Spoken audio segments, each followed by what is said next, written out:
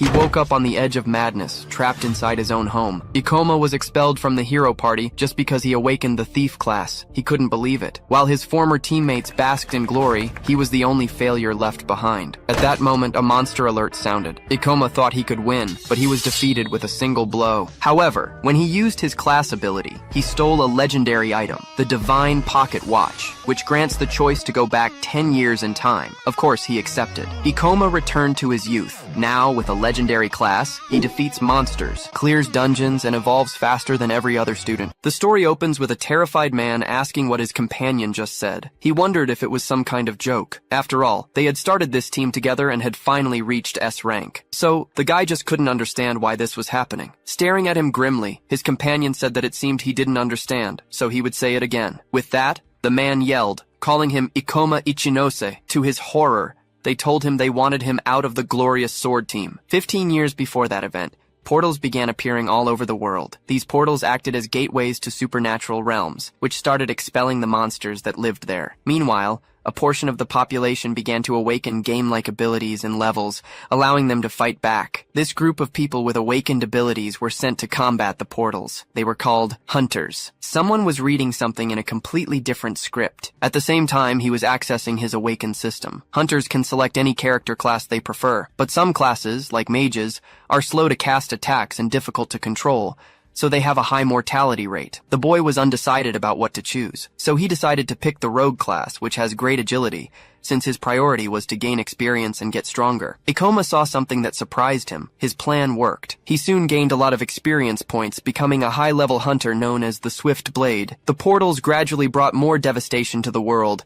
A magnificent wing appeared. It was a monster that looked very much like a griffin. He began fighting on the front lines for the safety of his country and the world, and he genuinely believed it would stay that way. His leader said they wanted his teammate out of the group. Stunned, Ikoma asked why, but the guy was already out of patience and asked if he really didn't know, stating that the protagonist knew the real reason. The monsters were getting stronger and stronger, but none of his teammates' attacks were working. On top of that, he was terrible as support. The protagonist clenched his fist, trying to contain his anger. The man said that rogues were good for their speed, but that was a thing of the past. He claimed that no one chooses the rogue class anymore, since mages can deal more damage even at a low level. Furthermore, the guild had decided to remove him from the S-rank hunter list, so Ikoma wouldn't be killed in high-level portals. The protagonist tried to appeal, stating that he understood his flaws. Even so, he had risked his life to contribute to the team. The guy says that, besides, no one can distract and poison monsters like he can. They stared at each other for a moment. But the leader stated that at least he didn't seem discouraged,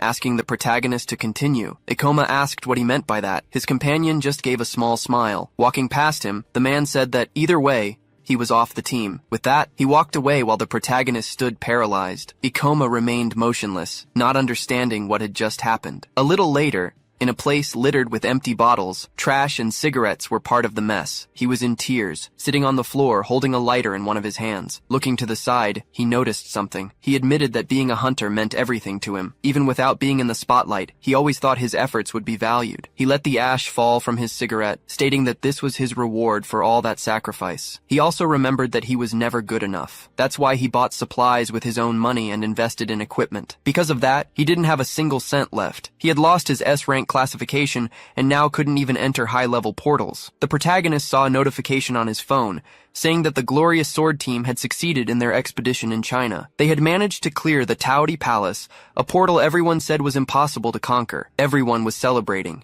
extremely happy about it. On the other hand, the protagonist was frozen watching this. He watched the chat talking about the event. Some people asked where Ikoma was, while others said he was kicked out for being dead weight. Seeing those comments, the guy got extremely angry and threw his phone against the wall. He questioned why he had become a rogue. He knew he'd have enough to survive if he sold all his equipment. However, it wasn't that simple. He remembered when he was with his team. He started screaming while crying, stating that he sacrificed everything for them. Falling to the floor, he realized he had nothing left. Suddenly, his phone emitted an alert. Seeing it, the protagonist was very surprised. It said an S-rank monster had appeared in the Morima Ward, Tokyo, asking everyone to evacuate to a safe location. This made the guy extremely nervous. After all, the glorious sword team was out of the country. There were no hunters in that area who could subdue a monster of that level. And he wasn't much different, since he couldn't do anything alone either. But the guy's eyes fell on his equipment. Still a bit apprehensive, he realized he could try something. A large monster, which seemed to be wearing armor, flew across the sky. The protagonist was fighting it, stating that luckily he hadn't sold his gear. This was Kronos,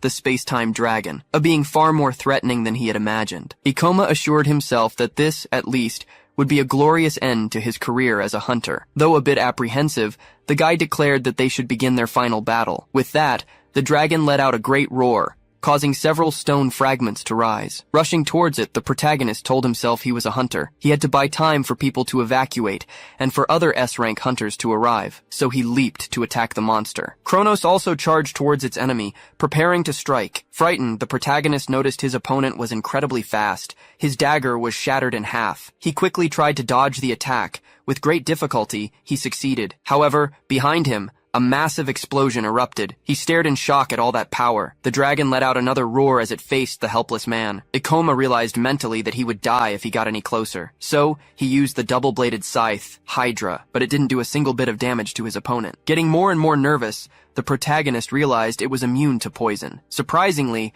Kronos launched another attack with its claws. Thanks to his speed, Ikoma managed to dodge, though with some difficulty. He admitted to himself that he couldn't win this way. After all, he would have died if he wasn't a rogue. Still, he was cornered with nowhere to run. This was his only chance. He took a rope with a blade-like tip and began to spin it. With that, he threw it at his enemy. This was a klepto claw, used to steal items from its target. He thought that maybe this monster had something useful, something that could give him a chance to counterattack. His eye gleamed as the large claws came towards him. The slash was so fast and powerful that it completely destroyed his equipment. Even wounded, the protagonist laughed, saying that it seemed this was it. Lying amidst the rubble and covered in blood, he wondered if this was his end. With his eyes rolling back in pain, he admitted he could barely see anything, and that, after a lifetime of saving so many others, this was how it would all end for him. He declared he would love a chance to start over. He noticed something in his hand and wondered what it was. He realized the klepto claw had managed to steal something. It had acquired an epic item, the divine pocket watch. It offered a unique opportunity to go back 10 years in time,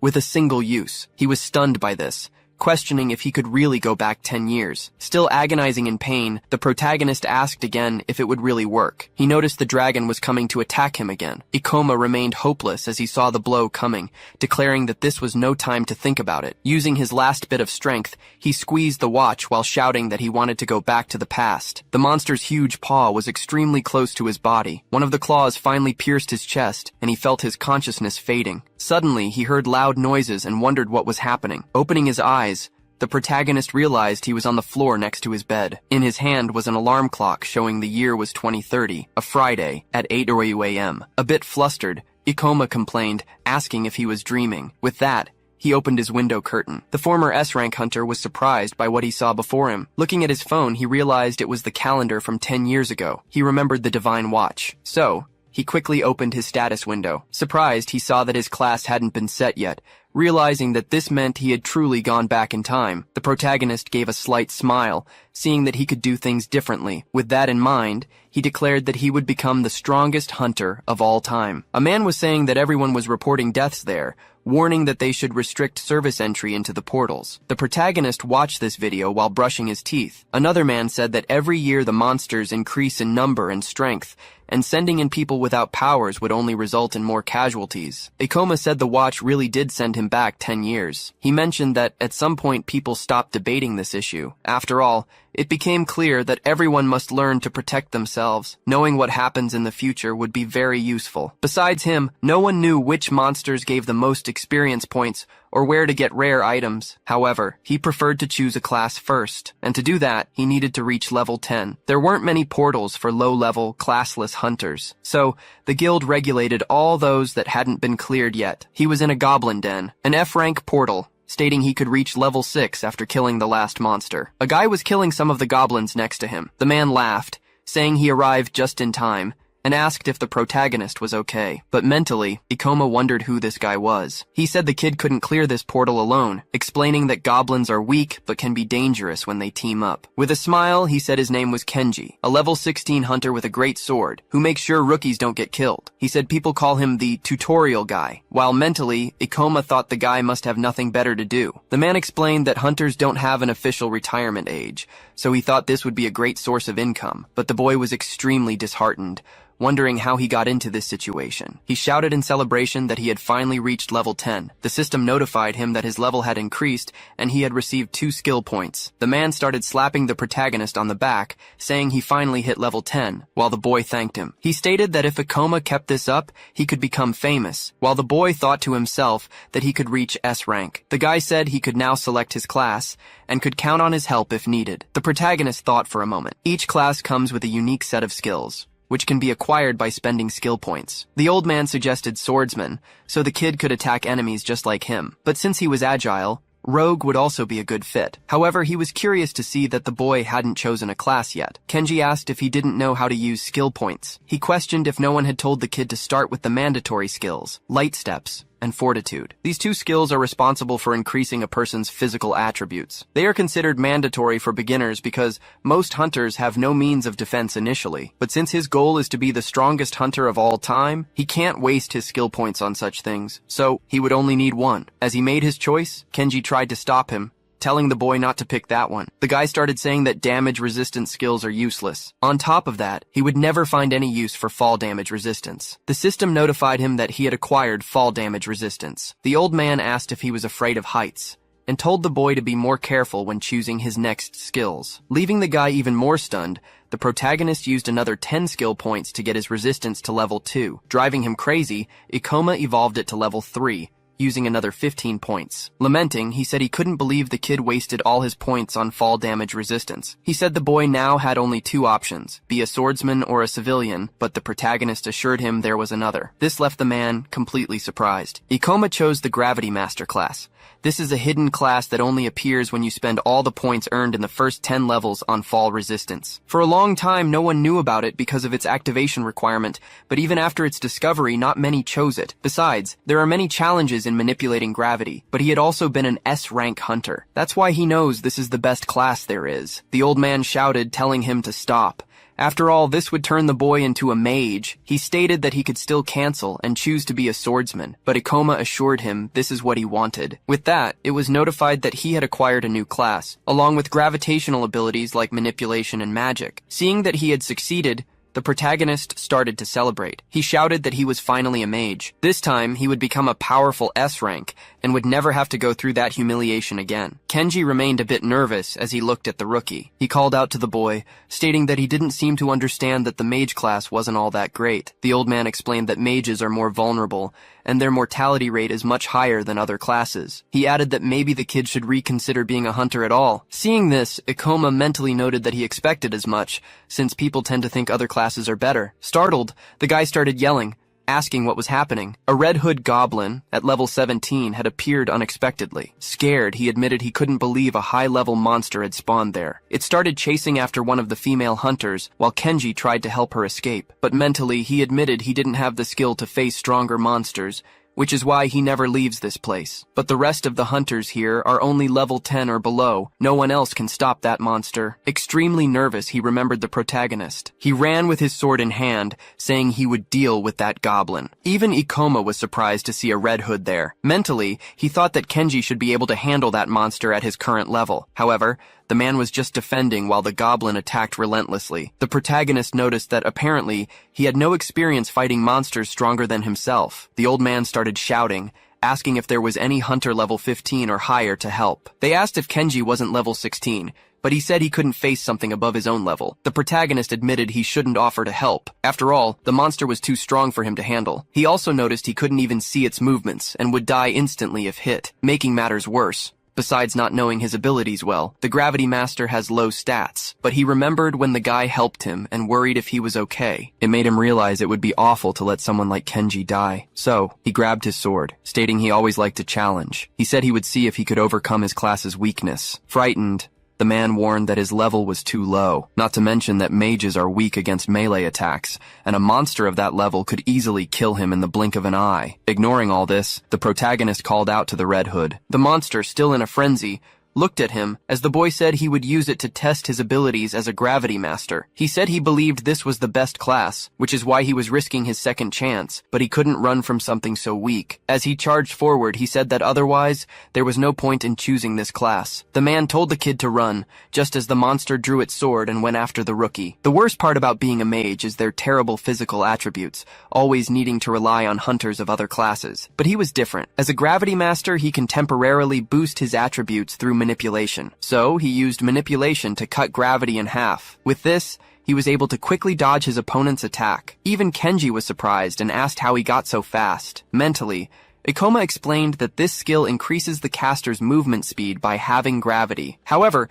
he can only make linear movements, but that's fine if he can predict the enemy's moves. The monster attacked him again, but the guy managed to dodge once more. He stated that he had fought against thousands of monsters at once, using nothing but his speed as a rogue. The Red Hood felt the consequences after taking a hit. The old man kept asking how a low-level mage could deliver such fast blows. With an understanding of mana management and the class itself, many gravity masters were able to match their physical attributes. The protagonist said that low-level monsters follow simple patterns, so it's easy to fight them. You just need to increase your speed. The old man asked Ikoma how that was possible. Surprising him, the kid shouted for the man. He asked him to finish the goblin. With that, Kenji ran with his sword in hand. The boy continued to stare at the monster, while it looked at the old man charging with his sword to strike it. With a smile, Ikoma asked the creature how it dared to turn its back on him. So, the protagonist used gravity magic, freezing it in place. The goblin was completely paralyzed as it heard something. Above it was the old man, preparing to deliver the final blow. With that, he struck,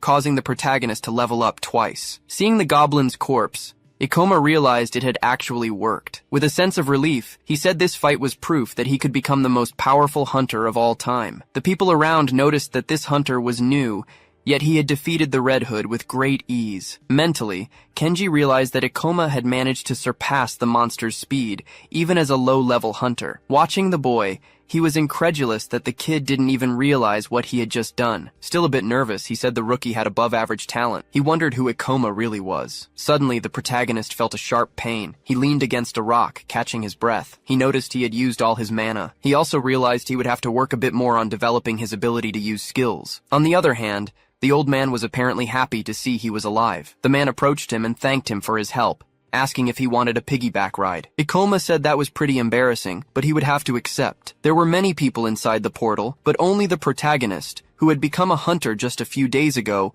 offered to help. Mentally, the man continued to thank him, stating that he had helped him find the necessary courage. He had let fear control him, which is why he only hunted monsters below his level. But now it was time to stop being the tutorial guy. Thus, he decided to walk like a winner. Meanwhile, Kenji said it was an honor to witness the birth of this hero. He thanked the protagonist once more. That portal proved what he could do as a gravity master. Now his goal was to level up. However, fighting alone would be inefficient, not to mention the risks involved. He needed someone he could count on. An attendant said she had never heard of a gravity-related class. She asked if the boy could really be a hunter with such low stats. But Ikoma changed the subject and asked if anyone was looking for party members. The woman said yes, and informed him that there was one that accepted anyone, regardless of class or level. The boy asked if she could introduce him to this person. A little nervous, she said his class was mage, and he also had very low attributes, which could get him rejected. He said that many rare classes are very difficult to handle, so he already expected people would have a hard time accepting him. The protagonist asked her for their contact information so he could try to solve this problem. A guy showed up saying the boy was causing a lot of trouble for the attendant, telling him to just give up and leave. Ikoma asked who he was. The guy said the kid was pretty funny, claiming he should know him. He introduced himself as Kakeru from the Thunder Knights team,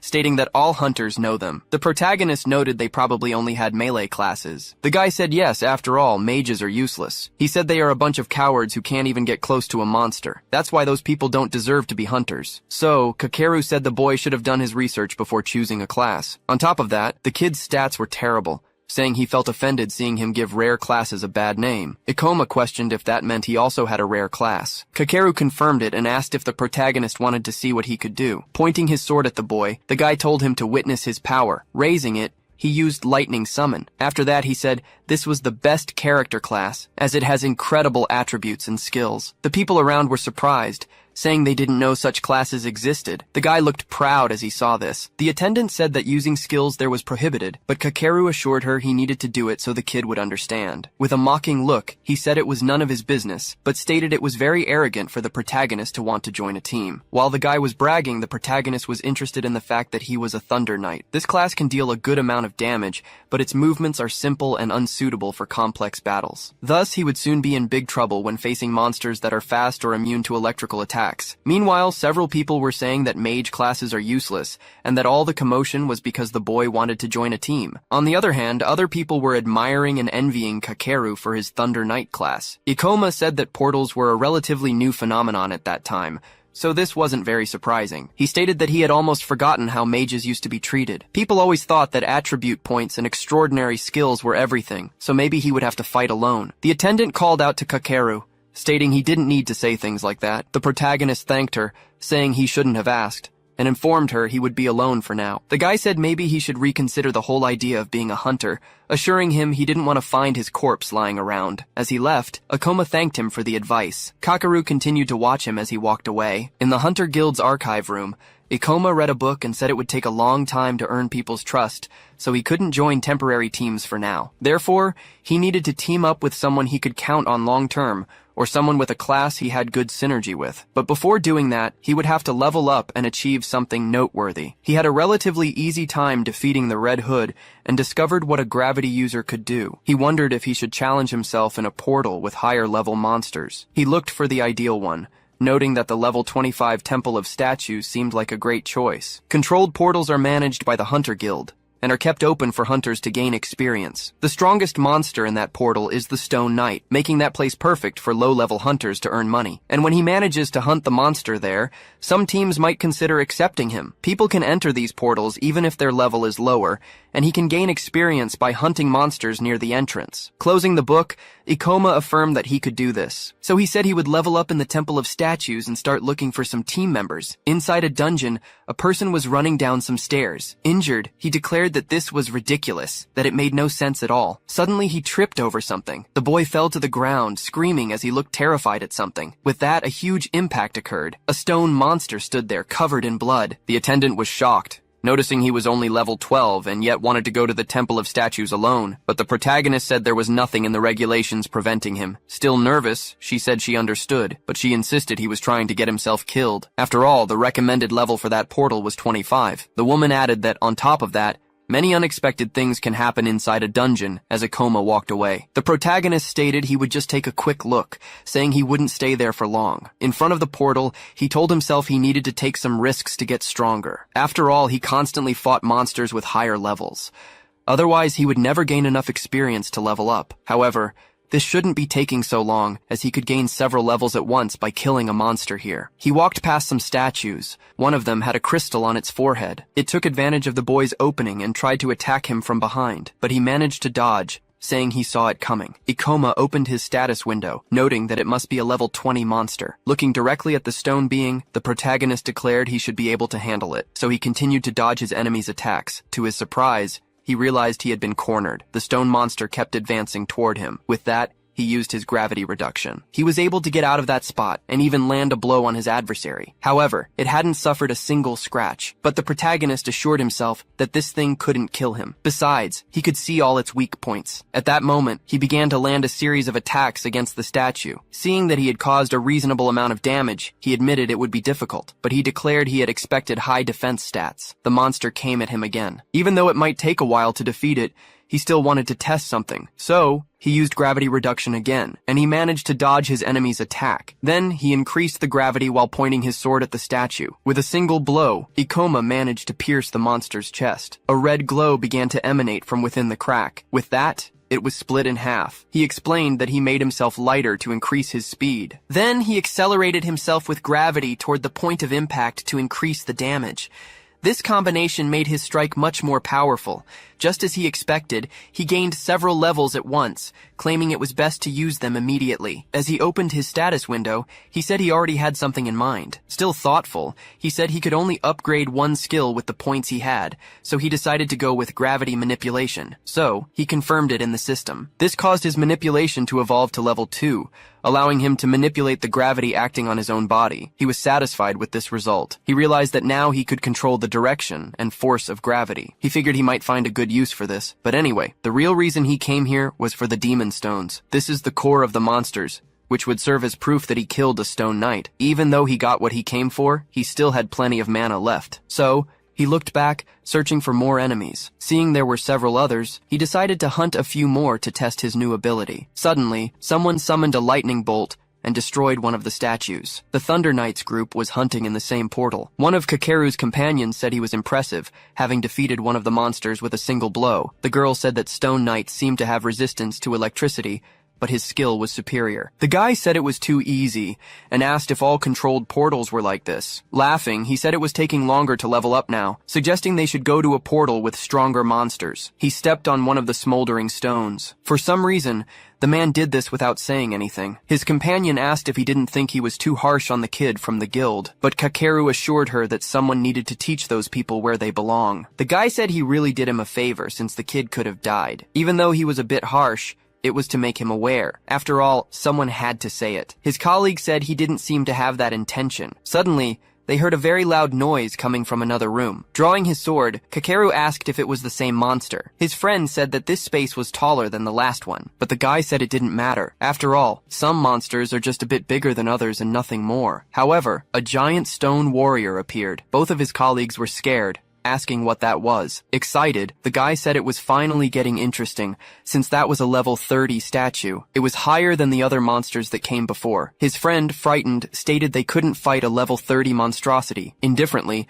Kakeru said he had been thinking about something lately. He claimed that monsters at his level weren't fun because they were too easy. Since the Thunder Knights are much stronger than other hunters, he wanted to try going against that stone knight. The monster raises its weapon to strike. The impact causes the ground to crack. His companion asks if he's sure about this, but Kakeru says there are 3 of them. Grabbing his sword, he says this one is big and high level. But stone knights are nothing more than moving statues. That's why they're slow and dull. Just then, the monster launches an attack at him. He dodges with visible difficulty. A bit worried now, the guy figures it might be a little faster because of its level. Leaping toward his enemy, he says he can still expose the statue's weakness after attacking it. With that, he strikes the monster with his lightning sword. Getting nervous, he says it seems things just got a bit more complicated. After all, its defense is higher too. The Stone Knight quickly readies its great sword again. Swiftly, it unleashes a powerful strike. Activating his Thunder Knight power, Kakeru believes he can block the attack and get out of its reach. Suddenly, the statue moves incredibly fast. With that, the guy is hit. His chest slashed open. Lying on the ground, he wonders how it can be so powerful. Terrified, he says there are only a few items with higher levels than his,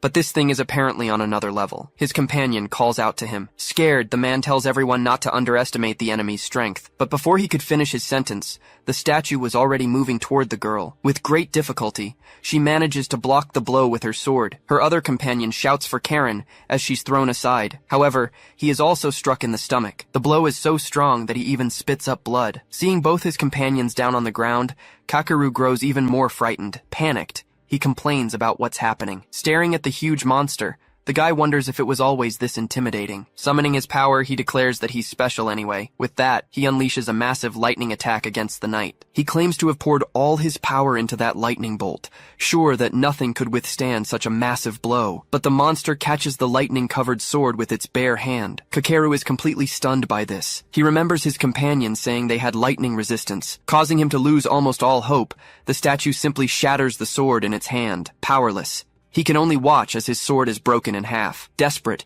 he immediately leaps back. Terrified and frantic, the guy starts crying uncontrollably. However, the monster keeps advancing toward him. He's in disbelief as he watches the statue get closer and closer. The creature raises its sword while Kakeru insists this can't be happening.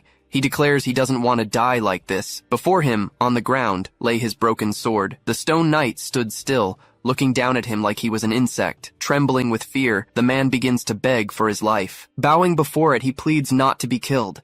He screams for someone to save him. Suddenly, a leg shrouded in purple magic appears. The monster raises its large stone blade. Meanwhile, the protagonist uses gravitational reduction. With this, the statue is paralyzed for a moment. It notices this and looks around, searching for the source of the attack. The monster spots a purple light coming from its ribcage. Landing a short distance away is Ikoma. He assumes he knew that wouldn't work. Surprised, Kakeru asks if he's the guild newbie who chose the mage class, but the boy doesn't answer. Annoyed, the guy demands to know what he's doing, claiming there's no way he can defeat that monster. The protagonist had already reached level 16 and assumes that Hunter is right, and he's certain this won't be easy, since it's a level 30 stone knight. The creature probably reached this level by consuming weaker hunters and monsters, becoming an irregular specimen. Even so, he has to admit the monster is huge. He declares he just wanted to take a light stroll around here, looking for a monster to kill before leaving. However, he never imagined he'd find something this big. Still on the ground, the guy tells him to stop admiring the knight and just run, stating that it defeated them before they could even attack, with both his companions thrown to the ground. Ignoring him,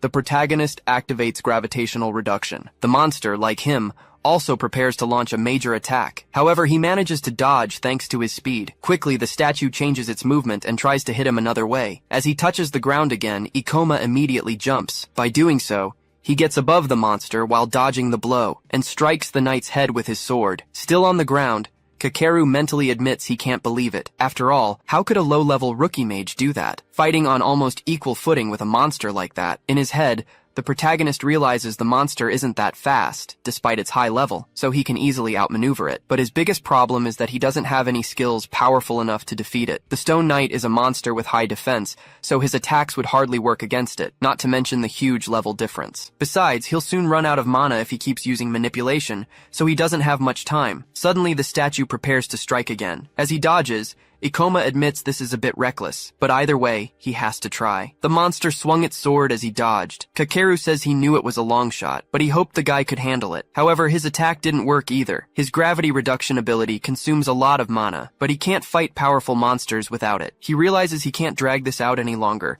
so he decides to end the fight at once. Another huge slash comes his way. The boy dodges again. He uses his ability to leap a second time. The protagonist spins in the air to gain more force. Suddenly, he uses his body's gravity to pin the enemy's sword to the ground. The monster tries to hit him with a punch. Ikoma jumps again, escaping another blow. He lands on his opponent's head. Surprised, Kakeru asks how he can move like that, and if it's because of his class. The protagonist jumps on the monster's head once more. He mentally admits he'd rather save his level 2 manipulation skill, but he's out of options. So, he activates reverse gravity. With that, the boy is upside down, his feet planted on the ceiling. He notes that he can apparently use this skill on himself, while his enemy searches for him, and he ends up surprised, thinking that this is quite interesting. The protagonist prepares himself, declaring that he should be able to deal the necessary damage from that height. Determined to handle it, he uses gravity increase. Preparing his sword, Ikoma says that it will increase his weight. Combining that with the acceleration of the fall,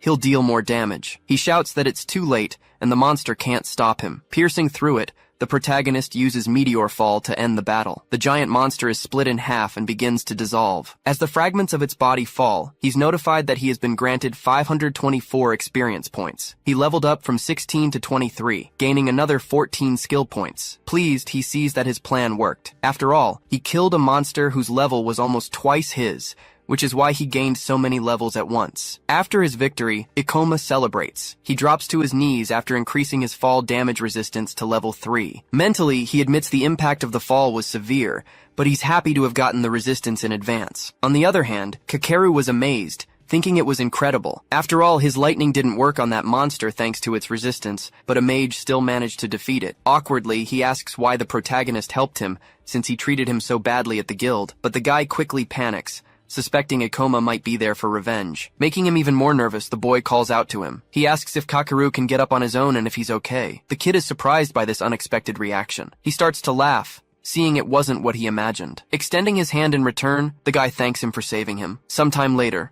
at the Hunters Guild, the receptionist was terrified, asking what he was talking about, asking if a level 30 Stone Knight really appeared. Getting even more stunned, she asks if the protagonist actually defeated it. He just confirms, without giving many details. She claims it's impossible, since he had just started and was all alone. Taking out the monster's demon stone, he asks if that's proof enough. The receptionist says a core of that size can only come from a level 30 or higher monster, and even though it's hard to believe, she'll register it. She asks if the boy wants to exchange the stone for money, calculating it should be worth about 200,000 yen, but the protagonist says not for now. After all, he needs it to prove his skills. Suddenly, someone calls out to him. It was Kakeru, who says he was looking for him, wanting to thank him one more time. He also says he has a great offer. Opening his arms, the guy asks if he'd like to join the Thunder Knights. All the hunters around are surprised that the Rising team is inviting someone. Seeing the core in his hand, people start saying Ikoma must be incredible. With a smile, the guy says this is his lucky day, assuring him that he rarely finds himself receiving any kind of favor. The protagonist feels a bit awkward, while the kid tells him not to be shy. But Ikoma says that, unfortunately, he'll have to refuse the offer. Kakeru is surprised by this, asking why he refused. In disbelief, he asks if the boy wasn't looking for a team. The protagonist says yes, but informs him that he's changed his mind. With that, he turns his back and starts to walk away, leaving the guy in shock. Mentally, Ikoma assumes that if he can keep leveling up like this, he's sure to achieve what he wants. Soon, a portal called the Theater of Maniacal Dreams will appear, and inside it is a unique and incredible item. Therefore, thanks to the memories of his past life, he will be the first to clear the gate. Someone places some stones on the table, saying they'd like to exchange them for money. The people around get nervous. The receptionist asks how he manages to kill so many monsters every time, stating that she thought he worked alone. The protagonist ignores her and says he has one more thing. He requests a promotion to D rank. An F rank hunter is promoted to E rank upon choosing a class, and only D rank hunters or higher go to portal disasters. The receptionist informs him that he can only request the promotion when he reaches level 25. Showing his status window, Ikoma says that in that case, there's no problem, as he's already level 26. The woman is extremely stunned by this. After all, he's a mage who works alone and has already reached such a level. She asks how someone could gain so many levels in such a short time, declaring it's suspicious. The receptionist asks if gravity masters are that strong. After some time, Ikoma says he's finally been promoted. Now he has something beyond an incredible class, along with his 10 years of knowledge and experience as an S-rank hunter. Leveling up too fast might attract unwanted attention, but he needs to hurry to make it in time. Many portals become available when a hunter is promoted to D rank, also making it easier to join teams. Most importantly, it will allow him to enter the portal where that great unique weapon will appear. The hunter who got that weapon in his past life became a serial killer, probably from obtaining such strong power all at once, but this time, he won't let it fall into his hands, and for that, he needs someone to help him clear the portal. He starts looking around, stating that a large team isn't necessary, as it could be problematic at a certain level. Having at least one more person will do,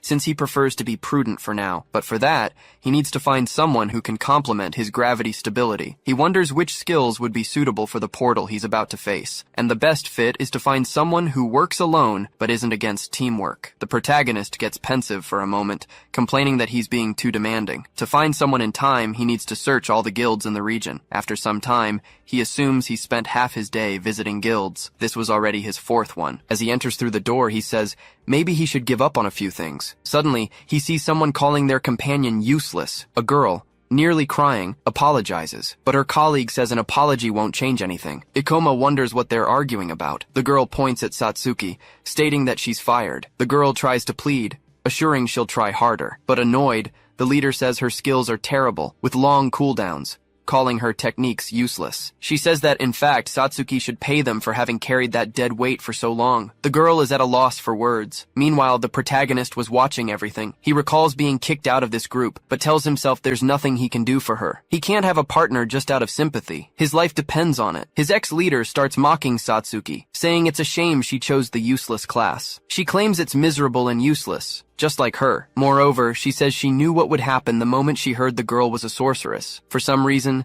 this makes the protagonist extremely interested, even as the others tell her to give up being a hunter. Sorcery and gravity complement each other. She can deal a lot of damage to the theater portal's boss, so he's a bit undecided on whether to recruit her. However, the girl asks what he's looking at. The protagonist introduces himself, stating he's a D-rank hunter looking for a team to join. She immediately gets interested upon seeing his D-rank hunter license. The girl tries to seduce him, informing him that a spot just opened up in her group and asks if he'd like to fill it. However, he excitedly calls out to Satsuki, asking if she wants to join his group. The girl doesn't quite understand what's happening. Meanwhile, her ex-colleague is extremely confused. Mentally, Ikoma notes he can't lose this opportunity, as she's a sorceress, or rather the person he was looking for. But the other woman again tells him not to waste time on that girl, and asks the protagonist to join her group. A bit sheepishly, Satsuki thanks him for the offer, but says he's a D-rank hunter, and she's not even level 20. Grabbing her hand, he assures her it won't take long for her to level up,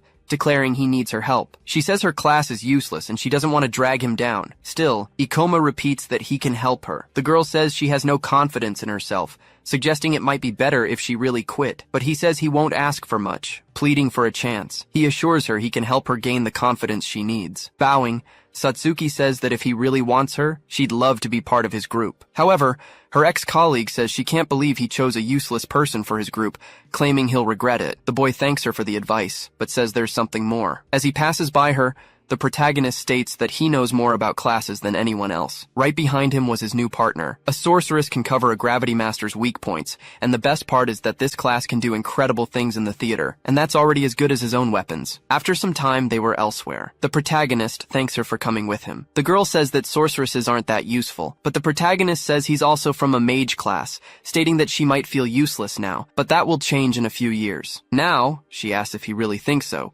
which Ikoma confirms. It'll be better, right? For now, they need to talk about a portal. Determined, the girl assures him that he is right. But, making her nervous, he explains that it's not a controlled portal. Ikoma says they will enter a portal that hasn't appeared yet, with a recommended level of 30 or higher. Scared, the girl says the recommended level is too high, and on top of that, it's an undiscovered portal. Undiscovered portals are those that haven't been around long enough for anyone to analyze. Extremely nervous, she says she's still level 17, and her class is terrible. But the protagonist tells her not to worry, guaranteeing that nothing will happen to her, as he'll fight alone. In his past life, he read all available records on portals. That's how he managed to devise a strategy to clear the theater. He declares that the two of them can easily clear the portal. He states that the girl just needs to trust him. He feels bad for dragging someone into this, but he must protect that weapon, no matter what happens. Satsuki asks how the protagonist knows about a portal that hasn't even appeared yet. Ikoma says he can't tell her all the details, but in short, it's all thanks to a rare item. She says she doesn't believe it. After all, there's no way an item could predict a portal that far in advance. Startling her, everyone's phones begin to sound an alert. Nervously, she grabs her device to see what it's about. The protagonist does the same. Everyone starts talking about the portal alert,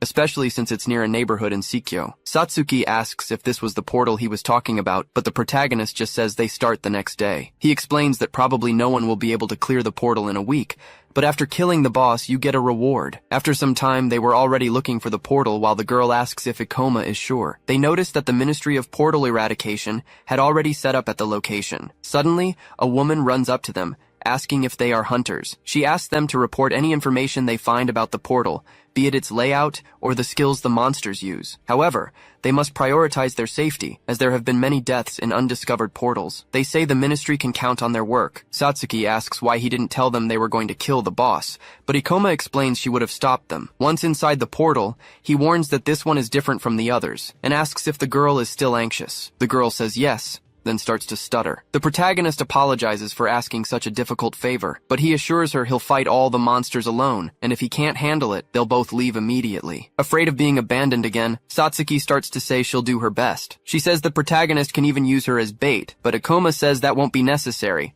telling her just to cast her spells. The girl says she barely knows any useful skills. He asks if she can use something called mana drain. This ability drains mana from a target, making it useful in long battles against more powerful monsters. Since it also allows you to give that mana to a party member, it's the perfect skill to support gravity users. With this, the protagonist won't have to worry about his mana while facing monsters that can be drained. The girl says that skill is too slow and not very mana efficient, and that it's better to use one that hurts enemies. Mentally, Ikoma thinks that might be true if one of them specialized in it, while saying he'll fight at his maximum, and that should give her all the time she needs. Fighting against him was a large clown bear. While dodging the blows, he shouts for his companion to use the skill. She summons a ball of shadow, She launches the large spell at the bear. With that, the bear screams as it's hit by the ability. The protagonist notices that the monster has let its guard down, so he prepares to jump toward the enemy. Quickly, the guy was already above his adversary. He increases his body's gravity and attacks the bear's head. After defeating it,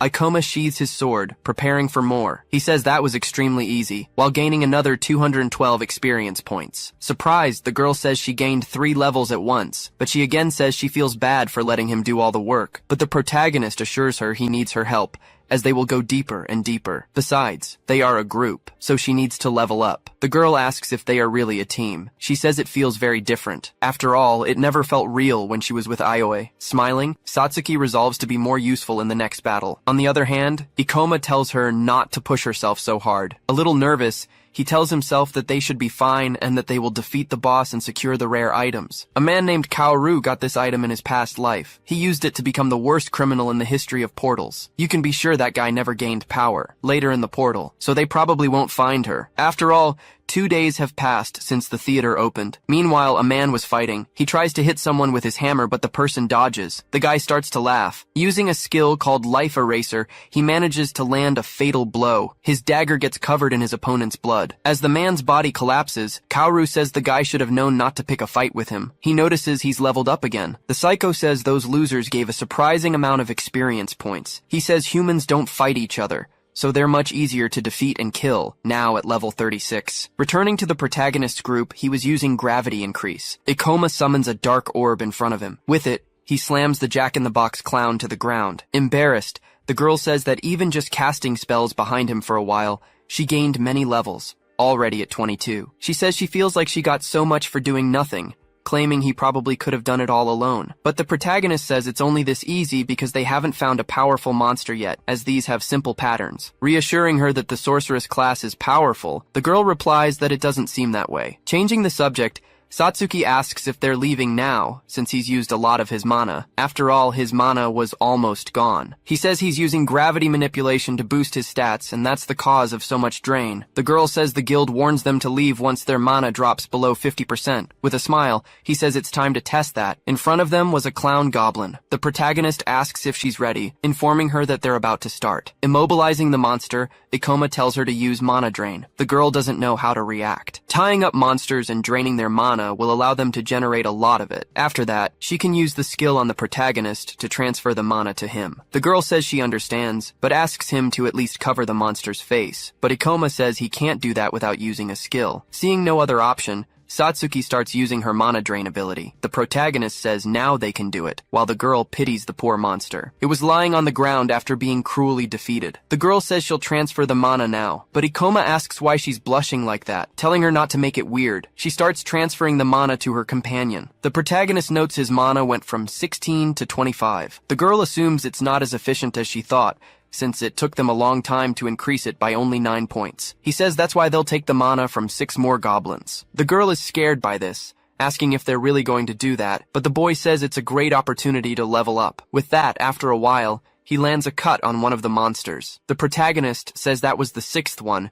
and asks about her mana, which she reports is almost fully recovered. Satsuki's level went from 20 to 22, while Ikoma only went up once. Excited, the girl says they can keep leveling up and exploring like this. But Ikoma says that if they take too long to recover mana, it could lead to accidents. Even so, he can fight monsters like that all day, guaranteeing they'll never lose to them. Opening her status window, Satsuki says she gained many levels in a single day. She states that this is completely different from all the other portal expeditions she's been on. The guild always taught them not to face monsters beyond their level. The protagonist becomes thoughtful upon hearing this. Standing up, he says the guild has to recommend that for safety. However, you hardly get stronger without facing high-level monsters to acquire skills and experience along the way. She watches as he talks about this. Suddenly, the girl becomes determined. After some time, they were walking in a sort of cathedral, while Satsuki questions if they're really going to clear this portal. Suddenly, he stops and says they're in the right place. In front of a door, Ikoma says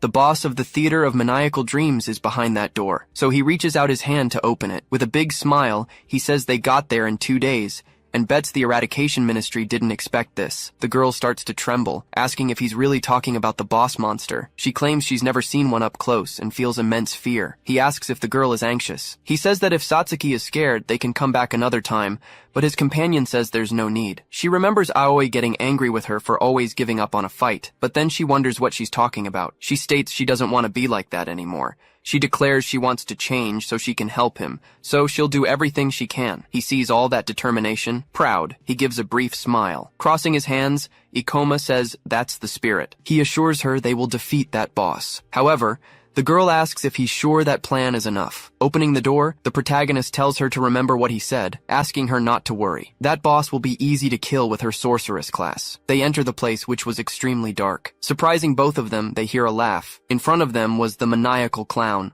a level 35 boss. Scared, Satsuki says that's the portal's boss. Seeing the large monster, Ikoma says nothing, just observing it. But deep down, it seems that after defeating this boss, he can finally have the item he always wanted in his past life. He says they'll finish this, telling the girl to follow the plan. Satsuki declares she will, as a silhouette appears behind them. Kaoru was watching them, hidden. The psychopath gives a slight smile, seeing it will be easier than he imagined. The large clown begins to move its hands while laughing maniacally. The protagonist makes a kind of signal with his hand to his companion. Both start running in parallel towards the boss. He says he'll make the boss chase him, while Satsuki waits at a certain distance. Boss monsters have a large amount of HP and high recovery, so they can't be defeated in a direct battle. That's why they'll have to use some tricks. On the other hand, the boss was summoning a ball of light in its hands. It throws it towards its enemy. Ikoma uses gravitational reduction, noticing it's about a meter away, making it possible to dodge with some ease. On the other side, the girl starts to prepare. She quickly uses mana drain. With that, she begins to drain the boss from behind. However, the monster senses her presence. Just by looking at her, it manages to completely paralyze Satsuki. The protagonist shouts desperately, telling her to run to stay safe. He informs her that the boss will use its teleport attack. He also explains that the attack can't be cancelled after it's cast, telling her to run to the center. Suddenly, one of the clown's eyes starts to glow. Satsuki sees the shadow of that large monster right behind her. Extremely close to her body was the boss with its mouth open, forming a large fireball. Quickly, he launches that attack at the girl. However, the protagonist moves towards it, claiming he's still there. The monster continues to laugh maniacally. On the other hand, Ikoma manages to dispel that fire attack. As she watches, Satsuki thinks that the attack is extremely fast. The protagonist says it's better for him to back away for now, jumping to the clown's back again. The boss's eye glows again as it turns towards its adversary. It uses its teleport to appear in front of the boy. Apprehensive, Ikoma realizes it used the same skill twice in a row. Meanwhile, the giant clown was coming to attack him. Worried, the girl screams for her companion. Surprisingly,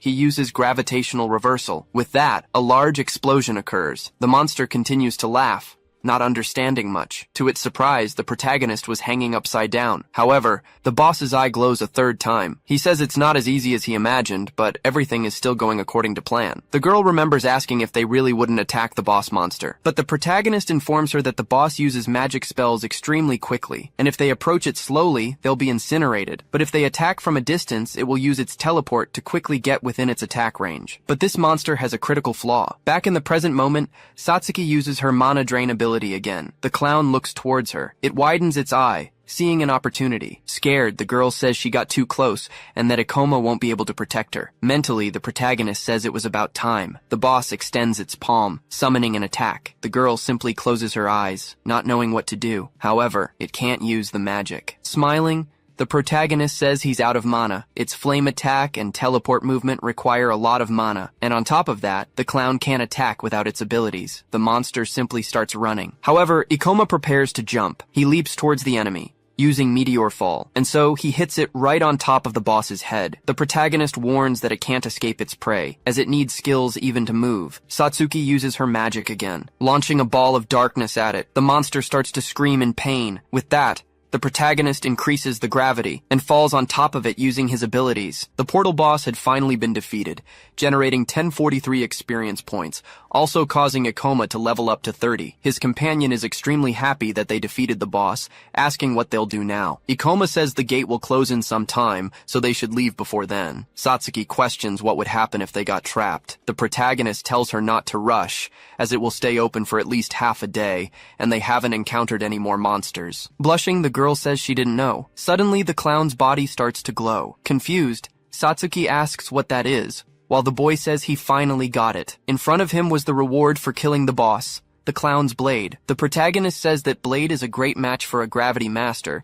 It could even be considered a hack. The girl asks if this was the equipment he was looking for. The blade increased attack by 11 points, along with decreasing skill activation time and reducing mana cost. Satsuki says that at times the weapon's stats seem mediocre, but the protagonist replies that in reality, it's incredible. He informs her that the stats and damage are just a bonus. What he really cares about is the item's effect. Since it can increase the overall power of classes that rely heavily on skills, it makes it a super powerful item. The Gravity Master is vulnerable when switching between skills, along with high mana consumption. So, this weapon can compensate for his weaknesses. The girl is surprised to learn all this. In his past life, the hunter who got this sword reached A rank thanks to this item. Moreover, he became a criminal to kill other hunters, so the protagonist is practically preventing an incident by taking the sword. Meanwhile, Satsuki continues to observe the blade. She becomes thoughtful about the fact that he can compensate for his weaknesses. Suddenly, the girl gets extremely nervous and asks if this means he doesn't need her anymore. Ikoma says no, as the item doesn't prevent him from running out of mana, and asks if she minds continuing to work with him. Still staring at the blade, the girl says that's fine by her.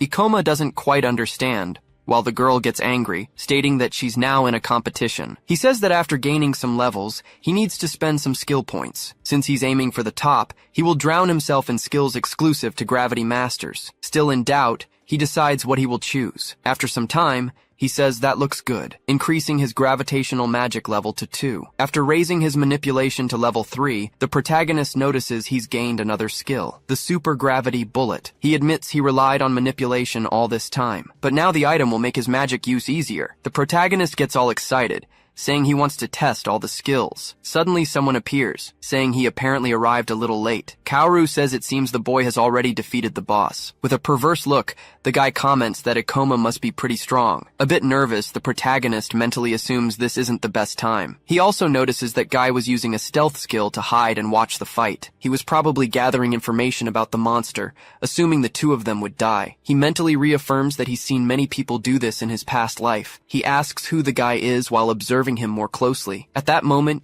he realizes the man is familiar, noticing that he is Kaoru, the one who had taken the blade in his past life, becoming the person who turned hunters into prey. Wondering how this is possible, Ikoma recalls that it took longer for that guy to reach the portal in his past life. Scared, the protagonist complains about what that psycho is doing there, but then he understands. The guy must have been hiding in the monster's chamber the whole time so he could steal the drop. Kaoru probably waited for the winning hunter to get tired so he could attack. Satsuki asks him what's wrong. Seeing the sword, the guy asks if that's the loot, questioning if the protagonist got it after defeating the boss, and then he asks if he could take a look. The protagonist says of course, as he extends his hand. Mentally, the guy calls him a fool. Looking at both of them, he says they are naive, and that he'll kill the man first, and then he'll play with the girl until he gets sick of her. Approaching them, the psycho says they should be more careful. Then, he extends his hand as his eyes glow red. Drawing his dagger, he uses the life eraser skill. However, the protagonist quickly dodges. Kaoru turns around, excited. However, Ikoma was already swinging the sword. Even with his speed, the assassin manages to evade the attack. At that moment, the protagonist realizes he lost him. He claims he wanted to hit him before he realized the situation, but unfortunately, the guy is too fast. While his companion is frightened, he is forced to admit that Kaoru is much stronger than them. The assassin admits this is strange, asking the boy how he found out what would happen. After all, he thought he was a fool, but it seems the kid isn't as bad as he imagined. Satsuki asks the protagonist what's happening, but he tells the girl that Guy is murdering hunters. He also says that because he's an assassin, it makes him fast and stealthy. Kaoru questions how he figured all that out in such a short time. Changing his expression, he says that at least saves him the trouble of explaining things. Telling them to hand over the item, he guarantees he will spare them both. The protagonist also changes his tone and says the worst part about dungeon crimes is that they leave no evidence. Therefore, he doesn't believe the man intends to let them live. Kaoru is quiet for a moment, but he soon breaks into a smile, stating that this is good. After all, the boy is smart and also very brave,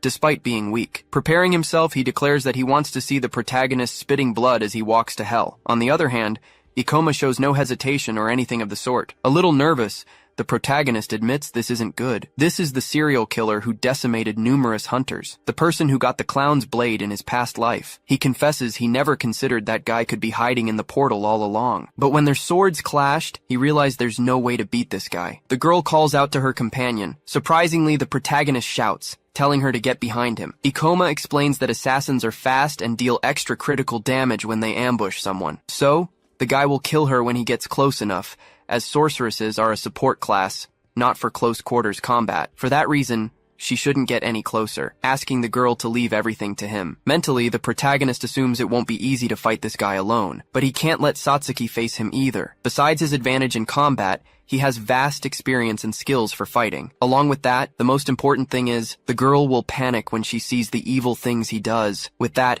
he reuses gravity reduction. Quickly, both of their weapons collide. Even holding a unique item, the protagonist was trembling. Kaoru says he's very good with the sword. However, he warns that he has bad news. After all, the boy probably has no experience in killing people. Unbalancing Ikoma, the guy says that in contrast, he has killed dozens of people and would never lose a battle. Mentally, Kaoru confesses that most people panic, but the protagonist prepares to attack again. Dodging the blow, he says people can't handle the pressure of fighting others, so they tend to make mistakes. But he gets a little apprehensive after another cut passes extremely close to his body, and that's when he notices that this kid isn't shocked at all. In fact, he seems to respond to his movements easily. Kaoru claims that's ridiculous. There's no way a low-level kid is putting pressure on him. Meanwhile, a little nervous, Satsuki was watching the situation unfold. Realizing that her colleague isn't just smart in terms of knowledge, he's also incredibly strong in close combat. In his thoughts, Ikoma admits he's very happy to have gotten the blade in time, decreasing the activation delay of his skills so he can quickly switch between reducing and increasing gravity. He wouldn't be able to withstand his enemy's attacks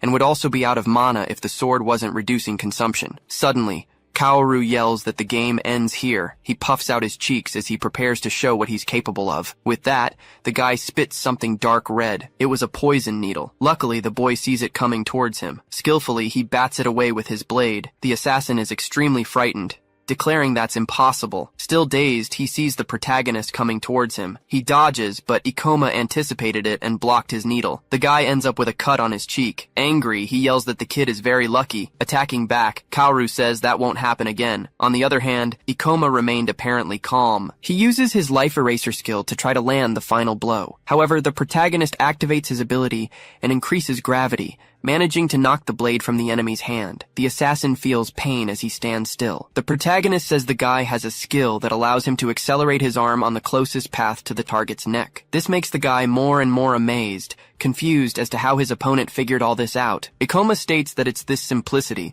that makes the man's movement extremely easy to predict. On top of that, he says that if it were him, he wouldn't use that type of skill against certain enemies. Suddenly, Satsuki starts preparing a skill. She uses her shadow sphere. Kaoru watches the attack coming from behind him. He stumbles a little. When he looks forward, he sees the boy raising his sword. The protagonist quickly slashes with his blade, making a cut on his face. The assassin starts screaming, muttering about his eye. Trying to stop the bleeding, he wonders how the kid dares to cut his eye. As he watches him, the protagonist notes that besides being able to respond to his movements, he can also handle his tricks, and he matched his speed using gravity manipulation. His only problem now is mana. Since he doesn't have much after fighting the boss, he'll soon be exhausted, and when that happens, they'll be completely finished. As he runs toward his enemy, Kaoru promises he will finish the boy. Picking up his knife again, the assassin tries to prepare himself while getting scared, complaining about why it's so hard to finish this kid. After all, he knows everything, from his movements to his tricks. Plus, he's very powerful. As he watches Ikoma go from one side to the other,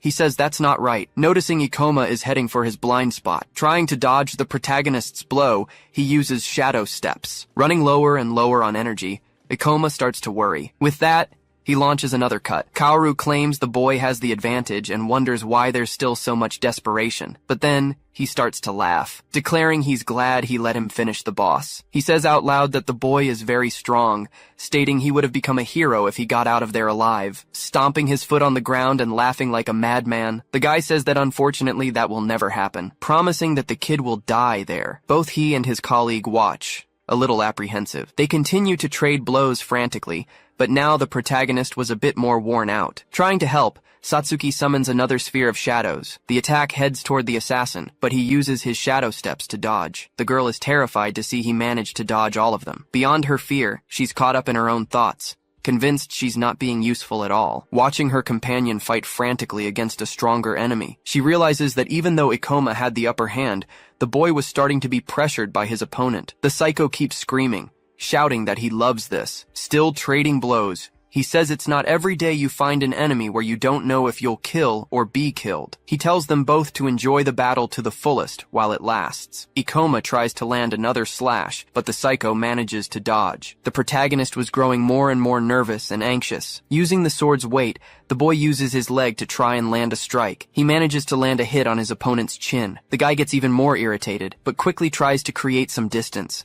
Kaoru says that apparently he has a lot of tricks up his sleeve. Mentally, Ikoma confirms he can make his body lighter with his gravity reduction skill, perform acrobatic moves, and attack. Thanks to this skill, he can dodge almost anything. However, his enemy noticed that he was starting to run out of mana. The guy keeps laughing maniacally while looking at the boy. In his head, he thinks that Ikoma is now using an active skill to boost his physical abilities, but soon he won't be able to keep it up, and that's when he'll finish the kid off. The assassin says that apparently the protagonist won't last much longer, so he resumes his attack, coming at him from all angles. In the middle of this sequence, Ikoma realizes his mana has run out, and this will be his last attack. As the boy leaps, Kaoru is surprised, not knowing how he's doing that. Looking up, he wonders if that's part of the boy's abilities, but the assassin starts saying it's useless, since he won't be able to move in midair. But the protagonist states he has only one chance to use the skill to increase gravity. Therefore, he'll have to put everything into this one chance. Holding his sword tightly, he says he'll pour all his remaining mana into that attack. With that,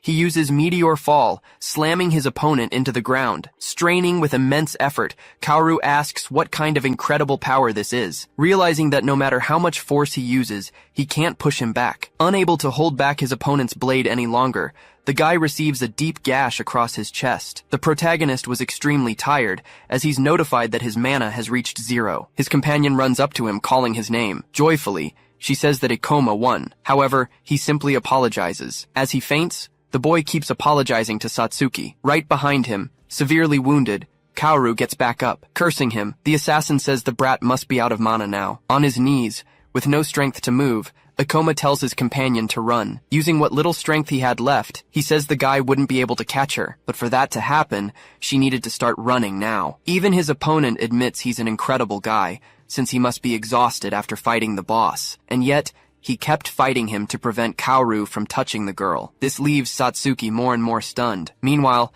the psycho says he can't believe Ikoma was fighting him to protect someone so pathetic, admitting that he's starting to admire him. The protagonist was getting more and more irritated by this, and the guy even says he's impressed he didn't say his full name. On the other hand, Satsuki was stuck on those words, wondering if she was really dragging Ikoma down. With tears in her eyes, she admits that Aoi was right and that she should have given up on being a hunter. After all, her companion would have never lost to a guy like that. Remembering when he saved her, the girl mentally cries out for his help again. Suddenly, something changes in her. The girl's expression shifts while the air around her seems to change. The protagonist claims he would never tell his name to vermin like Kaoru. The guy says that's a shame, stating that he really likes him, declaring that he's the first person he's ever truly admired. Because of that, he'll remember his face. Raising his dagger, he gets ready. Surprisingly, the girl summons another sphere of shadows. Even the assassin can feel that this one is different. He starts to dodge, saying she won't hit him with that, but suddenly he feels a sharp pain. Satsuki had hit him with her staff. The guy curses the girl mentally. After all, he's already badly injured. On top of that, she attacked from his blind spot. The girl runs toward her companion,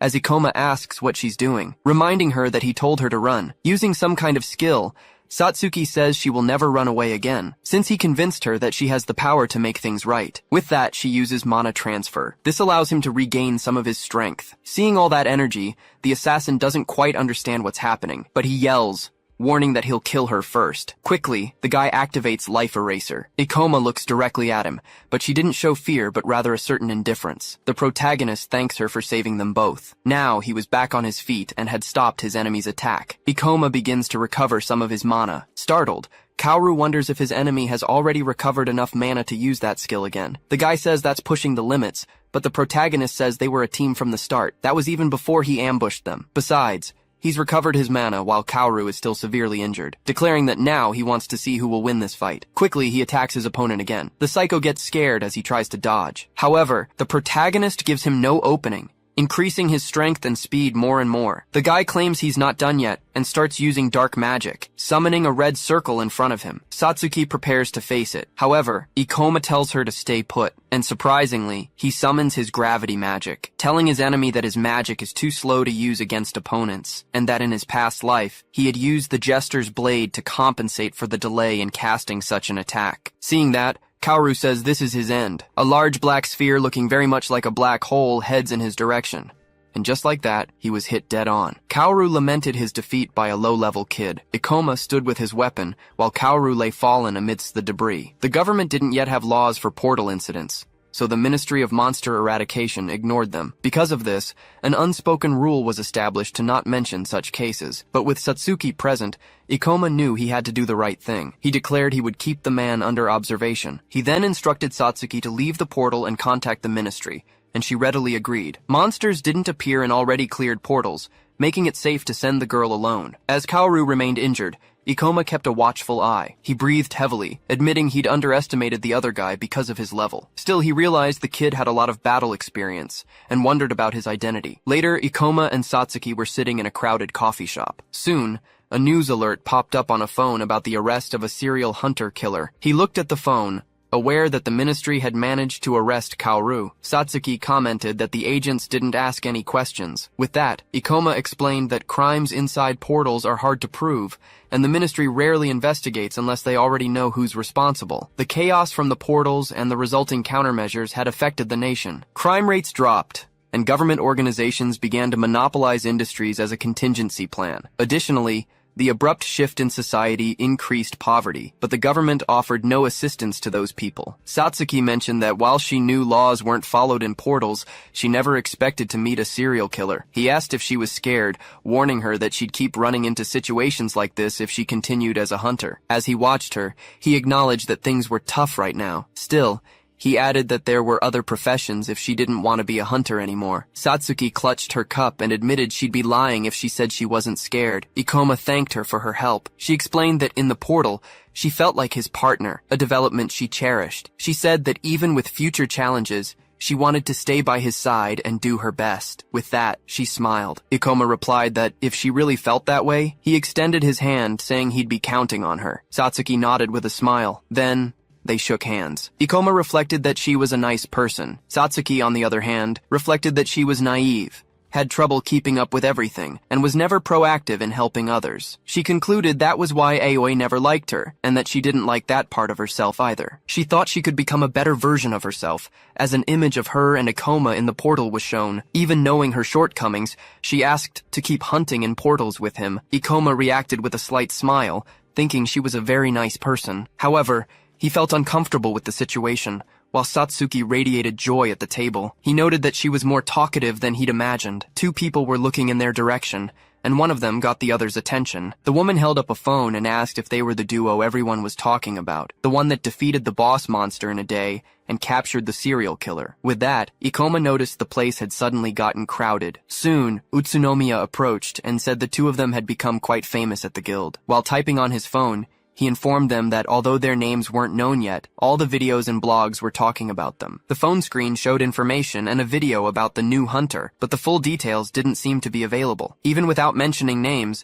Utsunomiya explained that everyone there got the hint and seemed interested in what they had done. Then, he pointed at Ikoma and Satsuki, declaring he knew they'd be famous one day, causing them to shrink back slightly. He continued, declaring he wouldn't leave until they joined him. Suddenly, Aoi appeared and scolded him, announcing her arrival and mentioning the Thunder Knights. Aoi smiled at Satsuki, saying she'd been looking all over for her. She took the girl's hands, apologized, and admitted she'd been hard on her a few days ago. She explained that she'd reflected on it and realized she needed her as they were friends, and the end of their previous situation must have been painful for them both. Aoi smiled again, asking how much Satsuki earned for clearing the undeveloped portal, and noting she must have leveled up a lot. She started to say she could count on her, but Satsuki cut her off, suggesting to Ikoma that they leave due to the growing crowd. He agreed. Still, Aoi and Utsunomiya tried to stop them, pleading for them not to go. Nevertheless, they continued to walk away, passing by a car. Satsuki asked Ikoma if Aoi wasn't his friend, and he questioned if she was sure about leaving. Coldly, Satsuki declared that the girl was not her friend. She commented on the high number of views on the videos. The phone displayed a video with millions of views about the rookie hunter facing an assassin. Satsuki explained that people filmed in portals because they enjoyed watching videos about them. However,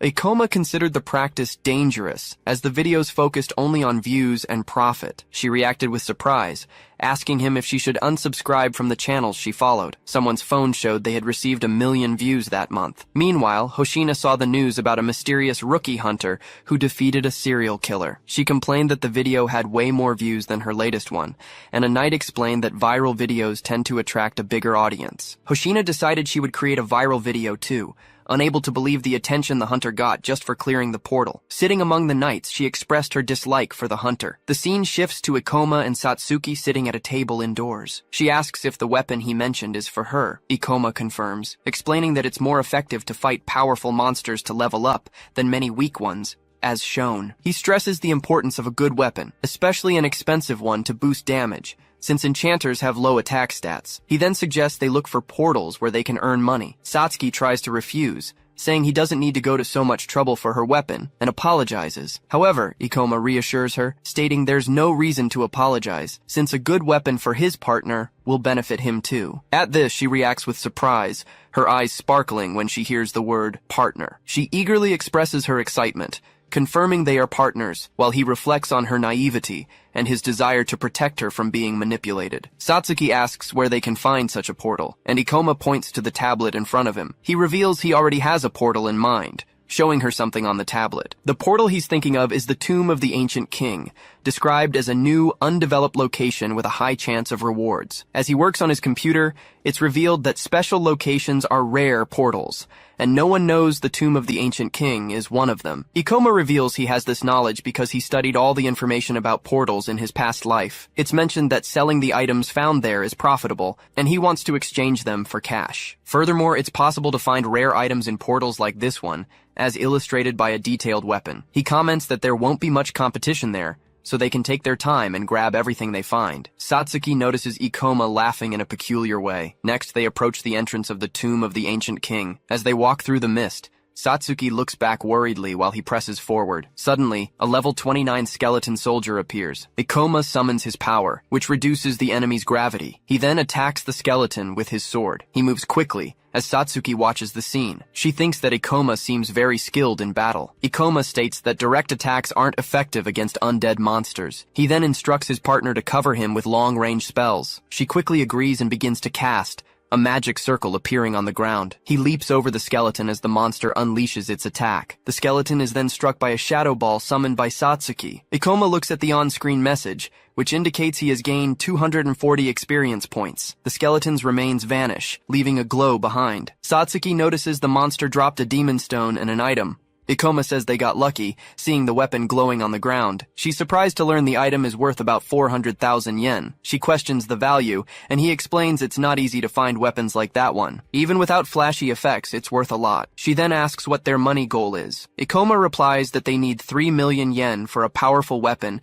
that will last them a while. Satsuki reacts in shock at the mention of 3 million yen. He explains that rare portals with easy items are hard to find, so they must make the most of it. Ikoma also mentions it will take time to move the items back and forth. He explains they will explore and carry items in and out of the portal for the next 3 days. Surprised, Satsuki calculates that this means 1 million yen per day. She comments that such an amount is far beyond any salary she's familiar with. Soon, sounds of combat indicate someone is fighting nearby. Ikoma decides they should go check it out. Further ahead, a knight and Hoshina are about to face a mummy. The knight charges forward and attacks the mummy with his weapon. He tells Hoshina she can finish the monster off, and she asks her manager if the camera is ready. The knight, who is also her manager, confirms that everything is set with the camera. He then instructs the girl to be quick and activate her fire magic. Hoshina prepares, wielding her weapon with a fiery aura around it as the camera films her. She then leaps toward the mummy and strikes the monster with her flaming weapon. And just like that, Hoshina finishes off the enemy, which collapses to the ground. She introduces herself with a smile for the camera. She announces that she decided to try out an undeveloped portal that day. Hoshina claims to have killed the monster with a single sword strike, concluding that clearing the portal might be easier than she thought. Ikoma and Satsuki, watching the scene, realize she's a portal streamer. Satsuki reveals that she knows Hoshina and has seen her channel a few times. Ikoma watches her with a look of disapproval. Satsuki remembers that Ikoma doesn't like portal streamers. She recalls he disapproves of Hoshina's behavior, who only talks about views and profits, questioning if she even realizes how dangerous portals are. Hoshina notices something and asks in confusion. She complains to Ikoma and Satsuki, who are at the top of the stairs, visible in the recording. Hoshina scolds them, saying they're in front of the camera and have ruined her shot at getting lots of views. Ikoma called out Hoshina for just finishing off a monster someone else had already nearly killed. She claimed it was all part of the show. She explained that in the entertainment business, it's not about skill, but about looking charming. She then asked her manager if they could salvage the footage, but he replied that it would be impossible to edit them out. Hoshina lamented that the perfect shot for her introduction was now ruined because of them. Then, she asked if they didn't know who she was and introduced herself as Hoshina Sayonji,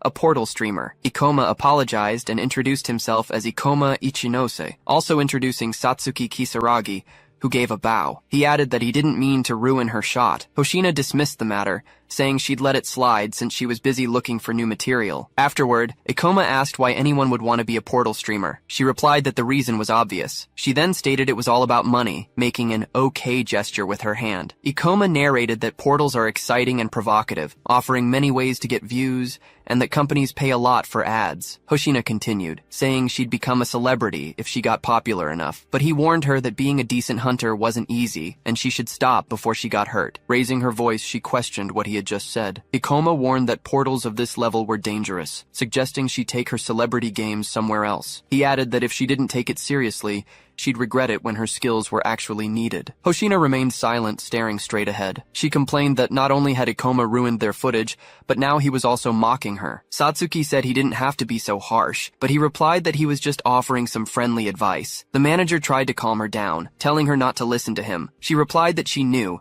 that she should just ignore the haters. Then, to his surprise, she ordered the manager to start filming. Hoshina asked if his name was Ikoma as she approached. She said he must be pretty confident in his skills to be offering people friendly advice. With that, she proposed a game to see who could gather more demon stones, stating that if she won, he'd have to take back what he said and apologize. She also declared that she would film everything and upload it. Ikoma narrated that she added he didn't need to worry, as she would put a small censor bar over his face, showing that some random hater started a fight. Hoshina finished, promising that if he won, she would give him anything he wanted. Hearing the offer, Ikoma accepted, while a surprised Satsuki called out to him. Hoshina laughed and declared it a deal, saying she'd see him at the portal entrance in 3 hours. She smiled, warning him that he'd better not run away. The passage stretched ahead, lit by torches on the wall. The manager asked why she challenged him. Hoshina replied, imagining how amazing a video of her beating that random hater would be. She added that this was the kind of viral hit she needed,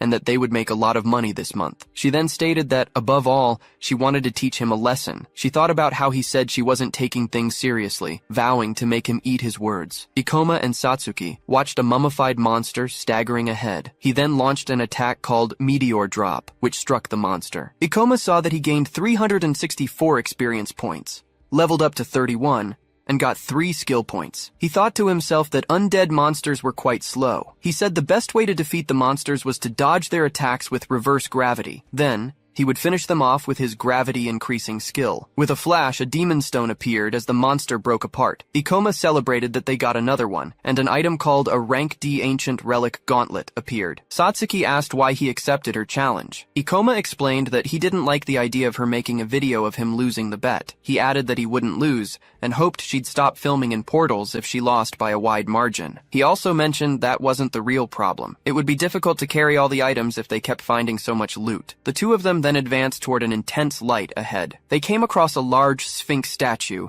and Ikoma wondered if they had reached a dead end. The Sphinx statue seemed to come to life, its eyes lighting up with an intense glow. Satsuki looked at the statue in surprise. Suddenly, the exit was sealed, leaving them with nowhere to go. Ikoma declared that they had activated a trap. He said that portals have various traps and creatures. Most are simple, but some can yield valuable items, especially in a rare portal like this one. The creature with glowing eyes demands answers to test their knowledge, stating it will keep asking questions until they can no longer respond. It then warns that it will take the lives of anyone who fails to answer at least 3 correctly. Satsuki then asks if the creature is a monster. Ikoma notes that a fight could break out if they fail the creature's test and tells them to be prepared. She is surprised, but he assures them not to worry, because he's smart. As the creature gets ready, its eyes glow as it announces the first question. It asks about the amount of experience points needed to level up from 1 to 10. With that, Ikoma quickly gives the correct answer, surprising Satsuki beside him. The creature confirms his answer,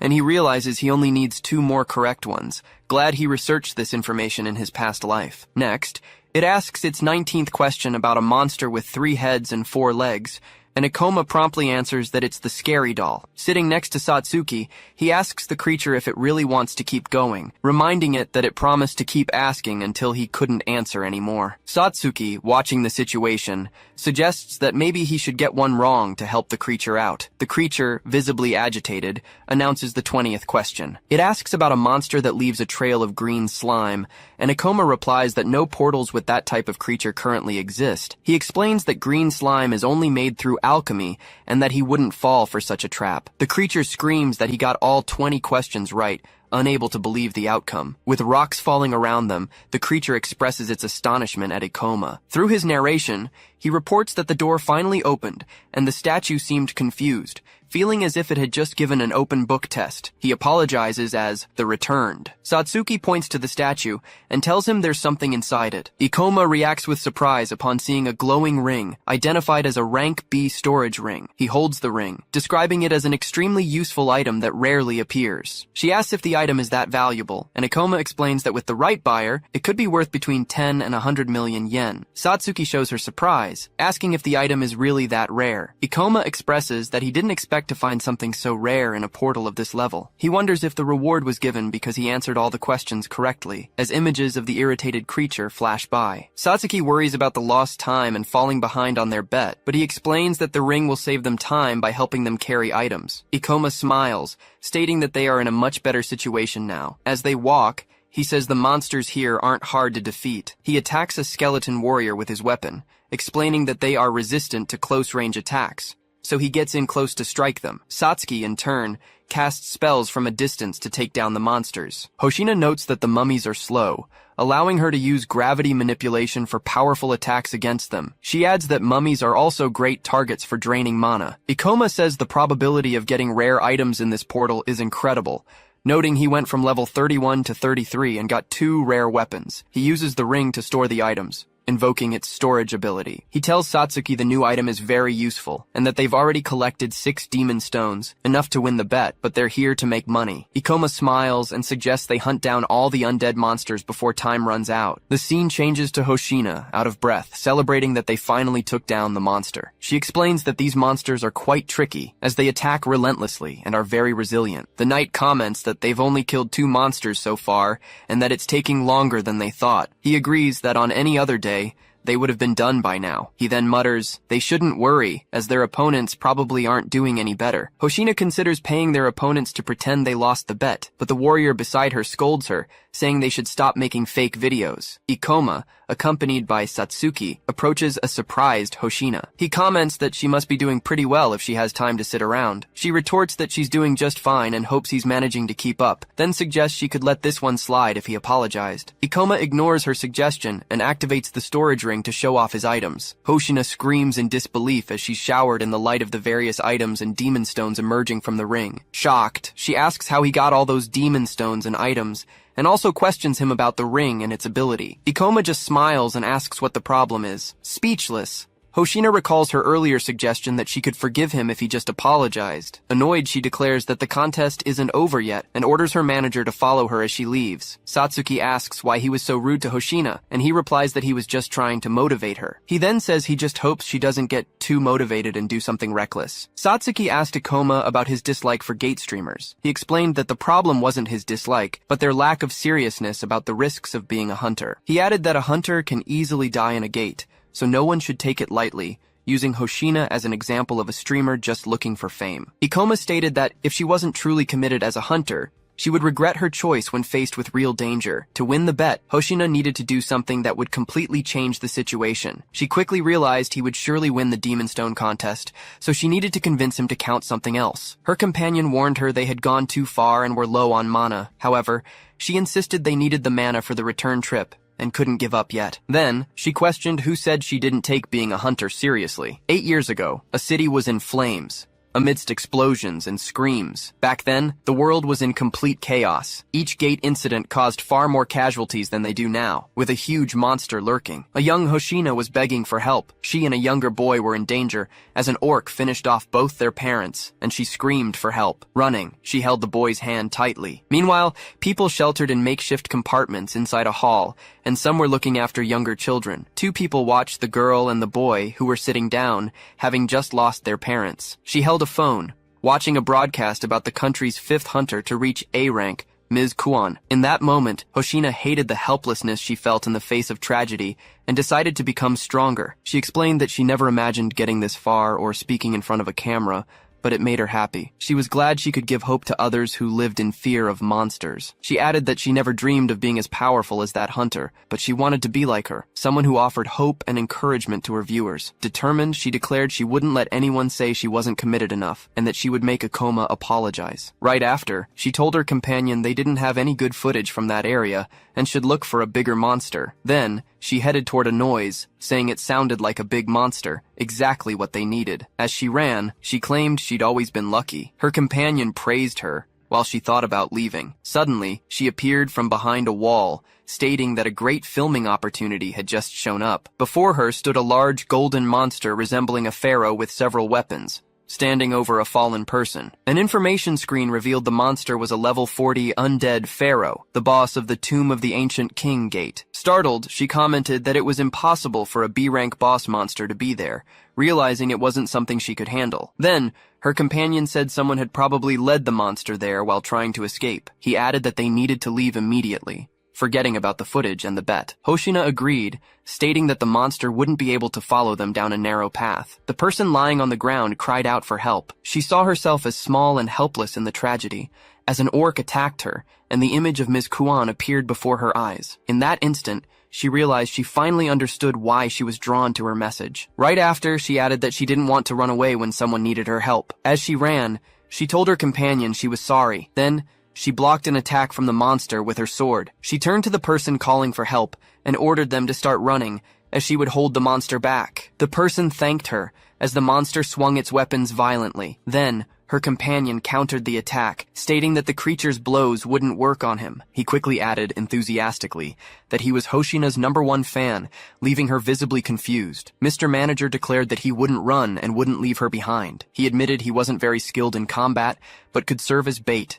As the pharaoh approached menacingly, she was breathing heavily as she continued to defend the fallen Mr. Manager. The warrior activated a shield, which manifested around him with an intense blue glow. However, the monster launched a swift attack with its weapon. The blow struck the warrior's shield, shattering it into pieces. Surprised, Hoshina realized the monster was stronger and faster than them in every way. She concluded that this was what made a monster worthy of being called a boss. She was visibly shaken as the great enemy approached imposingly. The pharaoh brandished its 2 weapons in front of it. Faced with the scene, she looked apprehensive. Then, Ikoma appeared and stated that her actions had been reckless. The pharaoh launched a powerful attack, which was blocked by a barrier. When she opened her eyes, she saw Ikoma holding her. Surprised, she asked how he had gotten there. He explained that he had come back in case she did something like this, as the hunter she saved had told him everything. Ikoma let out a sigh. He reiterated that she would regret it if she didn't take being a hunter seriously, and reminded her that if she won, he would have to take back what he said and apologize. With a faint smile, he declared that she had won the bet. As he held her in his arms, he apologized for saying she wasn't serious. Next, Ikoma declared he would reduce the gravity. He then charged the monster while still holding Hoshina in his arms. The creature lunged forward, and he blocked the attack. He explained that he used his gravity reduction ability to deflect the weapon's impact, creating distance between them and the enemy. Meanwhile, Satsuki summoned a shadow sphere, aiming it at the monster. The creature was struck by the energy. Satsuki revealed she had managed to distract it from Ikoma, although her attack dealt no damage. He noticed the two injured hunters and reflected that he rarely fought with an advantage, especially not against such a high-level boss monster. The level 40 undead pharaoh was an imposing sight. Ikoma noted that he could use his weapon to enhance his gravitational abilities, but he admitted there was no simple strategy to defeat this opponent. He then realized the odds were heavily stacked against them, but Hoshina explained that the other two hunters were there at her insistence, so she couldn't abandon them. Ikoma added that he didn't mind an occasional challenge. He then asked Satsuki to help replenish Hoshina's mana. He then declared he would try to distract the monster while she recovered. He noticed Hoshina had used fire magic and concluded she was a swordswoman who used her weapon, but covered her weaknesses with minor spells. He continued to ponder, guessing she probably had a healing ability as well. With that, she could heal herself while he kept the monster busy. And so, with Satsuki's help, she began to recover her mana, getting ready to fight again. He thought about how his gravity reduction ability increased his speed in exchange for power. Ikoma moved quickly, noting the good news was that, for now, he didn't need to worry about attacking the creature. The level 33 hunter stated he just needed to keep dodging, though he admitted the enemy's level was too high for him. Still, he thought his gravitational ability would be enough to keep him out of reach. At that moment, the injured hunter asked to help Hoshina, and Ikoma replied that he could count on him. He leaped to dodge a blow, explaining that the boss monster was huge, fast, and had 4 arms. Then, the creature attacked, striking the ground with force. The pharaoh blinked, and Ikoma reflected that it had been an extremely fast and powerful attack. He wondered if it was the creature's ultimate move. He concluded he would need to stay alert to avoid being caught by that ability. Meanwhile, the fallen hunter wondered if he was still alive, his body feeling heavy and difficult to move. Still on the ground, he asked about Hoshina, and then realized the fight was still going on. The monster charged, and Ikoma moved with agility, flying over it and surprising the injured hunter. Confused, he wondered how Ikoma was moving so fast, still trying to reach for his camera. Ikoma defended against an attack by running along the creature's forearm. With a swift move, he charged toward the monster. The knight filmed Ikoma with his camera, calling it a glorious scene. He reflected that none of his attacks were working, as his gravity reduction ability also decreased his power. Besides, he thought the monster's level was too high for him and that he couldn't take it down alone. However, he believed there was still a way. With a flash of energy, Satsuki and Hoshina used reverse mana drain. Then, Hoshina exclaimed that it should be more than enough and activated her healing ability. With a determined smile, she declared she was ready to fight again. Satsuki announced she would provide support from the rear, while Ikoma thought that now they had a real chance to fight. However, he also noted they were still at a great disadvantage. He concluded that if the fight dragged on, they wouldn't last long against such a high-level boss monster. Ikoma faced the imposing undead pharaoh. The figure then attacked several times, but none of the blows landed. He began to observe his surroundings. Suddenly, he found himself in front of a smaller creature. It was then that Satsuki noticed he was surrounded. With that, Ikoma reached out and used his ability to reduce gravity, making a nearby statue lighter. He then quickly hurled the statue in the pharaoh's direction. Then he shouted to Satsuki, telling her to attack the creature's mask. She responded immediately, preparing her weapon as a blue aura enveloped her. She then launched a sphere of dark energy that collided with the figure. The smoke cleared, revealing the monster's eye region. Satsuki noted that the attack hadn't caused any damage, but she got the information she needed. From this, Ikoma concluded that the mask served as powerful protection, making the face the enemy's weak point. Quickly, Hoshina positioned herself in the pharaoh's blind spot. Despite the creature's intense attacks, she persisted, lamenting how difficult it was to dodge its 4 arms. She reflected on how hard it was to get close, even with everyone's support, and wondered how Ikoma managed to dodge and counterattack all by himself. Then he called out to her, instructing her to use her magic ability to destroy the mask while he stopped the enemy's movements. He explained that his weapon had an ability capable of damaging or even shattering the target's armor. Hoshina nodded and activated her ability, causing her sword to glow intensely. However, she wondered if he could really stop the giant monster. Ikoma launched himself forward and quickly positioned himself above the pharaoh to attack. He told himself that the creature's strength was in its 4 arms, and if he could stop them, its movements would be limited. He realized this would make it vulnerable to attacks. With that, he activated his gravity ability to bind the figure. He noted that he had used his technique specifically to bind the pharaoh's arms rather than its torso. With the creature's shoulders immobilized, it could no longer use its arms to break the chains. Ikoma reflected that this strategy only worked against large monsters with multiple arms on each shoulder. As he watched the figure being restrained by his ability, he prepared for his next move. At the same time, Hoshina focused, thinking she could finally reach the target. She then unleashed her ability, firing a powerful blast of energy. The undead creature was hit directly by the attack. The pharaoh's mask cracked and shattered into pieces, revealing its face. The creature's face was exposed, showing multiple eyes and a deformed mouth. They both stared at the monster. Ikoma noted that its weakness had finally been revealed, while Hoshina was startled by the creature's appearance. Ikoma rushed toward the figure, determined to take it down while it was still bound. Immediately after, he reversed the gravity, leaping to avoid the pharaoh's attack and shattering the ground on impact. He predicted the creature would use all its arms for a final attack, and that he would activate his ability the moment they came together. He realized this move would make the monster lower its head, thus exposing its greatest weakness. Then, he exclaimed that this would be the end, delivering a decisive blow. In that instant, he activated his meteor fall skill, launching a powerful attack that struck the pharaoh's head directly. With a smile, Ikoma held the golden ring and discovered he had leveled up after defeating the boss monster. Meanwhile, Hoshina was helping the injured warrior on the ground, while another one just watched. A glow emerged from the defeated monster's body, and Satsuki noticed something next to Ikoma. She called him over to show him a magic weapon, revealing its powers in a brief description. Ikoma offered the weapon to Satsuki, saying it was perfect for her, and that way they wouldn't need to buy one. Surprised, Satsuki asked if she could really keep the weapon. He then recalled that she had helped him get his own weapon, and mentioned that Hoshina should also receive something. Hoshina reassured Ikoma, telling him not to worry. She then thanked him, stating that he had saved their lives. She offered him the item and the demon stone, but asked for something in return. Hoshina asked if they could call off the bet. Ikoma reminded her that she had won. Acknowledging her skill, he admitted she was a respectable hunter and took back what he had said before. Surprised, Hoshina reacted to his words. Ikoma and Satsuki smiled at each other. Soon after, he suggested he should stop being a streamer to become a better hunter, which outraged Satsuki. While the armored warrior claimed it was impossible to make a living as a hunter, Ikoma contradicted him. He then recalled that Hoshina's father had passed away and her mother was injured, leaving her responsible for 5 younger siblings. Hoshina tried to silence the armored warrior, who kept talking about how hard she worked to support her family. Because of this, Ikoma apologized for making assumptions without knowing her situation. She turned away, stating that she liked what she did and not to get the wrong idea. Hoshina explained that her goal was to make people smile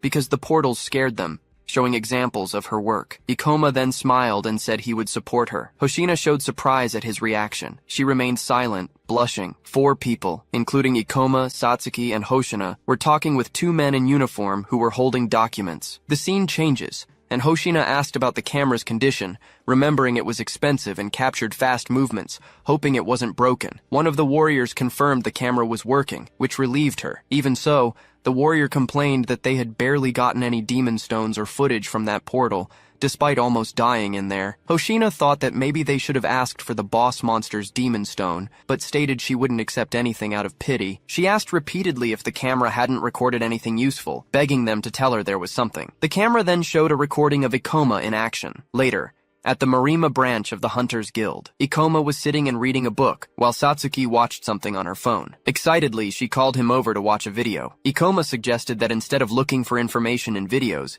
it would be better to get it directly from the experts. The phone screen showed a picture of him, accompanied by the title, "The Rumored Supreme Hunter Appears." A video of Ikoma fighting the monster, posted by Hoshina, was getting a lot of views. In the comments, people praised Ikoma's speed and his lack of intimidation in the face of the monster. He smiled discreetly. Ikoma realized all the stares he was getting were because of the video, and Satsuki, excited, told him it had reached 1 million views in a single day. Meanwhile, in her room, Hoshina was happy to see that the video of Ikoma she had uploaded had already reached that impressive mark. She celebrated with her arms raised, letting out cheers for herself. Suddenly, the phone rang, displaying the name Ikoma Ichinos on the screen. Surprised by the quick contact, Hoshina answered the call, remembering she had given him her number to exchange information. However, her expression changed when she heard Ikoma ask sharply how she dared to post a video of him. Saddened, Hoshina considered removing the content. But Ikoma remembered the scene where she tried to silence the warrior who was talking about the difficulties she faced supporting her family. He then said it didn't matter,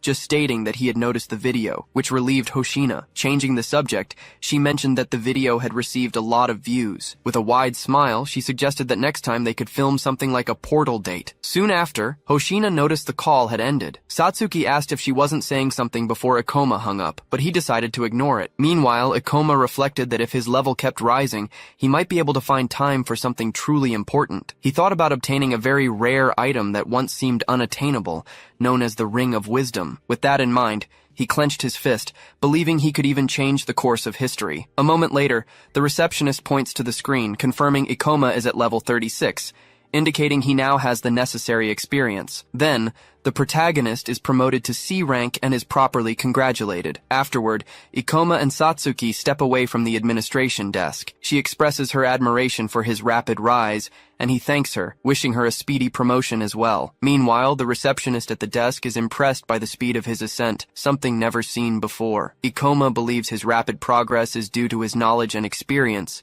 explaining that the most effective way to level up is by defeating high-level monsters. Soon after, Satsuki states that he is one of the strongest C-rank hunters and promises to work hard to reach the same level. In response, he declares that by the end of the month, he will become a B-rank hunter. Satsuki shows concern about this ambitious goal, asking if he isn't pushing himself too hard, and reminding him that few guilds have someone so strong. Finally, Ikoma reveals he has a specific item in mind that he wants to obtain. To get it, he needs to access the high-level portal called the Library of Illusions, and for that, he must be a B-rank hunter. He explains that the portal's boss monster, which no one has ever defeated, will drop the Ring of Wisdom, exactly what he's after. Surprised? Satsuki asks how he knows what the monster will drop. She then asks if his reason for wanting this rare item is related to what he told her before, and Ikoma confirms it. He speculates that the Ring of Wisdom might have some connection to the appearance of the portals, which leaves Satsuki even more astonished by the object's importance. He then details that the ring is a high-value item that had suddenly disappeared in his past life before it could be analyzed. Ikoma mentions that in the past,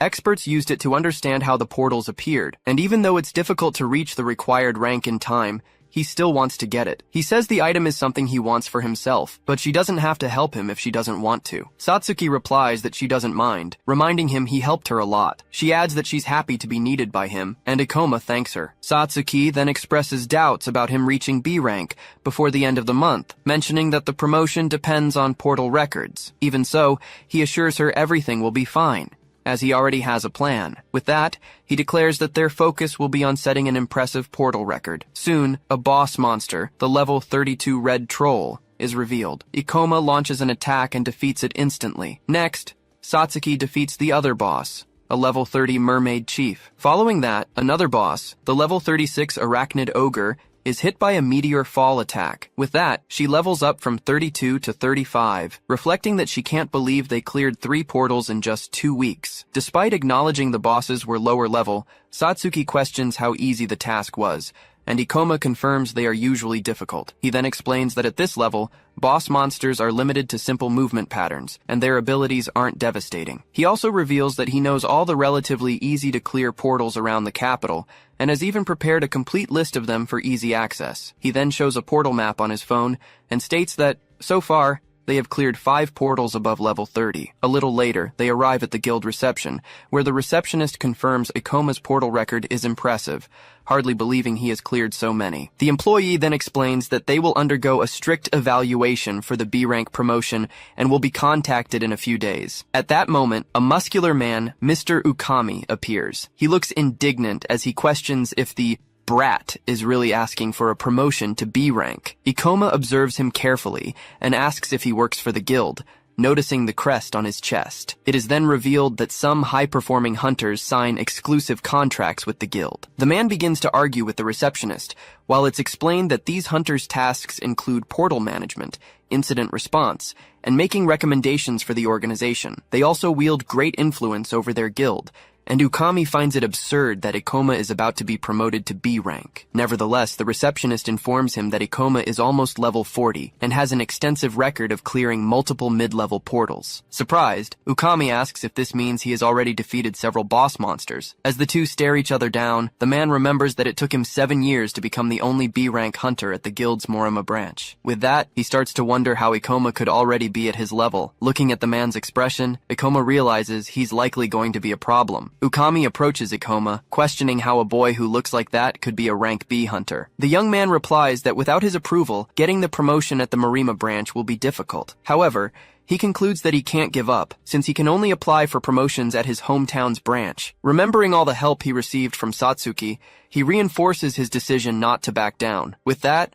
he turns to the man, confirms his name is Ukami, and asks for a valid reason for rejecting his application. The hunter then leans in and states that rank B isn't given to rookies who think gates are easy. He then aggressively questions Ikoma about taking his role as a hunter seriously, demanding an immediate answer. Meanwhile, the people in the guild watch the scene, commenting that Ukami is causing trouble again. Then, Ikoma steps in, asking how many hunters have reached rank B at just 17 years old. Confused, Ukami reacts without understanding the question and asks what kind of nonsense he's talking about. Ikoma continues, mentioning the 15 years since the gates first appeared. He then points out that 6 17-year-olds have managed to reach rank B, and asks if, by Ukami's logic, none of them should have been promoted. With that, he states that he meets all the requirements for rank B and demands the other man answer his question before rejecting him based on age alone. Without a clear answer, Ukami takes a step back, admitting that the rules about the gates aren't perfect. He claims it's necessary to listen to the experience of the hunters who work for the guild. However, Ikoma replies that the rules aren't based on beliefs, but on guidelines formed from past incidents. With that,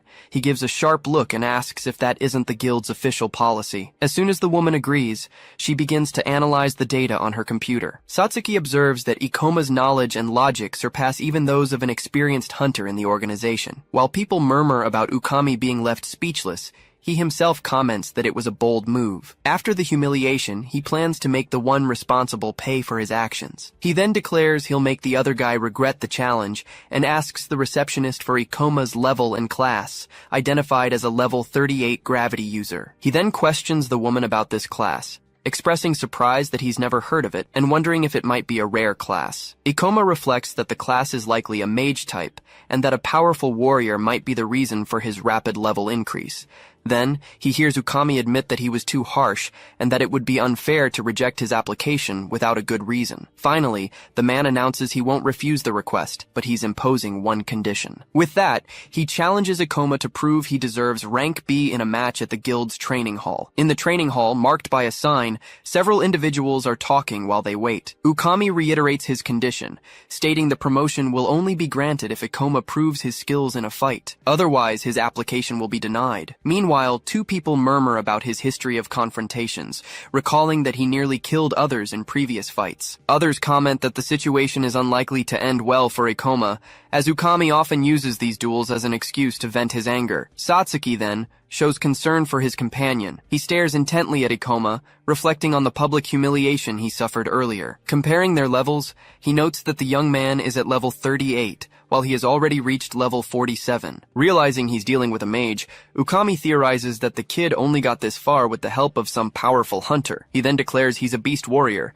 emphasizing that his class nature enhances his physical attributes. With a smile on his face, he plans to publicly humiliate and destroy the boy to stop him from continuing as a hunter, considering his own experience and traits superior. Ikoma then manipulates a holographic screen in front of him. Observing this, Ukami assumes he has a class geared toward direct combat. Aware that he needs to be cautious, Ikoma decides to use his remaining skill points to upgrade his gravity magic. He spends 25 points to raise his gravitational manipulation to level 4, anticipating a boost in his physical stats. Although he'd prefer to invest directly in gravity magic, he concludes he has no other choice and decides to proceed. At that moment, Ukami taunts him, assuming he had been saving up points before the battle and had an easy life until now. In a sarcastic tone, he warns about possible accidents in fights, advising him not to get hurt. Ikoma simply thanks him for the warning. Then, The challenger tells him to show his skills, and he responds by drawing his sword. With a determined look, Ukami plans to prove his superiority in front of everyone present. He smiles, determined to publicly humiliate Ikoma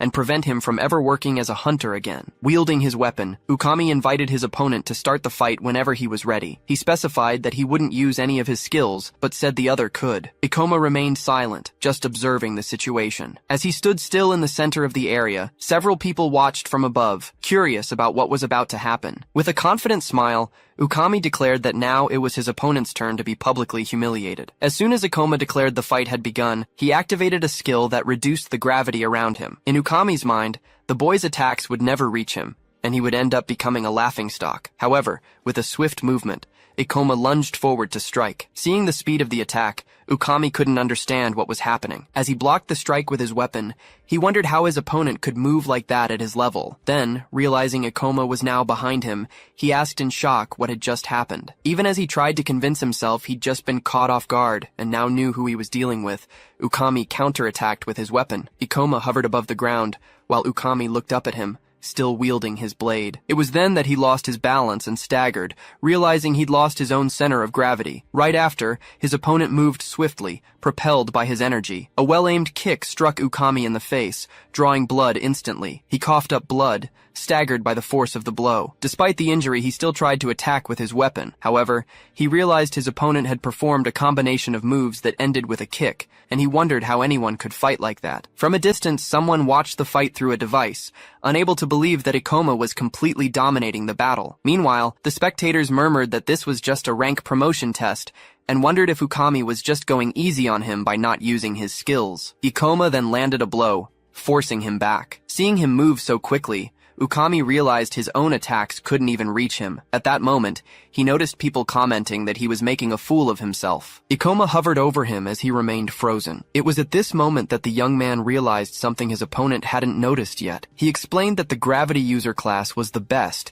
as it allowed him to boost his physical abilities far beyond normal, surpassing other classes. Furthermore, he explained that this advantage was especially decisive in short battles, where he didn't run the risk of running out of mana. Ikoma also declared that Ukami was mistaken to think he would win just because he had a higher level and wasn't using skills. He then remembered that Kaoru had far more experience in direct combat, with more refined movements and an obsessive desire to defeat and eliminate his opponents. Then, without hesitation, Ikoma lunged to attack Ukami with his sword. He then used his skill to increase gravity. To his surprise, Ukami found Ikoma's blow was heavy. He wasn't just fast, he was powerful too. For a moment, he thought his opponent had disappeared and wondered where he had gone. Right after, Ikoma appeared upside down in the air, while the other man stared at the ground, exactly where he had vanished. Next, he appeared behind Ukami, pointing his sword at his back. The young man explained that he reduced the force of gravity immediately after their weapons clashed, using the force of the impact to quickly reposition himself behind his opponent. The people watching the fight declared that the experienced rank B hunter stood no chance against Ikoma, celebrating his victory. Satsuki smiled, expressing her delight and declaring he had been incredible. Meanwhile, Ukami remained perplexed, wondering if this was some kind of joke. Refusing to accept defeat, he claimed he had been humiliated and that it was unacceptable. Ikoma then asked if, with this victory, he could officially become a rank B hunter. Suddenly, he stopped his movements, sensing something strange. Consumed by a red aura, Ukami lunged toward him aggressively. He roared at Ikoma, his eyes glowing red, as he activated a claw skill. With a swift movement, he struck a blow with the activated claw. The attack hit Ikoma, forcing him back a few steps. Then, the young man revealed he couldn't dodge the blow because he had let his guard down, believing the fight was over. As he watched Ikoma, Ukami thought this was all ridiculous. He then explained that he had used his weapon as a distraction to hide his real move, though the other had still managed to block part of the attack. Outside, the crowd began to murmur about what had happened, declaring it was cheating since the match was over. They also pointed out that Ukami had clearly said he wouldn't use skills during the duel. Even so, he remained angry,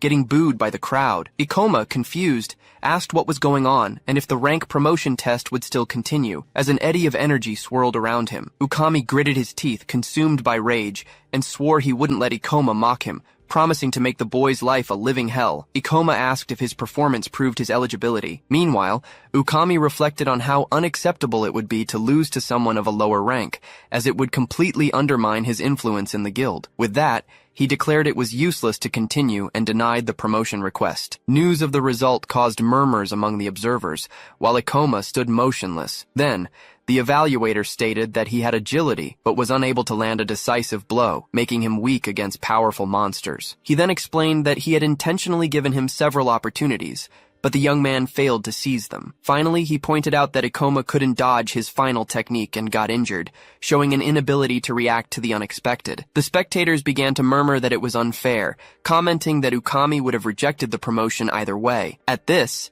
he questioned what was said, causing one of the men to flinch. The other advised him to stay silent so as not to provoke his wrath. Just then, Utsunomiya shouted Ukami's name, asking if he wasn't ashamed of what he had just done. Ikoma then realized Utsunomiya was there. The man accused Ukami of breaking his word about not using skills and stated that Ikoma had held the advantage throughout the entire fight. In response, the other told him to shut up, calling him a nobody. Even so, Utsunomiya assured Ikoma that he would handle the situation and reveal the truth of what happened. However, the young man refused the offer, questioning the use of the term best friend and the reason behind his help. Satsuki, who had watched the fight, believed he had won. Then, she wondered why Ikoma was acting that way. Remembering he needed Ukami to acknowledge his skills, he revealed that, because of this, he made sure to clearly show the difference between them. He then reflected that, despite having wounded his opponent's ego, perhaps he should have been less humiliating. He concluded it was no use realizing that now, as defeating him hadn't changed a thing. Then, someone approached,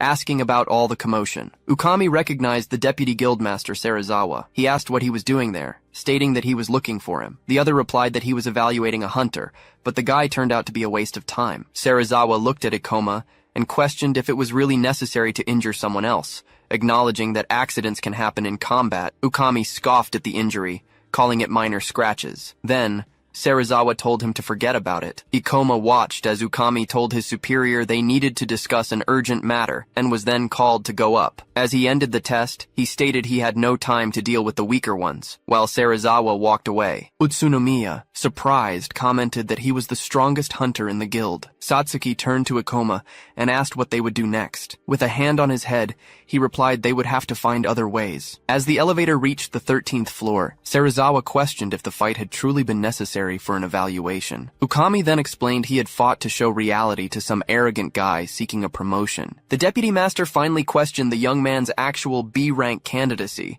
thinking that perhaps rookies didn't take experienced hunters seriously. Sitting in the room, he asked Serizawa what subject he wanted to discuss. The other revealed the main topic was the B-rank gate of the Beast Temple, belonging to the Morima branch. He explained that managing gates of this level was extremely profitable, allowing hunters to level up and collect demon stones. He then pointed to the tablet, reporting that abrupt changes had been noticed in the monster distribution inside the gate. He continued, explaining that the mana density levels were also abnormal, and that the priority should be preventing disasters, not seeking profit. The evaluator, holding a paper, showed he understood that Serizawa wanted to get rid of the Beast Temple to avoid future problems. The other confirmed, explaining that the ministry wanted to keep the B-rank gates because they were scarce, and the guildmaster was also hesitant to close it due to the profits. He also said that the only reason for this hesitation was that Ukami, as an experienced hunter, had declared the location safe. He added that the gate raised many questions, and that, personally, he wasn't sure about its safety. Therefore, he asked the evaluator to offer a new opinion to the guildmaster. He then questioned if that was the real reason he had been summoned. However, Serizawa interrupted him, saying he wasn't finished yet. Then, he covered his face and told the other to shut up. Right after, Ukami held up a paper, stated the gate was fine, and then tossed it aside. Serizawa bent down to pick it up, saying he hadn't even looked at the collected data. Even so, the evaluator stepped on the papers, asking what that data could possibly tell him. Still smiling, he declared that as an experienced expert, he guaranteed the gate was safe and that he could clear it at any time if something happened. Slamming his hand on the surface, he stated they couldn't afford any accidents, as they didn't even know the real cause of gate disasters. Meanwhile, Serizawa remained silent, just observing. He then thought that their duty was to protect the area. Afterward, a sleeping creature opened its eyes. Ikoma thinks the situation is problematic. He then reflects on the hunter Ukami's attitude. He explains that promotions can only be requested at one's own branch, making it impossible to bypass the hunter to get the advancement. He then states they need a rank B hunter to enter the Library of Illusions, and that Satsuki could take the test at another branch, but she doesn't have the required level for the promotion, so he declares they need to find a solution. As soon as Hoshina arrives abruptly, she asks the boy about the guild hunter who blocked her promotion. The young woman shows her phone, revealing that one of her fans recorded a video of Ikoma confronting Ukami and sent it to her. She then suggests publishing the video with the title, Guild Corruption, Ukami's Abuse of Authority, confident that her 120,000 subscribers would react against the injustice. Ikoma asks if she's just doing it for views, and the girl denies it. She then declares she wants to repay him for saving her, offering her help. However, she also reveals she wouldn't mind if the action brought her views and profit. The boy states he doesn't want her to publish the video, mentioning there's still a lot to understand about the portals. He goes on to explain that the guild needs experienced hunters, and that criticism wouldn't make people like Ukami change their minds. Furthermore, he warns that this would only put her in Ukami's crosshairs, and Satsuki reacts to the information. She watches as Hoshina asks if Ikoma is worried about her. Satsuki then asks if the girl has feelings for him. Hoshina reacts with astonishment, asking what the other is talking about. Shortly after, she states that Ikoma has many secrets and acts superior, saying she wouldn't like someone so annoying, even if he has a handsome face. She clarifies that she was only worried because he saved her, and being an online celebrity, she wouldn't risk a dating scandal. While watching her, Satsuki hears Hoshina ask why she's being stared at, to which she denies it. Suddenly the phone beeps, and everyone looks at the screen. Satsuki reads the emergency alert about a rank B monster incident in Tokyo and asks what happened. Hoshina points to the phone as Ikoma explains that the incident was on Kitahana Avenue, caused by an overflow from the Temple of Beasts portal. He clarifies that overflows happen when monsters invade the human world, and the only way to contain them is by defeating the boss monster to seal the portal. He then reflects that the event is strange, as this never happened in Morima Ward in his past life, wondering if it's just a coincidence. As memories of his past surround him, he ponders if the timeline is diverging from that of his previous life. Hoshina comments that a controlled portal has malfunctioned. She questions why the guild didn't foresee such an event, since they've been analyzing portals for a long time. The young woman admits she's never been in a rank B portal and doesn't have enough power to help. She then recalls a scene of her father asking for help against a monster and states that many people are weaker and need her help. She then declares she's heading to the location. Ikoma then explains that it's unknown how dangerous a faulty rank B portal can become, as monster-related disasters can cause other phenomena. At the scene of the incident, Ukami confronts a large creature amidst the rubble. The creature reveals itself to be a level 34 werewolf. The hunter leaps into the air to attack it with his weapon. He advances quickly, declaring that no one will stop him. At that moment, he thinks the situation is terrible and that the portal's proximity to Serizawa is unfavorable for his reputation. Two people praise the hunter for defeating a strong monster with a single blow of his weapon. He then asks if they don't have anyone stronger, stating they can't handle the disaster with rank C people like them. They reply that there are few rank B or higher hunters, and although they've contacted those who can help, they don't know when they'll arrive. Ikoma explains that the other's reputation would be ruined if the disaster got out of control, but reveals he has fought the monster from this portal before. He then says the boss monster is a level 47 phantom fox, and it shouldn't be hard to defeat. He states that Ukami intended to defeat the boss monster quickly to blame Serizawa and become the hero of Morima. The hunter then declares it's time to eliminate the boss monster, and then a large explosion hits the area, with people screaming. Suddenly, a large paw appears, and someone questions if that is the boss monster. With that, a huge monster with multiple fox heads engulfed in flames appears on the scene. The two people question in alarm that the portal information didn't mention such a creature. The summoned monster reveals itself as a level 55 summoner fox, and the boys question the appearance of that grotesque thing. The boss of the Temple of Beasts has evolved, changing its form, increasing its level, and gaining new abilities. This evolution transforms the monster into a completely new entity due to the accumulation of mana in the portals, causing disasters. Ukami realizes the boss monster has evolved, making the situation even more dire on top of the existing overflow. As soon as Utsunomiya sees the monster's level 55, Summoner Fox, he questions how they could possibly fight such a powerful creature. Faced with the situation, the two agree they need to retreat and wait for reinforcements and other hunters. Even so, Ukami calls them fools and states that retreating would tarnish his reputation for having insisted on keeping the portal open. He then reminds the others that he is a rank B hunter. He emphasizes that he has faced many dangers like this before. With a wicked look, he says they should distract the monster so he can deliver the final blow and kill it. The guys say the idea is reckless, stating they wouldn't last 10 seconds acting as bait against a monster of that type. Ukami gets angry at his companion's refusal and concludes they won't do as they're told. With a smile, he decides he has no choice but to give the boys some incentive. He then invokes the Berserk skill, and a beam of red energy shoots from his hand, hitting both of them. With the red energy enveloping their bodies,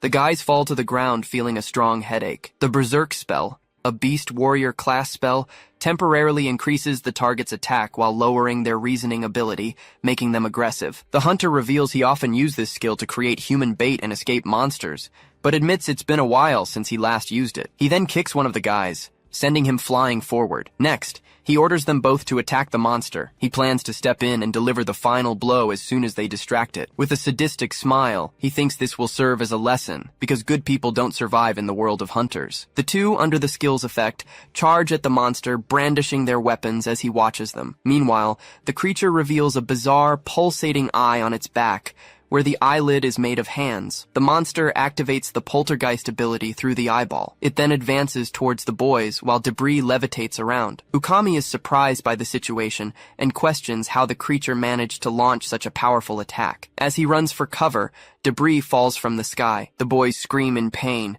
still under the effect of the ability, and he considers them useless. The hunter sees a large piece of rubble coming towards him. With a powerful blow, he strikes the rubble using the Beast King's smash ability. He concludes that the monster is using telekinesis.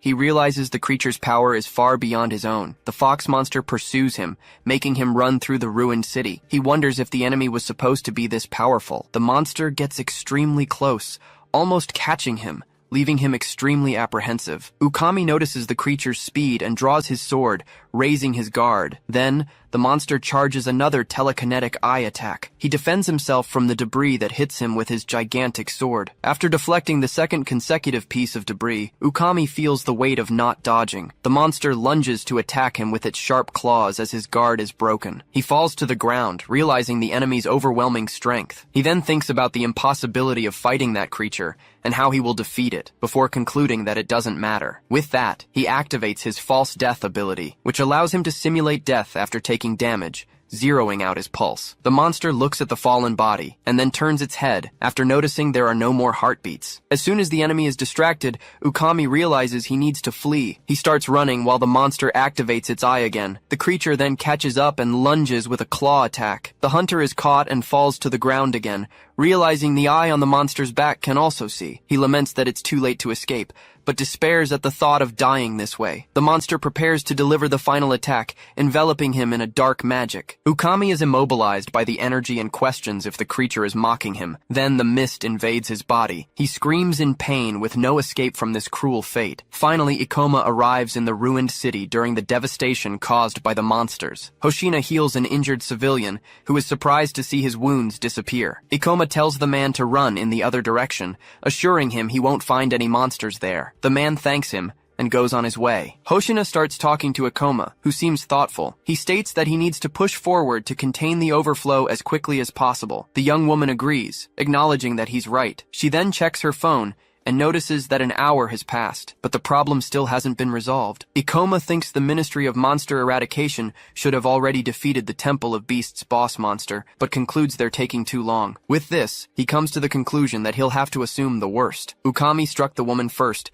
who screamed in pain, going into a state of shock. He then launched an attack called Beast's Claw, injuring the bald man. The man complained about the attack and gripped his weapon tightly. He then counterattacked with his weapon, clashing it against Ukami's. The aggressor smiled maliciously, while the other stared him down before being thrown back by a powerful blow. The woman shouted the name Captain Kurokawa, and Ukami laughed. He then commented that it was hard to take down a rank B hunter. He continued, saying this was just a side effect of the calamity, and not an ordinary monster disaster. To him, the local troops and hunters wouldn't be able to handle the situation. Even so, he laughed and charged quickly at the bald man, who tried to defend himself. Ikoma arrived just in time, using his gravity-reducing ability. With it, He collided with Ukami in mid-air before the other could be hit. He quickly deduced that Ukami seemed to be under the monster's mind control as he hissed at him. The bald man tried to warn him not to fight, as Ukami was no ordinary hunter. Then, Ikoma attacked with fast, fluid movements. The observer was impressed,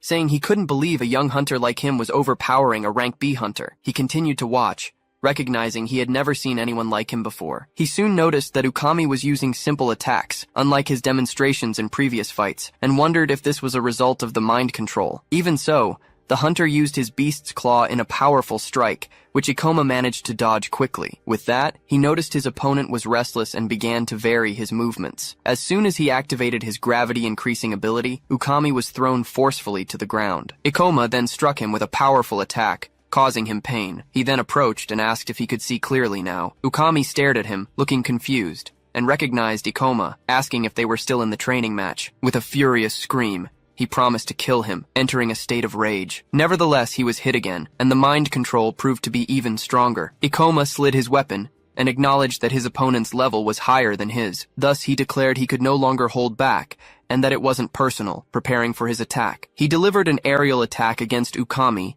hitting him square in the face. Ikoma planned to hit him from above and increased the gravity to execute his strike. He then activated Meteor Drop and hit the enemy with force. With the impact, Ukami screamed in pain. Next, Ikoma cut off his right arm. He also severed the ligaments in Ukami's leg, preventing him from moving. Ikoma was breathing heavily as the bald man watched him. The veteran then wondered about the boy's power, imagining if he was holding back to avoid killing a rank B hunter. Hoshina and Satsuki arrived, complaining about Ikoma's speed, and he apologized for being in a hurry. He explained that different character classes have different speeds. The bald man instructed the woman to evacuate people to a safe location. However, Ikoma disagreed, saying they wouldn't have time for that. He then spotted the two-headed summoner fox boss approaching and deduced there would be no time for an evacuation. Satsuki and Hoshina watched the creature with apprehension. The creature roared, and the scene trembled with a shockwave. Immediately, Ikoma readied his weapon, realizing the seriousness of the situation. Meanwhile, the creature laughed sarcastically. Satsuki questioned what kind of grotesque thing it was. Ikoma activated the menu hologram to get information on the monster. The system identified the boss as a level 55 summoner fox from the Temple of Beasts.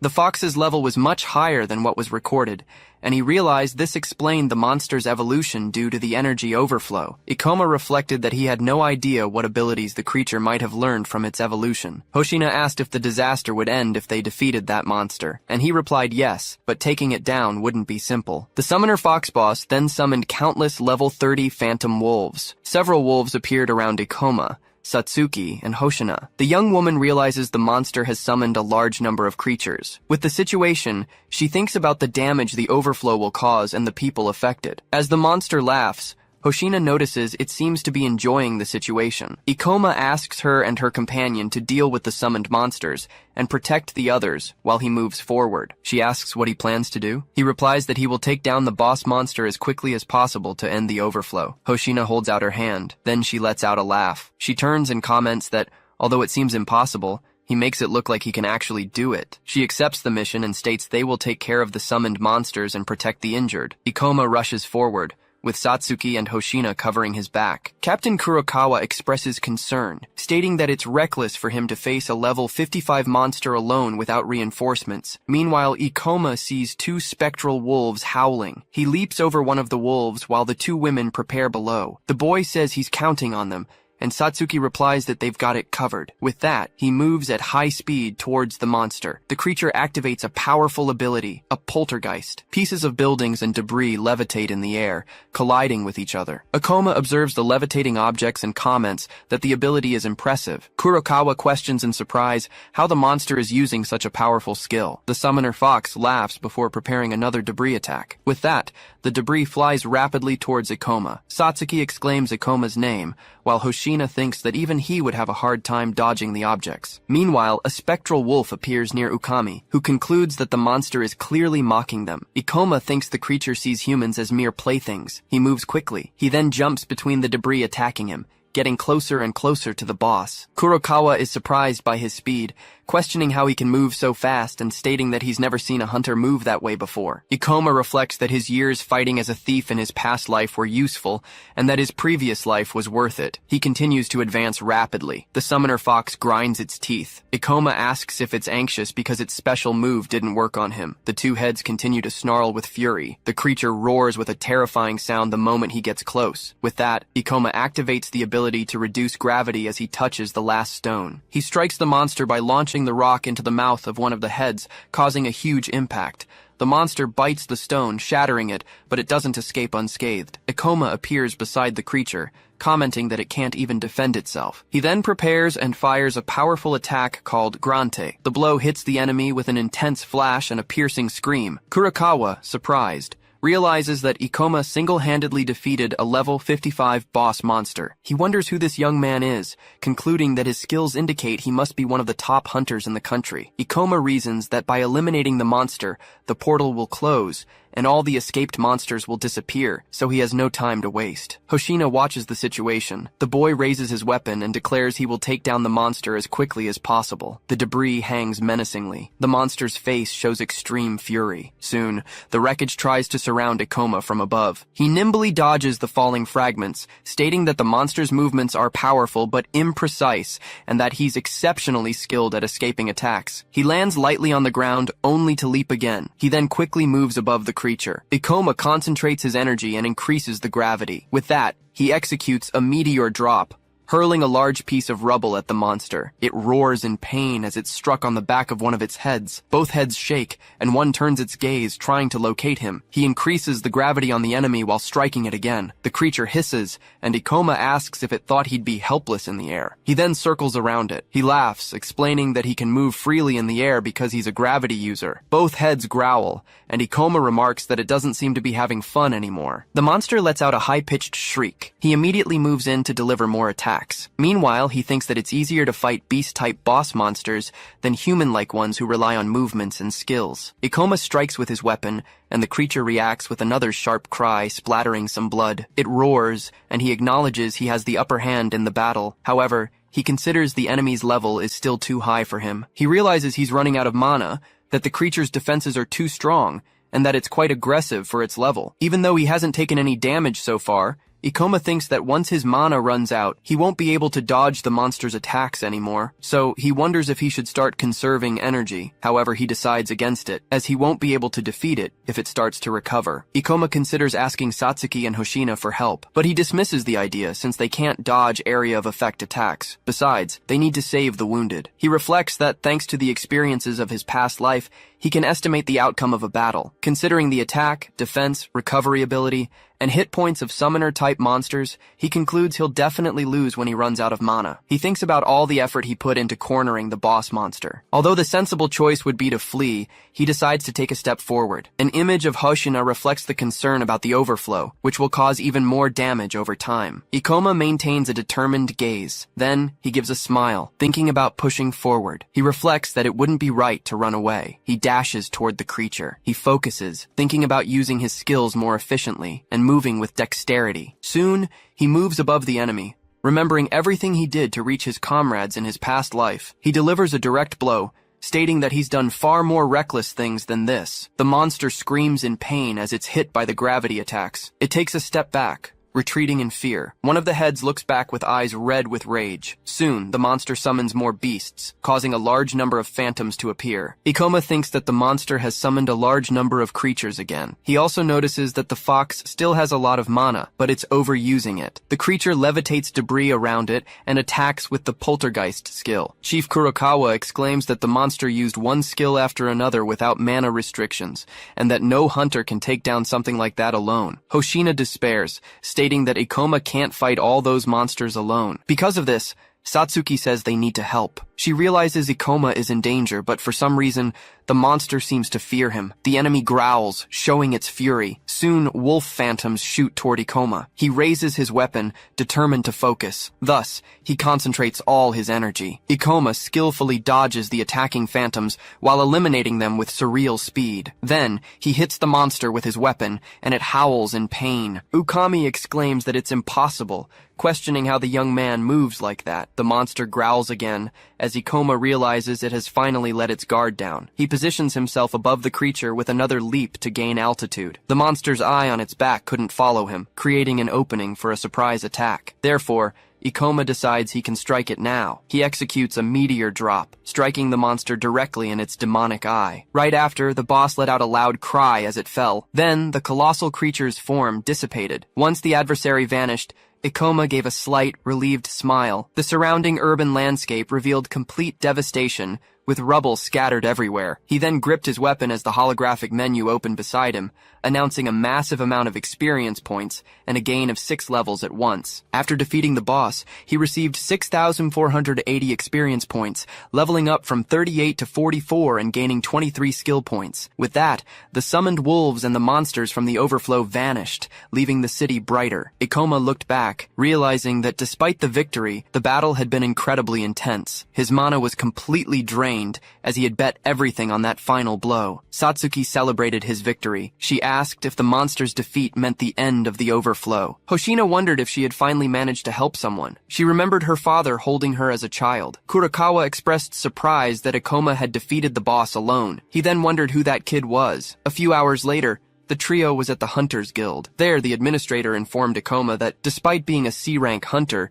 he had stopped the overflow by himself. She added that he had prevented a disaster, and that the three of them deserved thanks, bowing in recognition of their service. 2 people commented that they heard the 3 of them had stopped the overflow and taken down a boss the ministry couldn't handle. Satsuki corrected them, stating that it wasn't them, but Ikoma who stopped the overflow. In turn, the young man felt embarrassed and said he couldn't have done it alone. He explained that if they hadn't fought the summoned wolves, he wouldn't have had enough mana to fight the boss. Then, Hoshina commented that she felt like an instant celebrity. Ikoma lamented that they couldn't film what happened. She retorted that she knew you shouldn't film people suffering in disasters. The boy thought that she could be surprisingly reasonable at times. Meanwhile, Hoshina pointed out that civilians had been injured in the incident. Serizawa and another man walked away, moving through the guild. He reflected on the disaster and how the monster eradication forces couldn't stop it either, wondering what would have become of them without the one who defeated it. People around them began to murmur, commenting that those 3 had apparently defeated the boss. Upon seeing Ikoma, Serizawa showed surprise. In turn,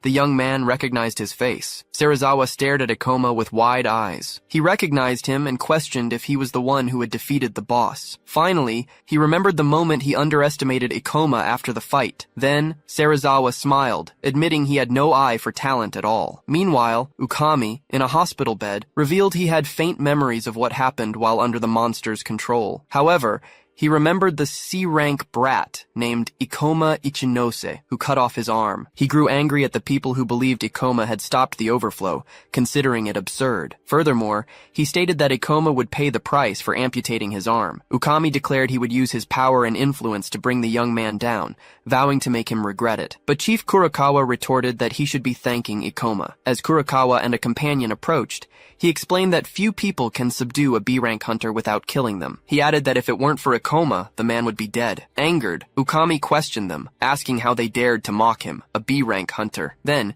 he asked what brought them there. Chief Kurokawa invited the man to come in. Ukami's face couldn't hide his surprise. Kurokawa's companion was identified as a member of the monster eradication forces. Ukami then remembered when he cast the berserk skill on the soldiers of those forces, wondering if they had survived the incident. He expressed extreme resentment for being captured. Kurokawa confronted Ukami, saying that he had used a skill to drive the soldier into a frenzy, making him serve as bait. He also explained that using mind-altering skills without consent is a serious crime, and it was even worse to have abandoned troops in a dangerous area. Then, Ukami, in his hospital bed, was told that he surely knew the punishment for portal-related crimes. He expressed his rage, cursing everyone. Later at the guild, Ikoma's promotion request was denied. The young man questioned if they couldn't process his application form. The attendant apologized, explaining that the guild values its hunters' opinions. She also said he would have to wait 3 months to apply again if a guild hunter had denied the previous request. Ikoma reacted with surprise,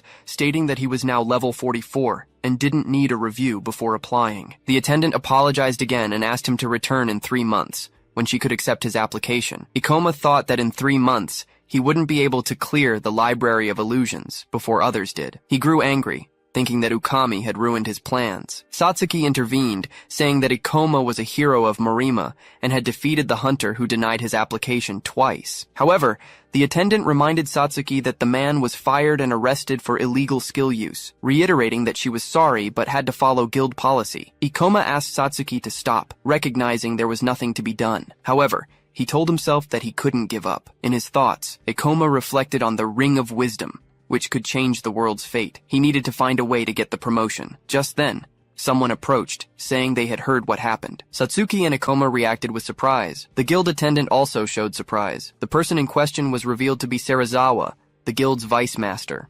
Ikoma asks if what he heard is for real, but the woman says it's not that simple. She explains that other hunters might complain, and the guild could end up being held responsible. And to make matters worse, she's sure that not even the guild master would agree to this. The scene shifts to Serizawa, who says he's read the reports to understand what went down. He then reveals that a certain Ukami turned down the promotion for personal reasons. But Serizawa assures him he's thought it through, and delaying the promotion would be a loss for the guild. He knows the master won't like the idea, but he guarantees he can convince him later. Ikoma is confused and asks why he would risk so much just to help him. Then Serizawa reveals that the guild's job is to help hunters keep the world safe. He recalls the incident at the gate, which could have been avoided if the guild had acted. That's why he's so grateful to Ikoma for preventing further damage. The vice master then extends his hand to him, wanting to show his gratitude and offer his help. With a smile, Ikoma accepts the proposal, and the two shake hands, sealing the deal. Back at the reception desk, Ikoma and Satsuki wait for the employee to finish the process, and finally, the approval stamp appears, confirming that his paperwork has been accepted. Satsuki is overjoyed and congratulates Ikoma on his big promotion to B rank. She says she can hardly believe it, as very few hunters reach this level. Ikoma just gives a slight smirk, looking quite confident about his achievement. In his thoughts, he reflects that he's leveling up much faster than in his past life. He remains focused and serious, thinking about how things are happening too quickly. Noticing his expression, Satsuki asks if he isn't happy, but he confirms that he is. The protagonist then explains that something is worrying him as an hourglass appears. He thinks that he managed to stop the incident, but a B-rank gate disaster is a serious matter, and since it happened in Morima, he would have definitely known about it if it had occurred in his past life. So he assumes the event never happened, wondering if something might have changed. He wonders if it's because he went back in time, but concludes that maybe the gates just manifested differently. The guy doesn't even know how he traveled back in time, so maybe it's just some kind of butterfly effect. But still, he wonders why this leaves him with such an anxious feeling. Then he sighs and thinks that once again,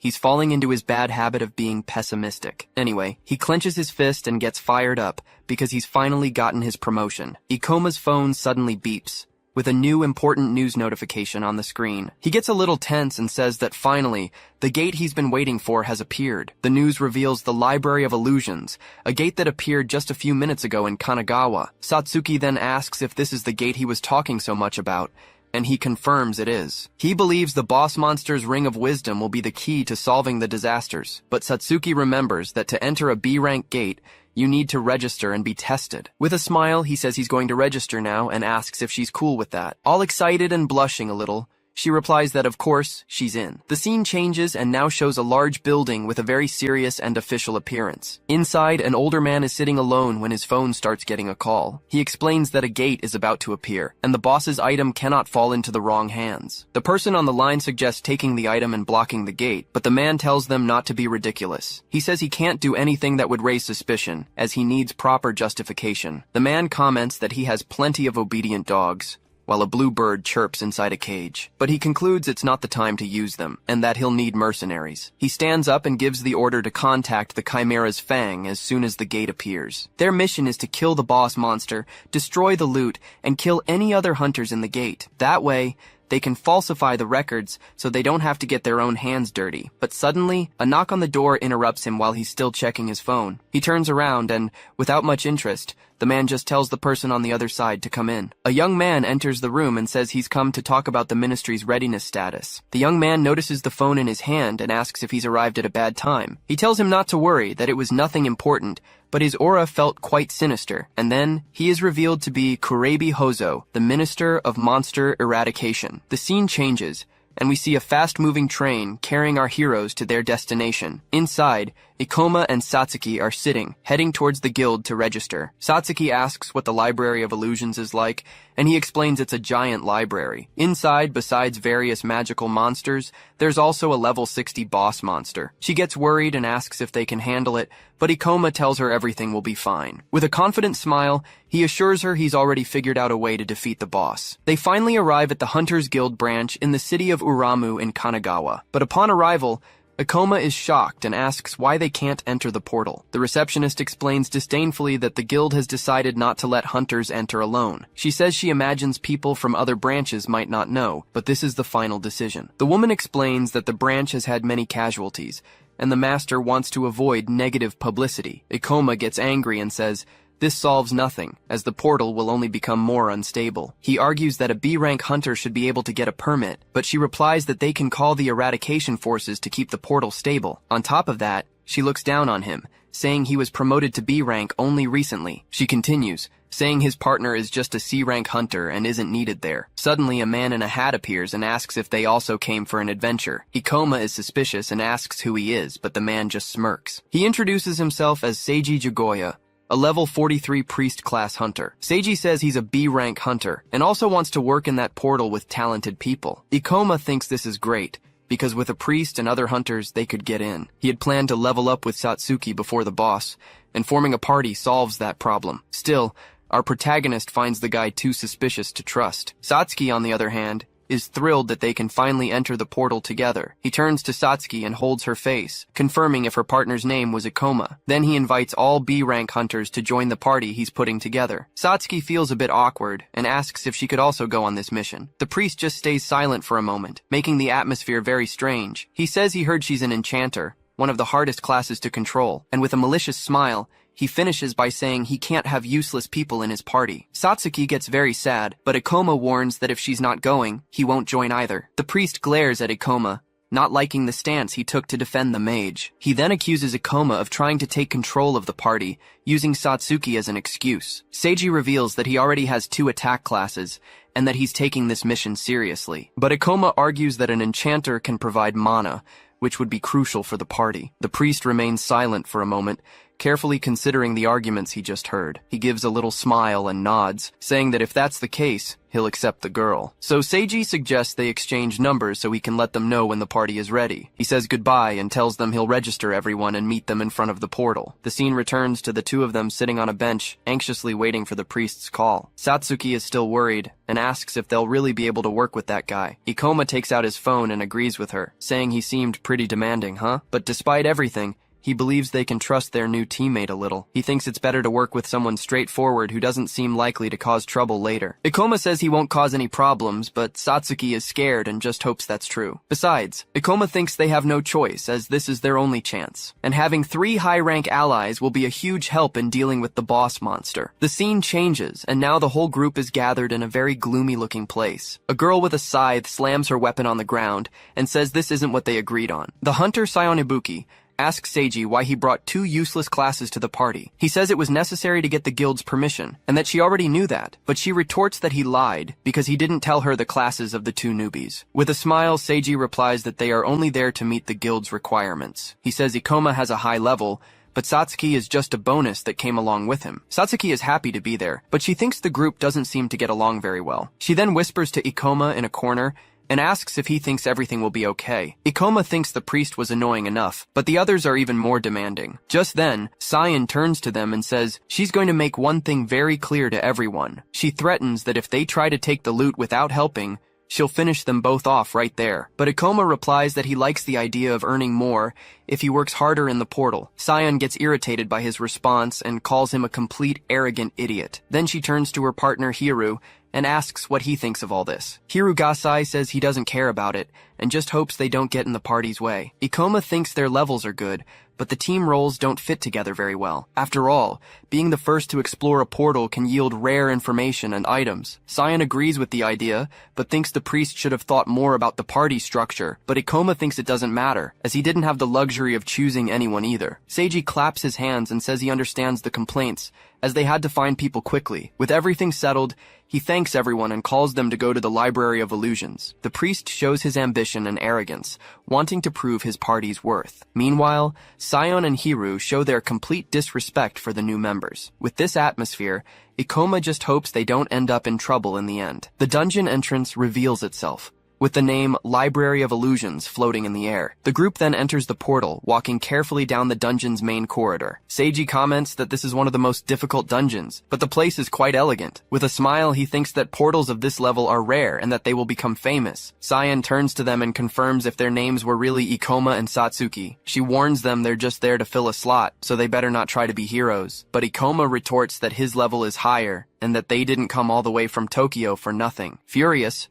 Sion yells at him and asks if he has the nerve to talk back to her. He then explains that he's just saying they'll also need their share of the loot. Ikoma says he knows they're there for the numbers and promises they won't attack without reason. She turns away in contempt and says at least he knows his place and that they won't need any help. Satsuki gets worried, but Ikoma tells her that for now, the focus is just on clearing the portal. He maintains his serious expression, already thinking about the next steps they need to take. In his thoughts, he knows that at some point, the group will need their help. Just then, Seiji finds something strange, and upon opening a book, he looks very surprised. He says he can't tell what language it is, and wonders if it's something unique to that realm. It's explained to us that apart from items and demon stones, all objects from portals disappear on the outside, and in the future, scholars were only able to discover the civilizational difference between the worlds. None of the scriptures formed a language, and none of the theories had solid proof. But the Ring of Wisdom from this library is a rare item that can answer all of this. Ikoma becomes determined and thinks with conviction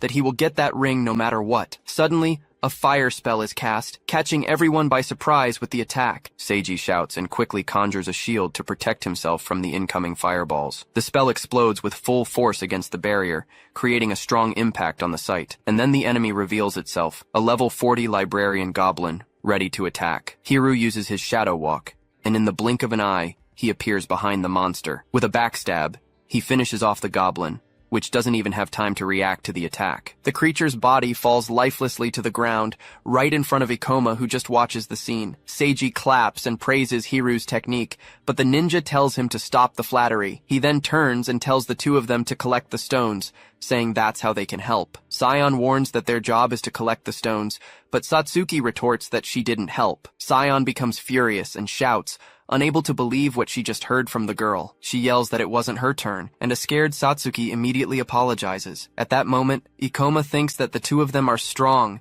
and know exactly when to use their skills. But the moves the ninja used leave Ikoma deep in thought about what he saw. He looks at the ninja and has a revelation, for now he finally knows what the guy is. So Ikoma approaches the ninja and confirms if his name is indeed Hiru Gasai. The ninja turns around, annoyed, and asks who gave him permission to call him by his name. Seeing the scene, Satsuki gets worried and asks why he's talking to that scary guy. The protagonist ignores her and remembers the skills, the shadow walk, and the famous backstab. He gets all excited with a big grin and says the guy is definitely a rogue. Satsuki is completely shocked and confused and can only call out Ikoma's name. Then he explains to the ninja that he'll need more power to fight the bosses. So he suggests with a gleam in his eye that the ninja use skills to get stronger. Hiru is completely baffled and wonders what the hell is wrong with this lunatic. Ikoma advises that he can distract or team up with mages, and that he should choose soon. But Hiru gets angry and grabs him, yelling that he'll cut his head off if he tries to help again. Satsuki asks why he spoke to the guy, but Ikoma says he knows his way around the rogue class. He thinks that rogues lose power at high levels,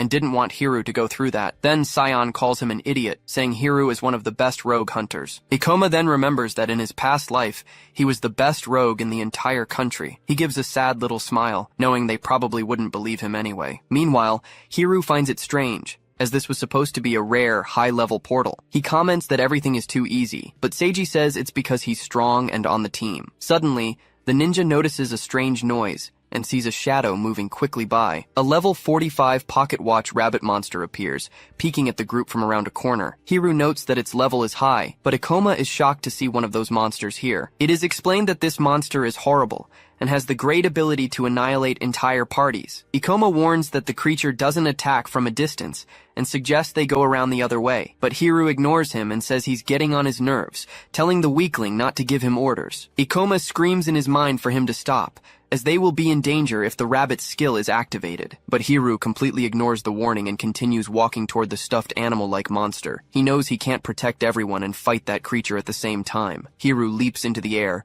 ready to strike, but the rabbit senses the threat. Just then, Ikoma desperately yells for him to stop, warning that these rabbits are extremely dangerous. The rabbit lunges at him as Hiru prepares to slash with his blade. He attacks with full force, but the monster dodges with incredible speed, zipping right past him. Hiru is stunned by its quickness, wondering how such a small monster can be so fast. Suddenly, the rabbit activates a skill called Rabbit's Dash and glows brightly. It vanishes from the hunter's sight, who complains about it having an escape skill, but Hiru smirks. A rare monster with unique skills must drop some good loot. He figures since he started the fight, he has to commit to it now. Ikoma's expression turns serious. He's determined to help defeat the pocket rabbit no matter what. He warns the group to be on guard because the creature will use its skills and can be lethal. Seiji seems confused, disdainfully asking what Ikoma is talking about. He looks at the monster and says it's only level 45, no match for the 5 of them. But then his eyes widen as he begins to wonder if the rabbit has that skill. Hiru ignores the warnings and tells the rabbit not to boss him around, calling it a loser. Hiru leaps into the air, ready to strike, but the rabbit senses the threat. Just then,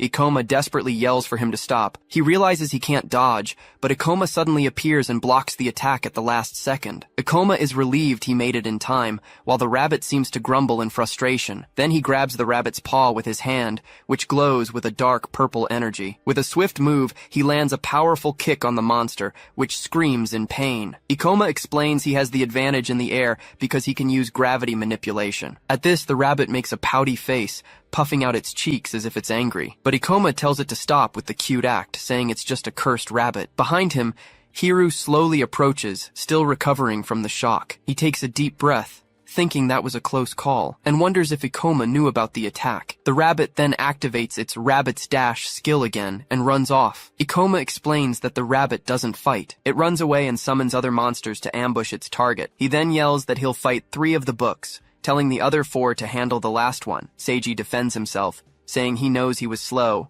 but they're experienced hunters too. But Ikoma cuts him off, warning that one wrong move and they all die, so they better listen to him. It's explained that the rabbit is faster and smarter, making it nearly impossible to fight in its ambush. We're told that Hiru was the most skilled, but even he almost died right there. Sion, on the other hand, is in a total panic, trembling with fear and unsure of what to do. And then there's Seiji and Satsuki, who are support classes and can't fight properly. That's why Sion yells at Ikoma, saying it's impossible for him to fight 3 monsters. But Satsuki trusts his judgment, knowing his plan is their best shot. She then shouts to the team that they'll take down their monster and then help Ikoma. Meanwhile, one of the grimoires flies straight at the protagonist, ready to attack, but Ikoma manages to dodge the bite, moving with incredible agility at the last second. We're told that these monsters can move freely in the air, making the fight difficult. On top of that, they can attack from a distance, with incredibly fast and powerful magic. Ikoma also has to stay alert, as the rabbit could appear at any moment to ambush him. He sighs,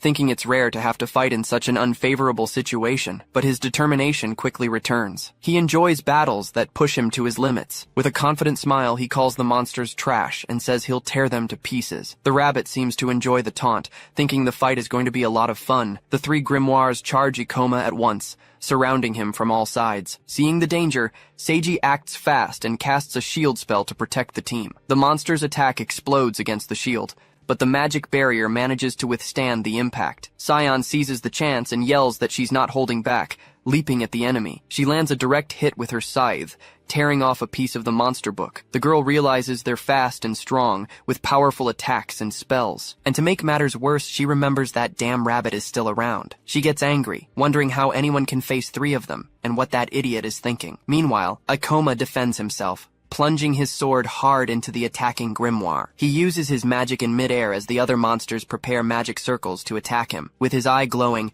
he concentrates and uses his ability to reduce the gravity there. He then jumps onto a book, using it as a foothold to dodge a spell. In the air, he fires a beam of purple energy, hitting one of the monsters head-on. With a smirk on his face, he lands stylishly after destroying the first enemy. Then he uses his skill, Meteor Fall, and dives straight at the last monster. The monster's head explodes from the blow, and a window announces that Ikoma has gained experience. With a serious look, he confirms that's one down, but the battle isn't over yet. On the other side, Satsuki uses her Shadow Ball magic, attacking the grimoire chasing her, and Hiru also attacks, using his quick stab to pierce the other monster book. Sion and Seiji celebrate, happy they managed to defeat 2 of the summoned enemies, but the rabbit uses its watch again, releasing an intense pink glow on the field. It activates Alice magic and summons 2 more grimoires to replace the ones that were killed. Ikoma explains that the rabbit can control 4 monsters. He explains that it just swapped out the pieces. Satsuki gets desperate,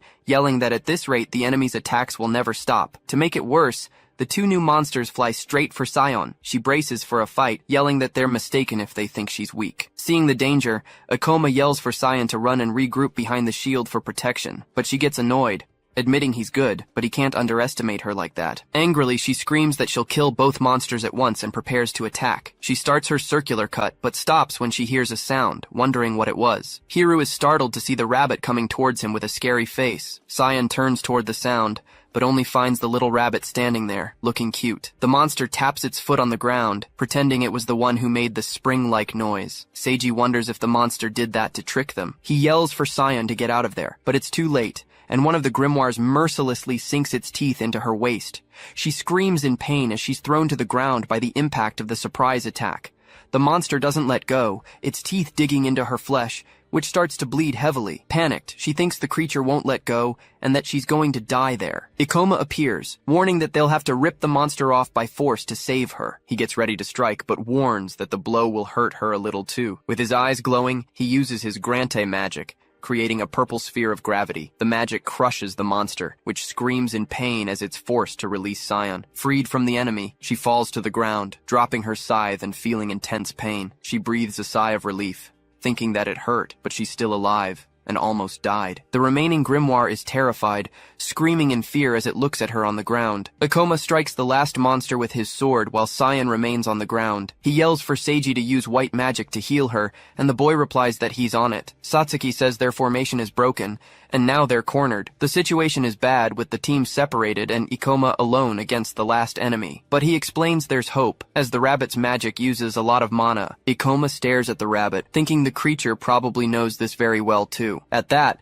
the little monster realizes it needs to act fast before its mana runs out. Ikoma then uses his skill to increase gravity, crushing the grimoire against the ground. But the book's cover is tough and it defends itself with its teeth, forcing Ikoma to retreat. Seeing that it didn't work, he changes tactics and tries to stab the monster from below. With a yell, he uses his Grante magic once more, concentrating all his power. A sphere of gravity flies at full speed and hits the grimoire head-on, with no chance to defend. The attack worked, and he gains more experience as the book's remains fall to the ground.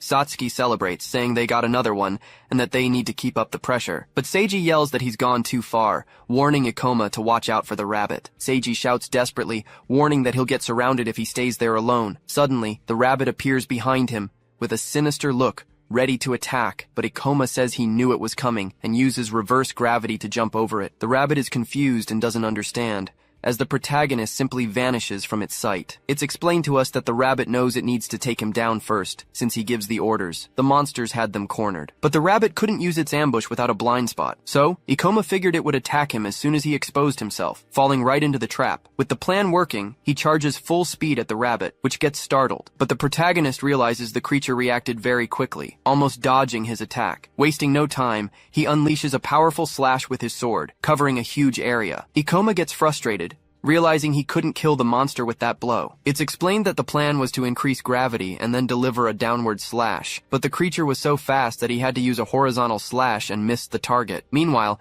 Hiru gets bitten by a book, but he doesn't seem to care. Seiji's shield is hit hard, showing that their defense was at its limit. The group warns that they can't hold out against the monster's pressure for much longer. Ikoma knows he needs to defeat the rabbit quickly to end the magic and save everyone. He runs at full speed, but realizes the rabbit is too fast to be caught like that. The rabbit smirks, as it already anticipates Ikoma's next move and has a plan to counter. Then, the protagonist shouts the name of his magic, Grante, and launches a new attack. The rabbit uses Rabbit Rush again, jumping high to dodge the sphere. Mockingly, it holds up a sign with a score of 10 as if scoffing at the attack. But it gets a scare, as the gravity sphere starts pulling everything in around it. The rabbit is pulled down hard, crushed against the ground by Ikoma's magic. Down on the ground, it hears that Ikoma had anticipated its every move from the start. Ikoma explains that the rabbit's skill forces it to jump, exposing its weakness at the end. At this, the rabbit despairs and reveals its sinister face, screaming at him in a rage. He seizes the opening and finishes the monster,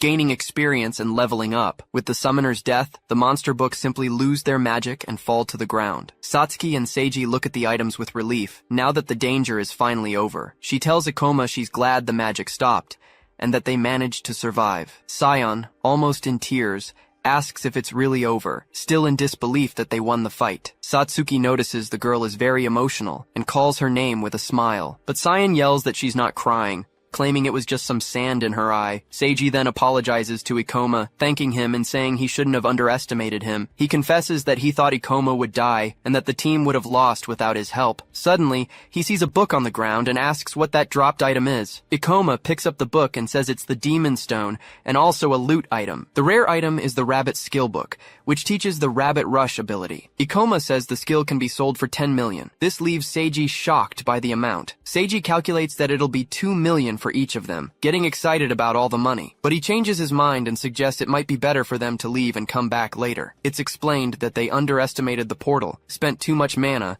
and Sion got injured. Ikoma gets serious, as he can't let anyone get the Ring of Wisdom under any circumstances. He says the rabbit was the worst enemy, and now Seiji can heal the injured. Then he says there's an easy way to recover mana, making Seiji very curious. Satsuki is terrified by her past trauma, begging Ikoma not to make her go through that again. He explains that the librarian goblin is perfect for draining mana, making Satsuki desperate. Seiji looks at the rest of the group and agrees with the suggestion, deciding to continue the exploration. Hiru also agrees, saying he's not the type to run from a good fight. He thinks that Ikoma seems useful, and that he will have many uses for him. Sion is outraged by the decision, yelling if they've already forgotten the danger they were in. Seiji taunts her, saying if she's scared they can leave, but she denies it. The scene changes to outside the portal, where some important people are discussing the situation. One of them shows a card, explaining that the eradication forces have been sent for security. The guard is surprised, as he realizes the man is from the guild's headquarters. At that, he apologizes and salutes, showing respect to his superior. The girl complains about the procedures,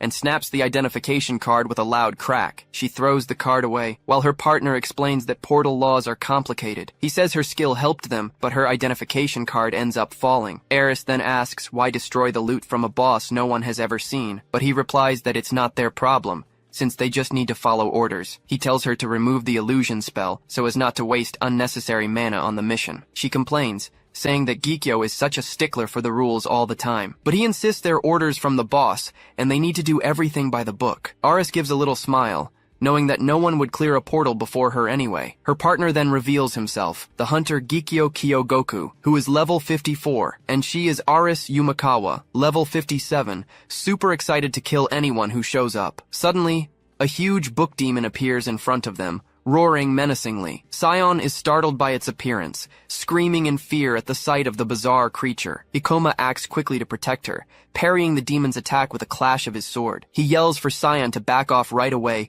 ordering her to get away from the danger immediately. At that moment, the protagonist charges forward and slashes the monster's arm, which tries to strike back. The demon stretches its body, a strange ability that confuses anyone who hasn't seen it before. Ikoma realizes Sion isn't mentally strong, as was already clear from the fight with the rabbit. Seeing the situation, Satsuki jumps into action and shouts the name of her spell, Shadow Hand. Shadowy tentacles appear out of nowhere, trapping the demon, which cries out in surprise. She uses the shadows to slam the monster with all her might, and it screams in pain from the blow. With the victory, Satsuki gains experience and stands still, her gaze now much more determined. She's changed a lot, and her new skill has many uses in battle. Ikoma thinks it was a waste of mana, but they needed to finish off the monsters quickly. He congratulates Satsuki on a job well done and excuses himself to handle the rest of the problem. With a victorious smile, she turns and calls out to Sion, showing off her newfound confidence. Satsuki tells Sion to get away from Ikoma, who gives her a very annoyed look. Sion gets startled and jumps back, saying she didn't mean to grab him, but Ikoma says nobody asked, and she makes up an excuse that she just tripped and had to hold on. She then glares at Satsuki, asking why she's looking at her like that. Sion finally admits she's grateful for the help, but warns that this is the last time. Across the room, Seiji yells, "Shield!" creating a barrier against a magical attack. Hiru appears, covered in blood, crying out in pain from his serious injuries. Ikoma announces there's only one enemy left, as everyone tenses up, looking at the last remaining monster. Hiru wastes no time and lunges to attack the librarian goblin, ignoring everything else. Seiji shouts desperately, warning that Ikoma ordered them to keep the last monster alive no matter what. But Hiru doesn't listen and blocks the goblin's staff attack with his dagger. He throws his weapon to the ground and says he already knows, telling Seiji to shut up. With a sharp tug, he grabs the goblin by the collar, leaving the monster completely defenseless. The goblin has a lot of mana, making it the perfect target for Satsuki to use. Ikoma thinks that Hiru is the most skilled among them and is surprised to see him here. The captured goblin lies on the floor, weakened, as Satsuki prepares to act. She uses her skill Mana Drain, transferring all the monster's energy to Seiji. He gets super excited, celebrating that he can now use his barrier again in battle. Seeing the fully drained goblin, Sion says they can now continue exploring the portal, but Ikoma explains that capturing a monster is difficult, so they can't always count on it. Seiji agrees with the logic, patting him on the shoulder and thanking him for the big help. They look down a hallway, realizing they're finally getting close to the center of the portal. Ikoma then suggests that maybe it's time to go straight for the boss monster. Hiru thinks it's an excellent idea, showing he's more than ready for another fight. But Sion is shocked by the plan, asking if he doesn't think it's too reckless right now. He provokes her, asking if she's scared, and she immediately denies it, of course. Seiji becomes thoughtful, remembering that his plan was always to defeat the portal's boss. He admits to himself that the experience they've gained is already more than he had imagined. Ikoma then reveals that he actually has an item that provides information about the boss monster. Seiji is surprised and asks if this means they're really capable of defeating it now. Seiji thinks that hunting a B-rank boss will definitely go on his hunter record. He imagines himself becoming very popular, thinking he'll be able to join much better parties after this. But Ikoma asks for a favor,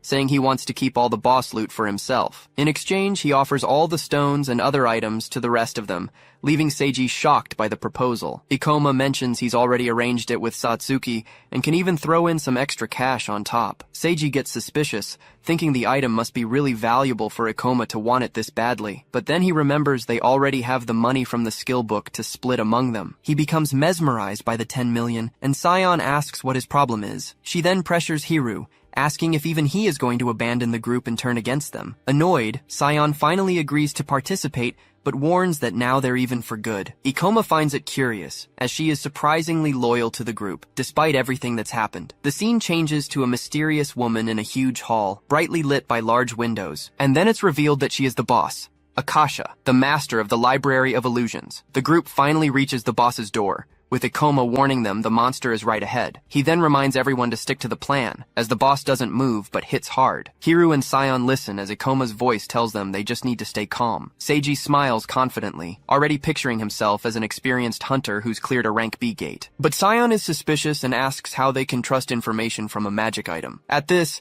Satsuki notes she wasn't complaining before, but Sion shouts that something feels wrong. She points at Ikoma, saying he didn't even explain the item, and she doesn't understand everyone else's trust. Seiji defends the protagonist, saying no one would reveal their secrets, and that Ikoma doesn't seem like a liar. Sion gets annoyed with the situation, while Hiru says he's not running from a boss. Ikoma then says that if anyone is scared, they can all just leave together now. Sion gets flustered, yelling that she's not scared. She just doesn't trust him. With that, Seiji tries to calm her down, explaining that he and Hiru will provide full support. She turns to Hiru, thinking he's underestimating her, but Ikoma says she just seemed anxious. Hiru thinks that Ikoma handled her well, and that his objective will be accomplished here. Before the fight, Ikoma decides it's better to use his skill points at once. He analyzes his skill screen, seeing that he needs 15 points to level up his magic. Thinking about the boss, Ikoma decides that improving his gravity magic now is the best choice. The screen confirms that the magic has been upgraded to level 3,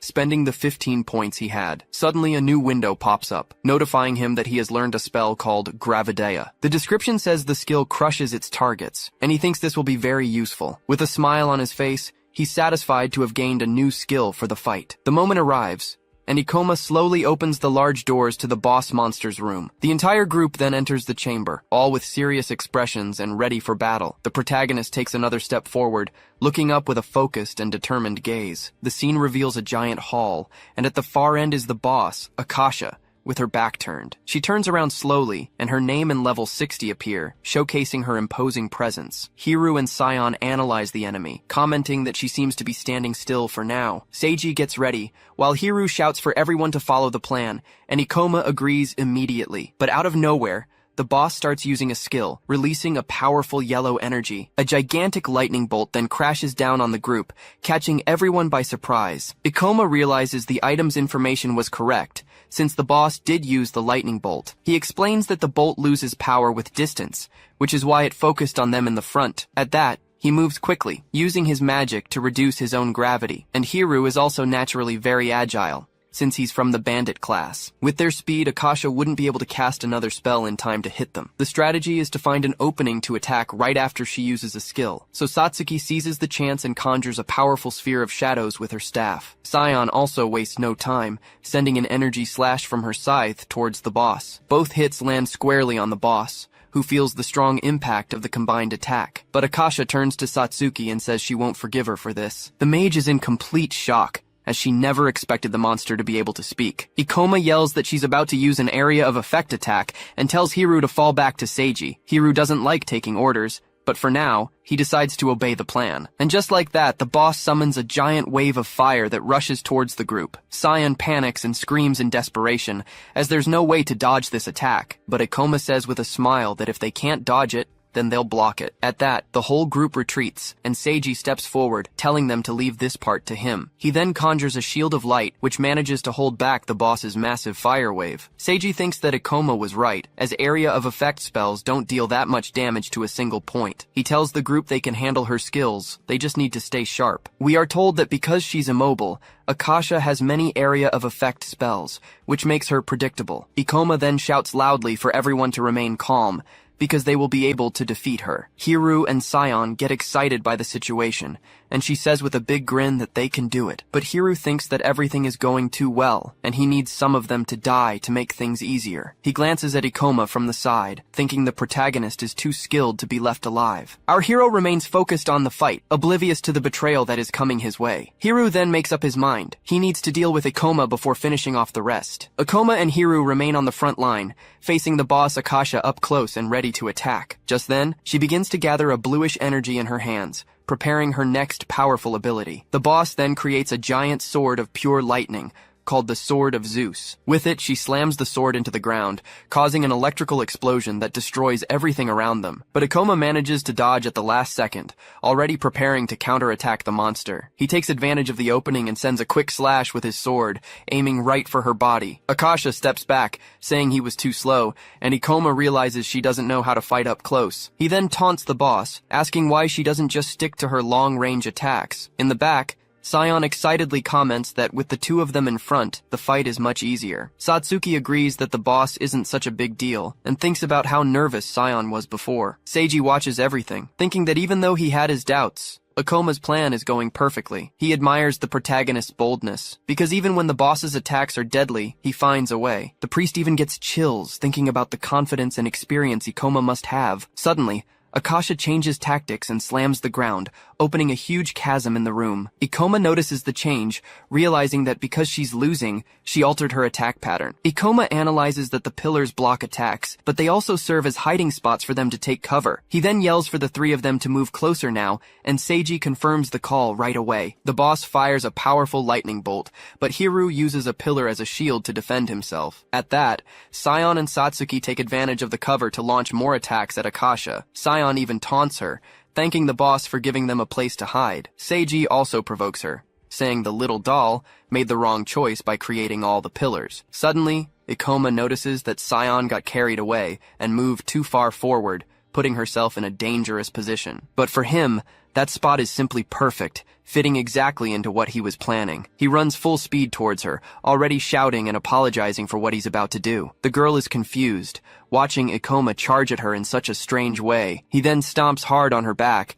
using the poor girl as a human springboard. With the boost, the protagonist soars high into the air and lands perfectly on top of one of the pillars. Sion is furious on the ground, yelling if he seriously just used her as a launch pad. He explains that he couldn't get close, but now he can attack from above using his magic. At that, he uses his skill, Meteor Fall, crashing down on the boss. The blow lands squarely on the boss's helm, breaking one of her horns on impact. Seeing the damage, Sion celebrates wildly, shouting that they finally landed a good hit. But Ikoma looks at her with a serious expression and warns that the battle isn't over yet. Akasha's health was very low, but he realizes her defense is too tough. So he turns and says her HP is almost gone and that they can win. Taking advantage of the distraction, Hiru approaches from behind, thinking about how strong Ikoma is. With a treacherous look, he decides the protagonist needs to disappear as soon as possible. Meanwhile, the boss Akasha begins to raise her arms, preparing a new spell. A huge sphere of blue energy appears on the ceiling,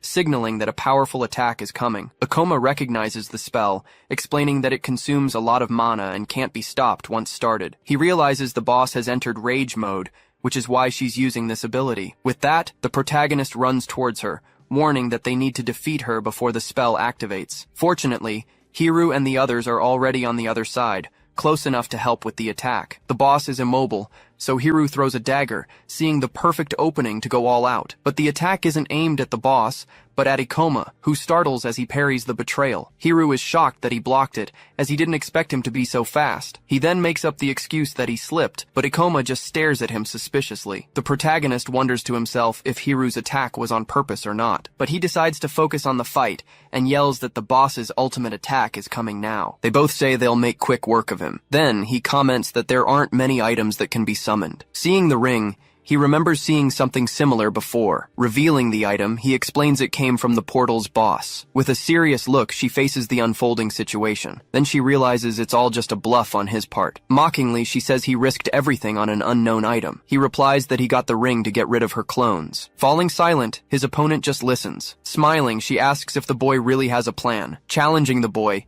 she sends her clones after him with everything she's got. The small creature warns that Akasha is in a weakened state right now, but he explains that with his mana, he can use her abilities. Pointing forward, he orders Akasha to advance and attack. Answering the call, she unleashes a powerful strike towards the enemies. Surprised by what she sees, she wonders if that's an area of effect spell. With no way to escape, she realizes she won't be able to dodge that attack. Hit by the blow, she tries to shield herself with her arms, but looking closely, she notices the attack isn't that strong. Her two copies end up taking the full impact of the blow. At that, the clones start to disintegrate, unable to withstand the damage. She says her clones can only take a certain amount of damage. The summoned creature comments that the wave of fire doesn't deal much damage. Using summoned monsters is inefficient because it consumes too much mana. Even if they're weak, area of effect attacks are her clone's biggest weakness. Illusionists don't have defensive or evasive skills to protect themselves. He then reveals he can use different spells through summoned items.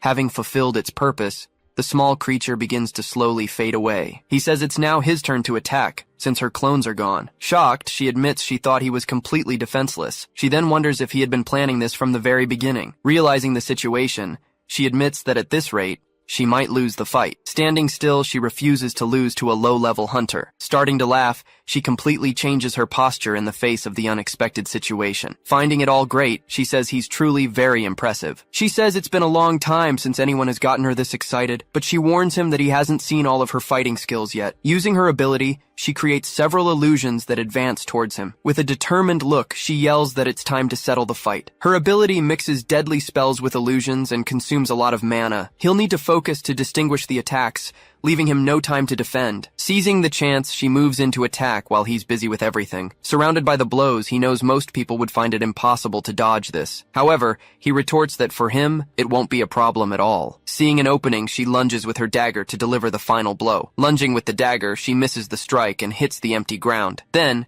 she's shocked to realize he's no longer there. Looking around, she wonders where he could have gone. Suddenly, he appears in the air using a gravity skill. Gaining momentum, he launches himself upward with great speed. When she looks up, she finally spots where her opponent was. He then descends with an extremely powerful downward strike. Parrying the attack, their weapons clash, creating a huge impact. Straining hard, she says she can't push him back. She yells that he's too strong for her to hold back. Under the pressure of the blow, her weapon shatters into pieces. Seeing the opening, he follows through, landing a direct hit. Thrown downward, she crashes to the ground from the force of the blow. Lying on the ground, she hears him say the fight is finally over. He laments, saying she hasn't seen all of his skills either. Shouting, she charges forward to deliver a powerful blow against her opponent. She realizes he doesn't go down, no matter how many times she attacks. Her companion wonders if the attacks aren't really affecting him. Strengthening his body, the skill makes him stronger with every hit he takes. Despite everything, the ability seems to have dulled his senses. He will keep fighting as long as his body and limbs are intact. Then, one of them says they don't need to rush to defeat him. He decides he just needs to buy time until his help arrives. Suddenly, a girl screams that they need to help, but something happens. At that, the two of them turn quickly, looking at what happened beside them. Changing scenes, Ikoma appears standing over his defeated opponent. Seeing the result, the girl celebrates that Ikoma won the fight. Unable to believe what he's seeing, he wonders how Aris could have lost. Going back 4 years in time, the Chimera Gang was a deadly group. As they were walking, one of them suddenly stops and stares back. Even in the past, Aris was always far more experienced than everyone else. He then says that she and her group are truly very dangerous. With his sword in hand, he hopes she won't take it personally. Seeing that the mission has failed, he knows he only has one option left. One of his companions warns everyone that the enemy has started to move. Passing by them, the enemy charges forward with impressive speed. Not understanding anything, the boy is surprised by what just happened. Running towards the protagonist, the enemy prepares to attack. In a swift move, he lands a blow from behind, right on his back. Caught by surprise, the protagonist doesn't understand what happened. Then his companion realizes the target was Ikoma, not them. Landing the blow, he throws the protagonist aside with full force. Leaping away, he retreats to a safe distance. Looking at the enemy, he then asks if he's trying to run from the fight. He says that next time he'll finish him off for good. Looking at the enemy, he asks who hired him for this. Then, he tells Eris to hide while he carries her on his back. Waving goodbye, she uses an illusion spell to escape with him. Watching them disappear into thin air, he says the fight was quite fun. Suddenly, he falls to his knees, admitting he used up all his energy. With his hand shaking badly, he thinks it was a good thing they left. Approaching him, one of his female companions apologizes for what happened, but he replies that it's okay, as they did very well. He didn't think the three of them could win alone, so he wanted to help. Her progress is remarkable, and now the gang has finally been exposed. With no casualties, the group gathers after the great confrontation ends. Looking at the ring, he thinks the outcome of the fight was satisfactory. He believes the Ring of Wisdom is the key to the portals. Now he's more certain, since the Chimera Gang came after the item. Remembering his past life, he says a research institute took the ring. He concludes that someone must have intentionally sent the enemies this time. Just then, a strange voice suddenly calls out to the 4 members of the group. Lying on the ground, a man asks them to heal him or get him out of there. Furious, the girl tells him not to tell them what to do. Trying to calm her down, her friend says they don't need to get their hands dirty right now. He then suggests they hand him over to the monster eradication forces. Changing scenes, she questions why he saved her instead of leaving her behind. She says their boss might get angry about their choice to flee. He explains it was better to return with information than to die on the spot. Knowing who took the ring, he says it won't be hard to retrieve it. After all, he reveals they have an ex-A rank hunter. Hearing this revelation, she just turns her face to the side in silence, but she says there's no way she's handing it over to that bastard. Exiting the portal, the group finds 2 officers waiting for them. Shocked, one of them asks if the 4 of them cleared the Library of Illusions by themselves. Overjoyed, the blonde guy says his reputation has grown after clearing a portal. He then says he never wants to go near a high-rank portal again. Arriving with his team, a man regrets choosing that portal for training. He then turns and asks the boy if he cleared the portal. Introduced as Toya, he says he shouldn't have wasted his time coming here. He remarks that it must be nice to do whatever you want with the available portals. Angry, the girl asks if he has any idea what they went through in there. Asking them to ignore her, he holds her back as she says, "It's not fair." Many soldiers believe civilian hunters should be kept out of the portals. He thinks they should complain to the ministry, not to them. It will take a decade for the ministry's policies to be proven right. And staring at the sergeant, he thinks that man will never live to see it happen. Sensing the tension, one of the subordinates asks Sergeant Mayumi not to do anything. Called Sumuji, she comments that it's a good thing the high-rank portals have closed. He then asks them to arrest the man, who who tried to steal their items. Unfazed by the accusation, the man just keeps staring at the group. Confused by the situation, the sergeant asks what he means by that. Saying it's a misunderstanding, he gets hit and is called a thief. He requests an investigation from the guild, as he knows this isn't the first time. Explaining his logic, he says that every hunter knows they would have gained nothing. As he's being taken by the guards, the man is removed from the area for questioning. Asking for a favor,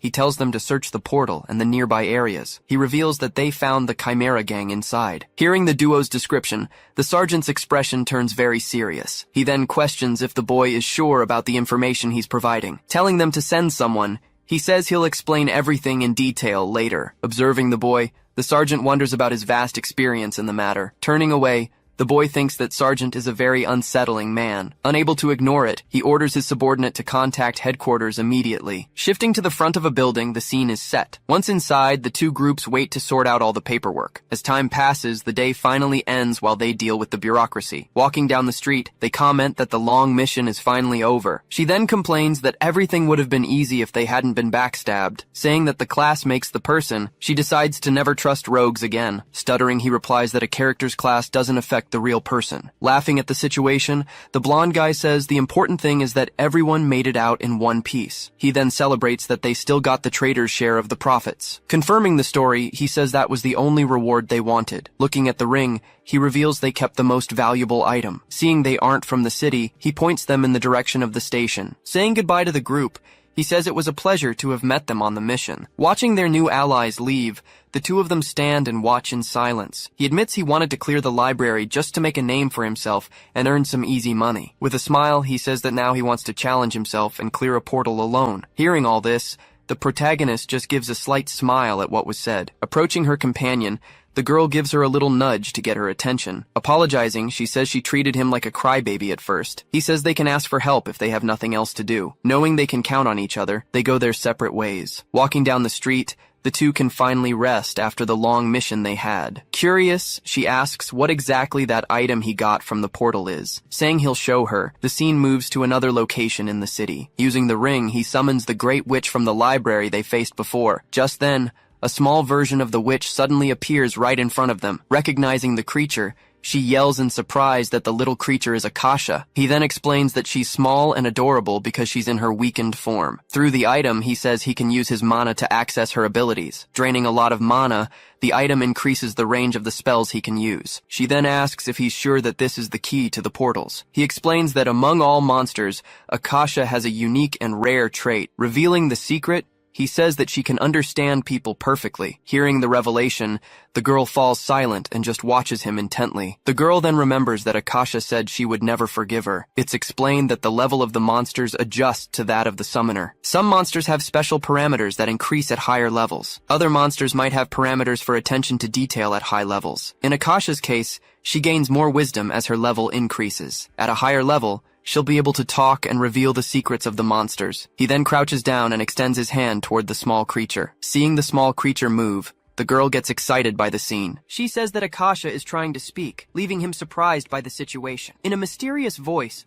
the small creature warns that the end is near. She warns that in the near future, this world will come to an end. Hearing the prophecy, the two stand still, shocked by the revelation. Changing scenes, the night calmly advances on a random city street. Inside a large building, a new plot begins to unfold. Furious, a man throws his phone away after receiving bad news. Seeing the broken phone, he says the Chimera gang has failed its mission. Sitting in front of the computer, he immediately starts researching the boy. He discovers that the boy was able to take down several portal bosses. Breaking the record, he achieved B rank in the shortest time ever. He was also the one who single-handedly prevented a portal disaster from happening before. On top of all that, he managed to fight the Chimera gang and get out alive. Picking up the ring, the man says he doesn't deserve to have that item. Revealing his identity, the file calls him Ikoma, the gravity user. With a furious look, he swears he will capture him no matter what. Inside the Cave of Madness, a monster charges right at him. Using his ability, he casts a gravity spell at the creature. Taking a direct hit,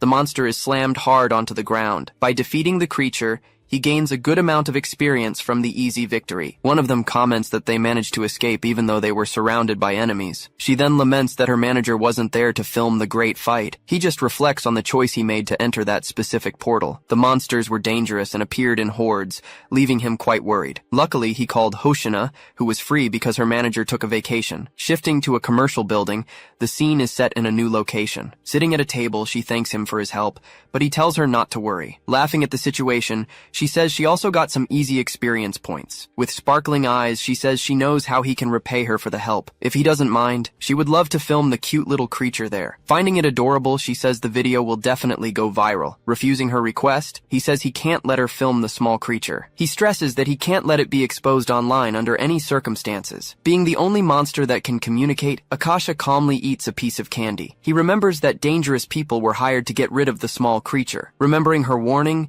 he realizes he can't take this situation lightly. Even without her saying it, he affirms that she is the key to the mystery. Now in the car, it's mentioned that everyone knows portals aren't common phenomena. The lingering question is whether the world might actually be coming to an end. The forecast says the number of portals will decrease over the next 10 years. Believing he's the only one, he reveals himself to be an S-rank hunter from the future. Coming to a conclusion, he says they'll need a third member for their party. She then asks if it would be someone new, and he lists the qualities he's looking for. Despite having many advantages, his class is weak against specialists in a single skill. His specialty is spells that restrict the movement of his targets, but they need an attacker, and Hoshina already has her job as a streamer. Besides, Sion isn't exactly the type to attack directly. Remembering a certain guy, he wonders if he'll really have to call the Thunder Knights. Hoshina then reminds him that as a B-rank hunter, everything changes. She continues, saying it won't be easy to find someone at his level without a party. Thinking for a moment, he remembers someone from his past life. In a memory, a girl questions him about why he protected her. Even though she's badly hurt,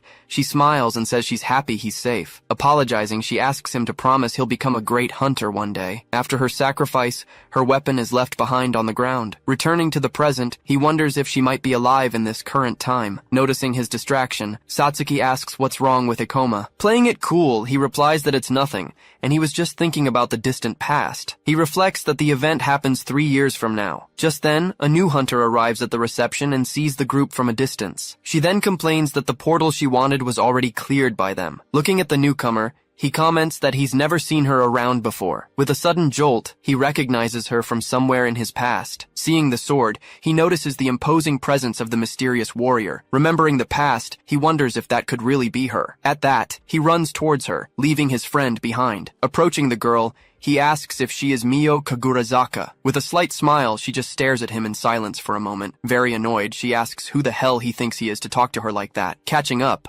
Satsuki asks if Ikoma knows that strange girl. Unable to tell the truth, he says he's just heard some rumors about her. Recounting the rumors, he mentions a skilled hunter who always works alone. Getting straight to the point, he invites her to join his party. Scoffing at the offer, she says it's not the first time she's been invited. Turning her back on him, she refuses the offer and starts to walk away. Questioning the invitation, she says that weaklings would only get in her way. Realizing her strength, Satsuki understands why he wants her in the party, but even so, she tells herself that the girl doesn't seem very nice. Remaining silent, he simply watches her reaction to his invitation. Complaining about her rudeness, Satsuki says she didn't have to be so mean to them. Justifying her attitude, she says she was just being clear with them. Revealing their power, he says they've already cleared B-rank portals. Finalizing his proposal, he says it wouldn't be a bad deal for her. With disdain, she just scoffs at his proposal. Challenging the boy, she says that his level doesn't really prove anything. Falling silent, she just grinds her teeth at his provocation. Taking a step forward, he suggests they see if they'll get in the way. He then proposes a training duel to prove his point to her. Understanding her distrust, he challenges her to test their fighting skills. With an irritated look, she glares at the boy for his insistence. Shoving the boy, she tells him to stop provoking her with the duel. Moving away from him, she says he doesn't intrigue her in the slightest. As she walks away, he realizes she isn't actually refusing. Turning her back, she walks silently towards the training hall. Worried, she says he'll get hurt if he fights someone at the same level. She explains that training duels are for the stronger ones to train others. He says he wasn't being serious and just wanted to know the reason for her refusal. She recalls that the girl said she didn't want anyone in her way. He nods but says there's more to this whole story. Two girls appear, talking about where they could go to have fun. He believes there's something more behind the girl's solitary attitude. Seeing her personality, Satsuki questions if they really need that girl. He then reveals that Mio possesses the rare Death Knight class. Explaining her potential, he says she could become the strongest if she survives. She reminds him that he wanted someone he could truly trust. Expressing her doubt, she says she doesn't know if she'll get along with her. He assures her that she's trustworthy, making his friend accept his decision. Changing scenes, night falls, showing the front of a residential building. Now in his room, he searches on his computer with Akasha by his side. Researching Mio, he remembers she would enter portals as if she didn't care. Always aggressive and solitary, she refused every invitation to form a party. But most important of all was the connection they had before. He then recalls that she died to save him in his past life. Gripping the mouse, he fears she'll meet the same end if she continues like this. Thinking about her future, he decides she needs teammates. Sighing, he asks Akasha how he can convince such a stubborn girl. Falling silent, the small creature just stares at his computer screen. Suddenly, a strange reflection appears in the small summoned creature's eye. At that moment, she says someone is moving the hands of time's clock. Not understanding, he asks what she means by that mysterious warning. Turning suddenly, the creature just makes a sound and stares at him intently. He then decides the best thing to do is to level up quickly. With a determined look, he remains silent for a brief moment. Remembering the need, he hears they need a high-damage attacker. With a smile, he says he has someone in mind, but she's stubborn. Waving at her, he just watches her from a distance with a calm gaze. Muttering, she walks away as he watches her with a look of pity. In a bookstore, the scene shows a new moment unfolding between them. With a book in hand, he tries to start a conversation with her cheerfully. Moving to a station, he continues with his plan to get closer to her. Showing a card, he invites her to go somewhere with him. Outside a portal, the two meet again by chance. Annoyed, she asks if he's going to say it's another huge coincidence again. With his arms crossed, he just watches her with a smile on his face. Chatting in the background, other people comment on how common it is to run into each other at the same place. He says it's a great opportunity for them to observe each other's skills. Suddenly, a dark creature appears and attacks the people around them. Together, the two stand amidst the chaos that erupts on the scene. At that, the boy is startled and looks up with a shocked expression. Waking from a dream, he wonders why he suddenly had that memory. Then, a news report on the screen shows a portal disaster happening in Saitama. He finds out that security was reinforced after two monsters escaped from the location. Even though it doesn't seem serious, he knows it's better to guard against anomalies. Then he is completely shocked when he reads the name of that specific portal. It turns out the cave was only supposed to appear in 3 years, not now. He remembers instantly that this was the portal where Mio died. With a reflection in his eyes, he tries to understand what is really happening. In front of the computer, the emergency alert is still there, showing the latest news. Walking, they enter a building to take care of some important business. In new clothes, she compliments him,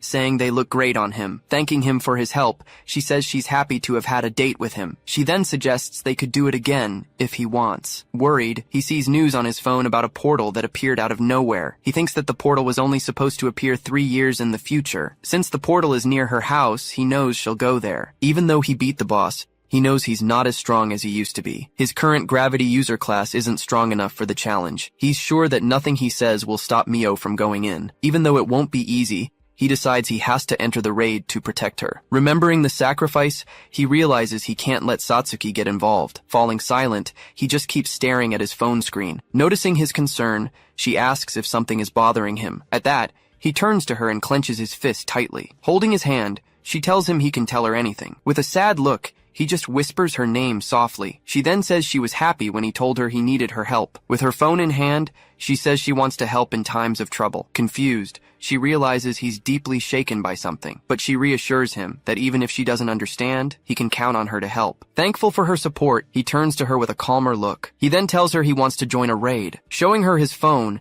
he points to the raid announcement for the Cave of Curses. She then asks him why he wants to join that specific raid. He reveals that Mio, the hunter they met, is going to die in that portal. Shocked, she asks if the girl will really be killed inside that portal. Explaining the situation, he says the only way is to join the raid too. She asks if he really thinks she's going to join the raid. With a serious look, he says he needs to tell her the whole truth. Confused, she questions the revelation he just made to her. He says he lied about the item and, in fact, knows things about the future. She asks how it's possible for someone to know what will happen in the future. Looking out the window, She seems shocked by the revelation she just heard. With a serious look, he watches her reaction to his big reveal. Turning to him, she says that, despite everything, she believes his story. She says it explains how he knew about the 2 unexplored portals. With a smile, she says she trusts him now, even if it's the end. With an awkward laugh, he just observes his friend's positive reaction. Though grateful for her trust, he says a little doubt wouldn't hurt. Changing scenes.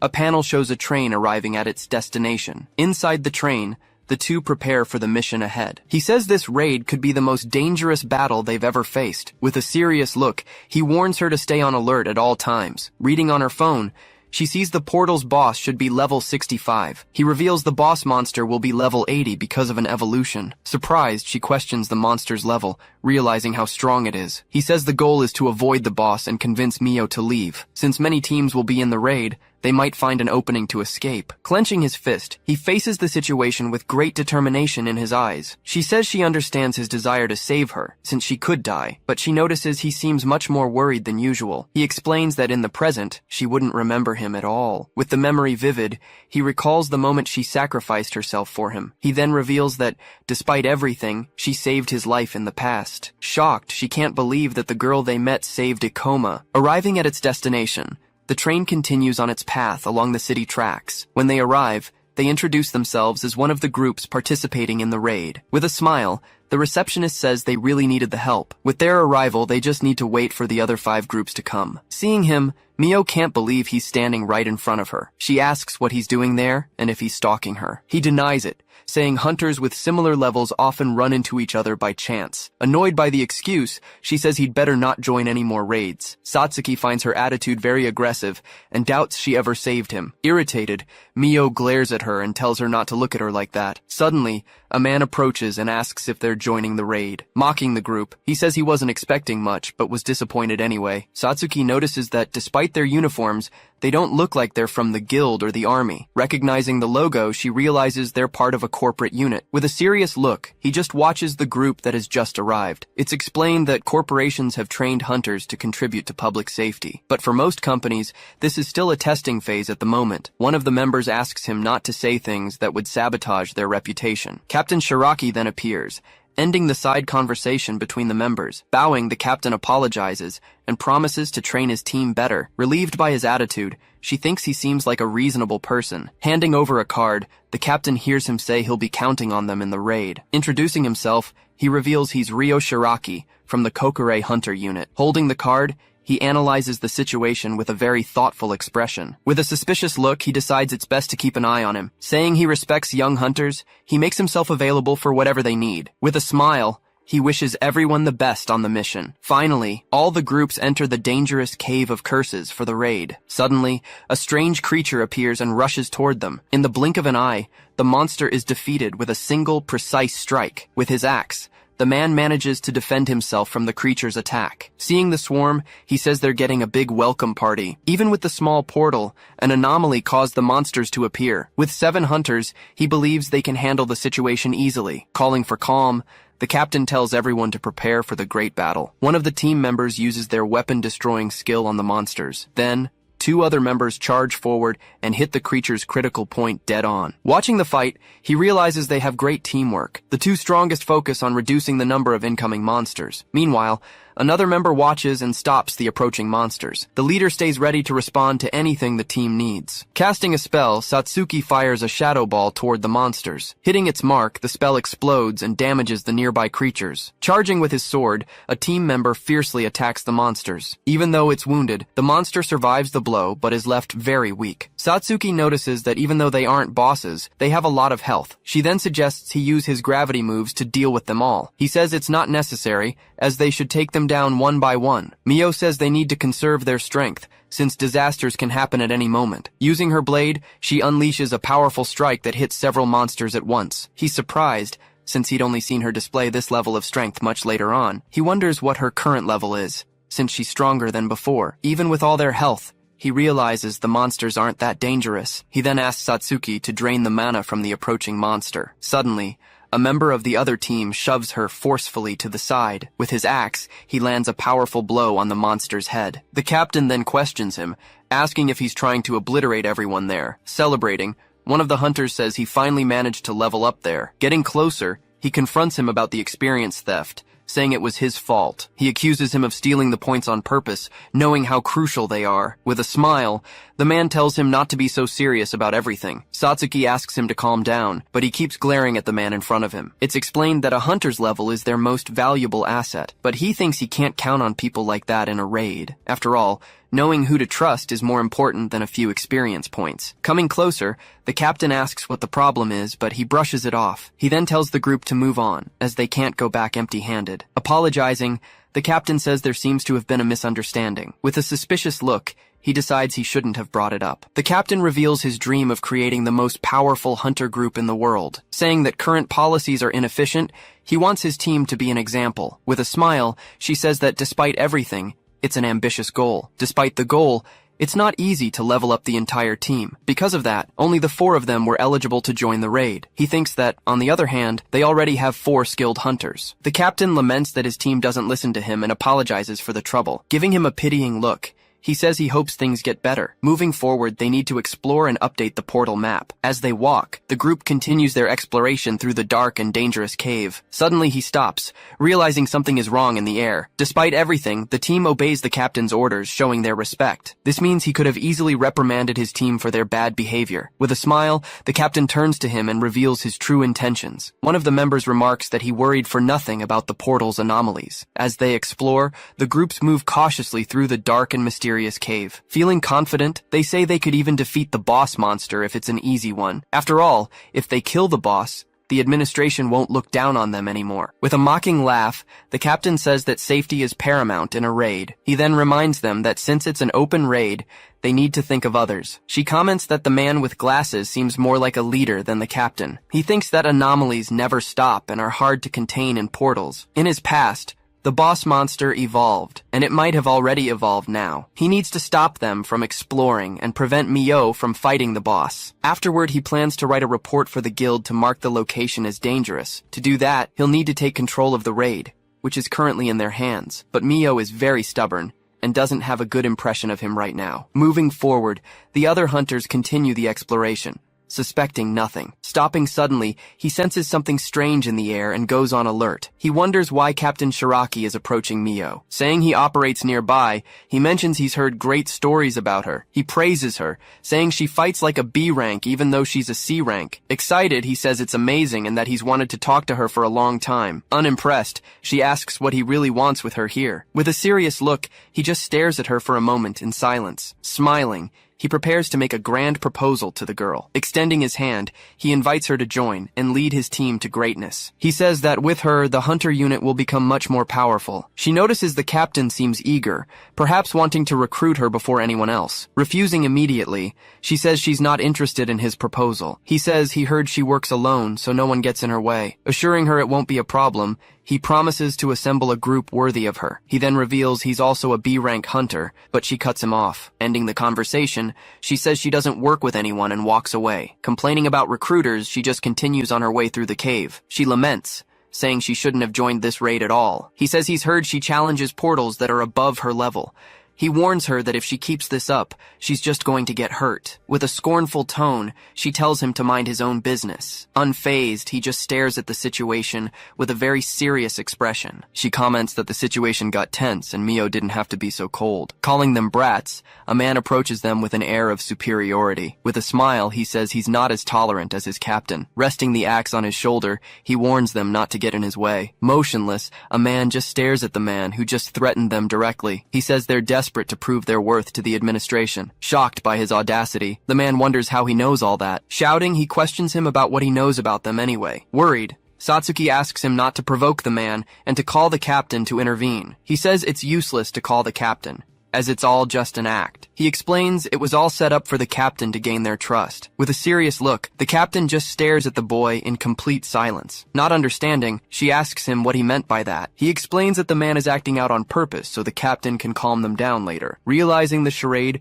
she finally understands it's all just a show. He says an undisciplined man wouldn't listen to his leader like that in battle. Warning them of the danger, he says they'll be in trouble if they keep this up. He then warns that their lives will be in danger if they continue with the charade. The captain says it's a misunderstanding understanding, but he knows the boy won't believe him. He tells them to stop the theatrics, and then they can get along. The two groups stare at each other in silence, creating a tense atmosphere. Advancing through the cave, the hunters continue their exploration of the mysterious portal. In silence, the captain leads the group, but the tension remains between them. She says he didn't have to say things that way to the captain. He explains that he needed to see their reaction to understand their plans. At least he managed to get the man to stop acting so recklessly. Impressed, the captain didn't think a teenager would have the courage to say that. He realizes the boy seems very experienced, despite his apparent young age. Even without seeing his skills, she notes that he's quite bold. He thinks this is a great opportunity to level up and gain reputation. The situation is bad, and there's no time for arguments between them now. Suddenly, a scream echoes through the cave, getting everyone's attention. New, strange monsters have appeared in large numbers, surrounding the hunter groups. With a smile, the captain sees an opportunity to teach the boy his place. After all, he says, manipulating people is what he does best. Screaming, an assassin mantis emerges to attack the hunters. The man tells them not to worry,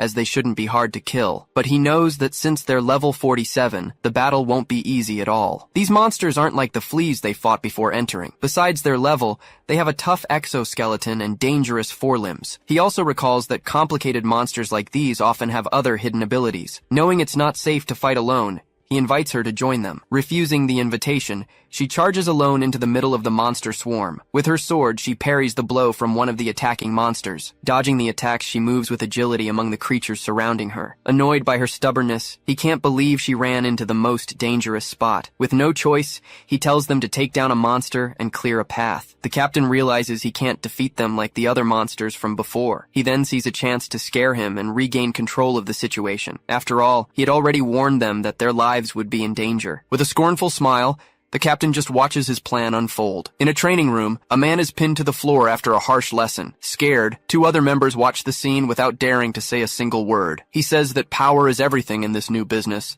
always attracting the immature. Shouting, the man apologizes for acting recklessly towards the captain. He explains that it's easy to control them through the fear they have of him. Turning around, he says he risked his life for things the boy considers useless. With a hand signal, he orders his team to handle the monster on the right. Promptly, the man nods and prepares to follow orders. Glancing over, he looks at Mio, who is focused on the battle. She thinks it's better to dodge the attacks and wait for an opportunity to strike. Screaming, the mantis monster charges full force towards the hunters. With her sword in hand, she readies herself for combat against the creature. Suddenly, she senses something strange and quickly turns to the side. Just then, the captain appears and prepares to launch a powerful blow at the creature. Advising Mio, he says she shouldn't fight all of them alone. Irritated, she says she hates people who get in her way during battles. With a subtle smile, he just watches the girl's reaction to his interference. He says he can now take control and see what the boy can do. Creating an opening, he uses his ability to create a protective barrier. Seizing the chance, Satsuki launches another one of her shadow balls with full force. Hit dead on, the monster has one of its limbs disabled by the blow. Thanking her for the help, he moves forward and prepares to deliver the final blow. Using his ability, he reverses gravity and launches the monster into the air. On the cave ceiling, he prepares to unleash his next attack from above. With his meteor drop, he comes down with full force and crushes the creature on the ground. Worried, she notices he's spending more mana than usual in the fight. He knows he needs to end the fight quickly, as he doesn't trust Captain Shiraki. Even after the hit, the creature gets up, showing its great resilience. Surprised by its persistence, he just stares at the monster that continues to fight. With a sideways glance, the captain watches the boy very carefully. He realizes that gravity users are stronger than he thought. He thinks this raid could decide the future of his entire team. In a flashback, the captain finds out his project will be drastically cut. The man reminds him that he always complained about not having a good team. He says they need to prove their worth so they don't lose their funding. Whispering, the captain gives a secret order to one of his subordinates. He thinks the battle will be over soon if he doesn't do something about it. With a hand signal,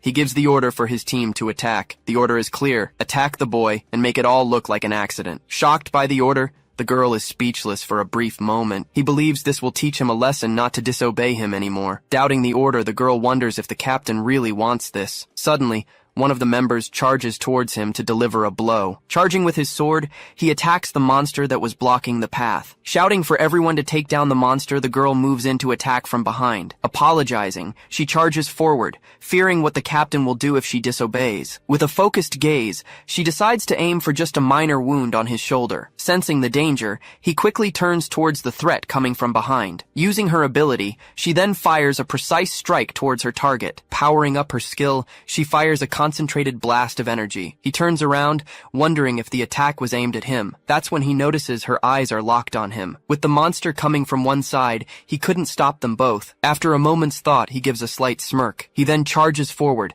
striking the approaching creature. Suddenly, a shadowy hand emerges from the ground in front of her. Using their power, someone else blocks the attack that was heading for him. She complains that her attack was completely blocked by them. Turning his head, he thanks Satsuki for intervening. She replies that she expected him to be able to stop the girl. Coming closer, the group's leader asks what Amamiya was thinking. All flustered, she says she was just trying to help. He observes that they not only blocked it, but weren't even fazed. Facing the monster, he's surprised by the young one's experience. As the monster stares him down, he shouts to get its attention. He warns that they're still in battle, telling her not to let her guard down. Preparing to strike, the creature then moves swiftly toward her. Unleashing several ice strikes, the monster hits her head on. Annoyed, he complains that he didn't know the monster could use magic skills. Seeing his comrade on the ground, he regrets his strategy. Shouting orders, he tells one to heal Amamiya while another provides cover. To complicate matters, the other one warns that he's also surrounded by monsters. Arriving just in time, he parries the blow that was about to hit his partner. Telling him to go, he says he'll handle the monster alone. Obeying the order, he runs, leaving his companion behind to face the monster. From a distance, the other group member watches the situation unfold. Clenching his fists, the group leader focuses for what's next. Placing his hands over her, he begins to use his healing ability. With the monster defeated, he announces that his side is clear. Charging forward with his sword, he lands a precise blow on the monster. Ending the fight, he defeats the creature with a single attack.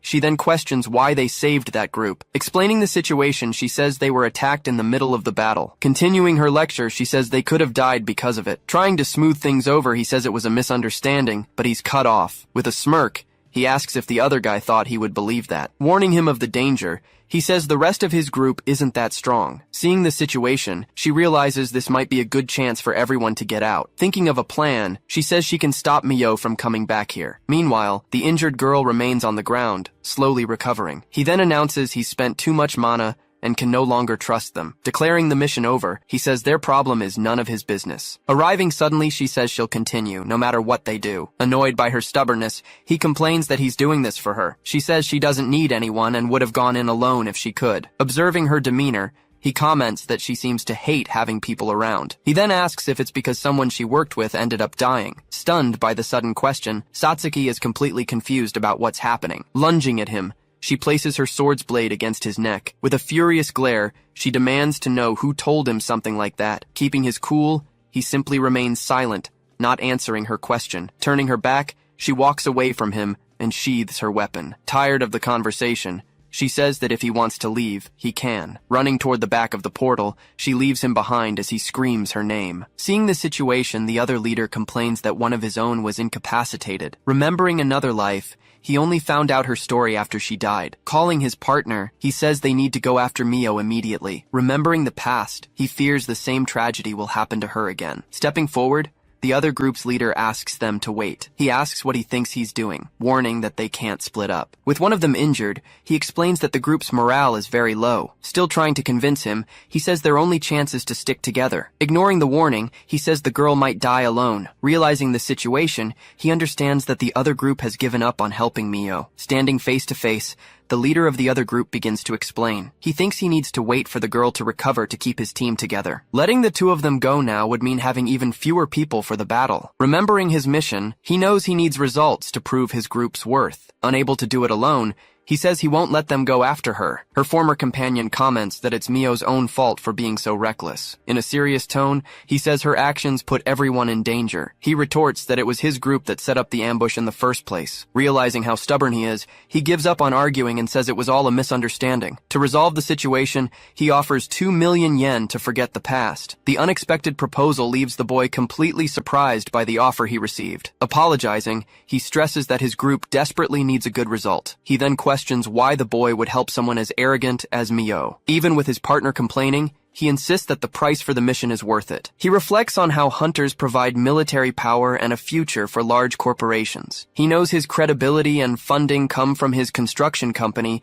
and he can't afford to lose that. With a smile, he says that 2 million is a small price for the future he envisions. Showing his interest, he says he'd like to continue working with Ikoma after the mission. He then invites him to create a powerful organization and change the country together. Despite the promise of more money, his answer is a simple no. Looking him in the eyes, he states that he has no interest in joining his unit. The other group's leader is completely shocked, unable to believe his refusal. Shoving him aside, he announces that he's going after Mio. Beside them, the injured girl is still panting, recovering from the attack. Grabbing his shoulder, he yells about the promise of 2 million yen. Desperate, he raises the offer to 6 million, trying to make him change his mind. He explains that his only interest is seeing how far his skills can take him. Warning that the conversation is over, he says he'll use force if necessary. With a dark smile, the other group's leader challenges him with a question. He then questions if his support partner could actually get past him. Tauntingly, he asks if Ikoma plans to leave his partner behind and go on alone. He then suggests it would be much better for both of them to avoid a pointless fight. Clenching his teeth, Ikoma is clearly irritated by the other leader's attitude. Saying the mission is the priority, he claims he doesn't want to sound threatening. Beside him, his partner gets annoyed at how he's pretending to be nice. She then asks what Ikoma's level is, and he answers that he's level 50. The other leader then says that, coincidentally, he's at the same level too. With an intense look, he seizes the opportunity to make a new proposal. He suggests the two of them fight, and the winner becomes the group's leader. Desperate, his partner yells that they're in the middle of an exploration. Gripping his sword, he says it's riskier to continue with so much conflict. Ready for combat, he asks what Ikoma thinks of his suggestion. His partner then yells that the idea is ridiculous and they could get hurt. Ignoring her warning, he turns around and says he accepts the proposed challenge. Drawing his weapon, he says he'll play his game to settle the situation. His partner thinks that, despite his confidence, Ikoma is stronger than they imagined. Worried about the outcome, he fears his captain will get hurt even if he wins. Giving a direct order, the captain asks his allies to use buffs on him. Though shocked by the request, he just tells them to obey without asking questions. Beginning their preparations, his partners increase his attack power and speed. They then continue, strengthening his defense and his magic attack power. Looking at his hand, he says he's feeling pretty good with the buffs. With a smile on his face, he asks if they can now start a fair fight. Outraged, Ikoma's partner yells that it's a joke, and there's nothing fair about it. He then explains there were no rules against receiving buffs from your own team for the duel. Ikoma replies that it's 4 against 2, and that he should be grateful for that. Warning that the buffs will wear off, he gets ready to finally start the fight. In a mocking tone, he says Ikoma can always just choose to surrender. With all this pressure, he hopes his opponent will give up before they even start. Trusting the rules, he believes a promise to surrender would be absolutely binding. Suddenly, Ikoma asks with a bored tone if that was all he had planned. His unexpected calm leaves the other team's captain completely shocked and speechless. Warning that he doesn't have time for this, he says the fight will be over quickly. Annoyed by his audacity, the captain curses him in his thoughts. His partner is confused, wondering what Ikoma's true intention is. Remembering the past, he fears the taunt will make his captain even more aggressive. He then realizes he figured out Shiraki's class the moment he saw his skills. The Paladin class is revealed, specializing in both offense and defense, perfect for a commander. With all his buffs active, his power, speed, and defense abilities were enhanced. He then asks one last time if Ikoma is sure he won't surrender. Giving him a chance, he thinks he'd have no use for him if his skills were poor. Tired of all the talk, Ikoma tells him to stop stalling and just fight. Taunting him, he says he doesn't want to hear any excuses after he loses the fight. Faced with his confidence, the captain prepares to finally begin the battle. Shouting that he's a fool, the captain charges full force toward Ikoma. His partner is impressed, saying he's much faster than she thought. Leaping into the air, he unleashes a massive blow with his sword against his opponent. The impact of the attack then causes a huge explosion of energy on the spot. Thrown backward, he slides across the ground from the force of the impact. Watching the scene, his rival comments that he must have taken a hard hit. Despite the taunt, he admits he's impressed that he managed to block the attack. He then thinks that his captain was already strong, and now he's even stronger. Anyone who could fight him in this state would have to be incredibly powerful. Another explosion erupts, throwing everyone back with its force. His partner realizes he's using gravity to block the blows. Worried, she hopes he wasn't injured by the attack he took. Not feeling the impact,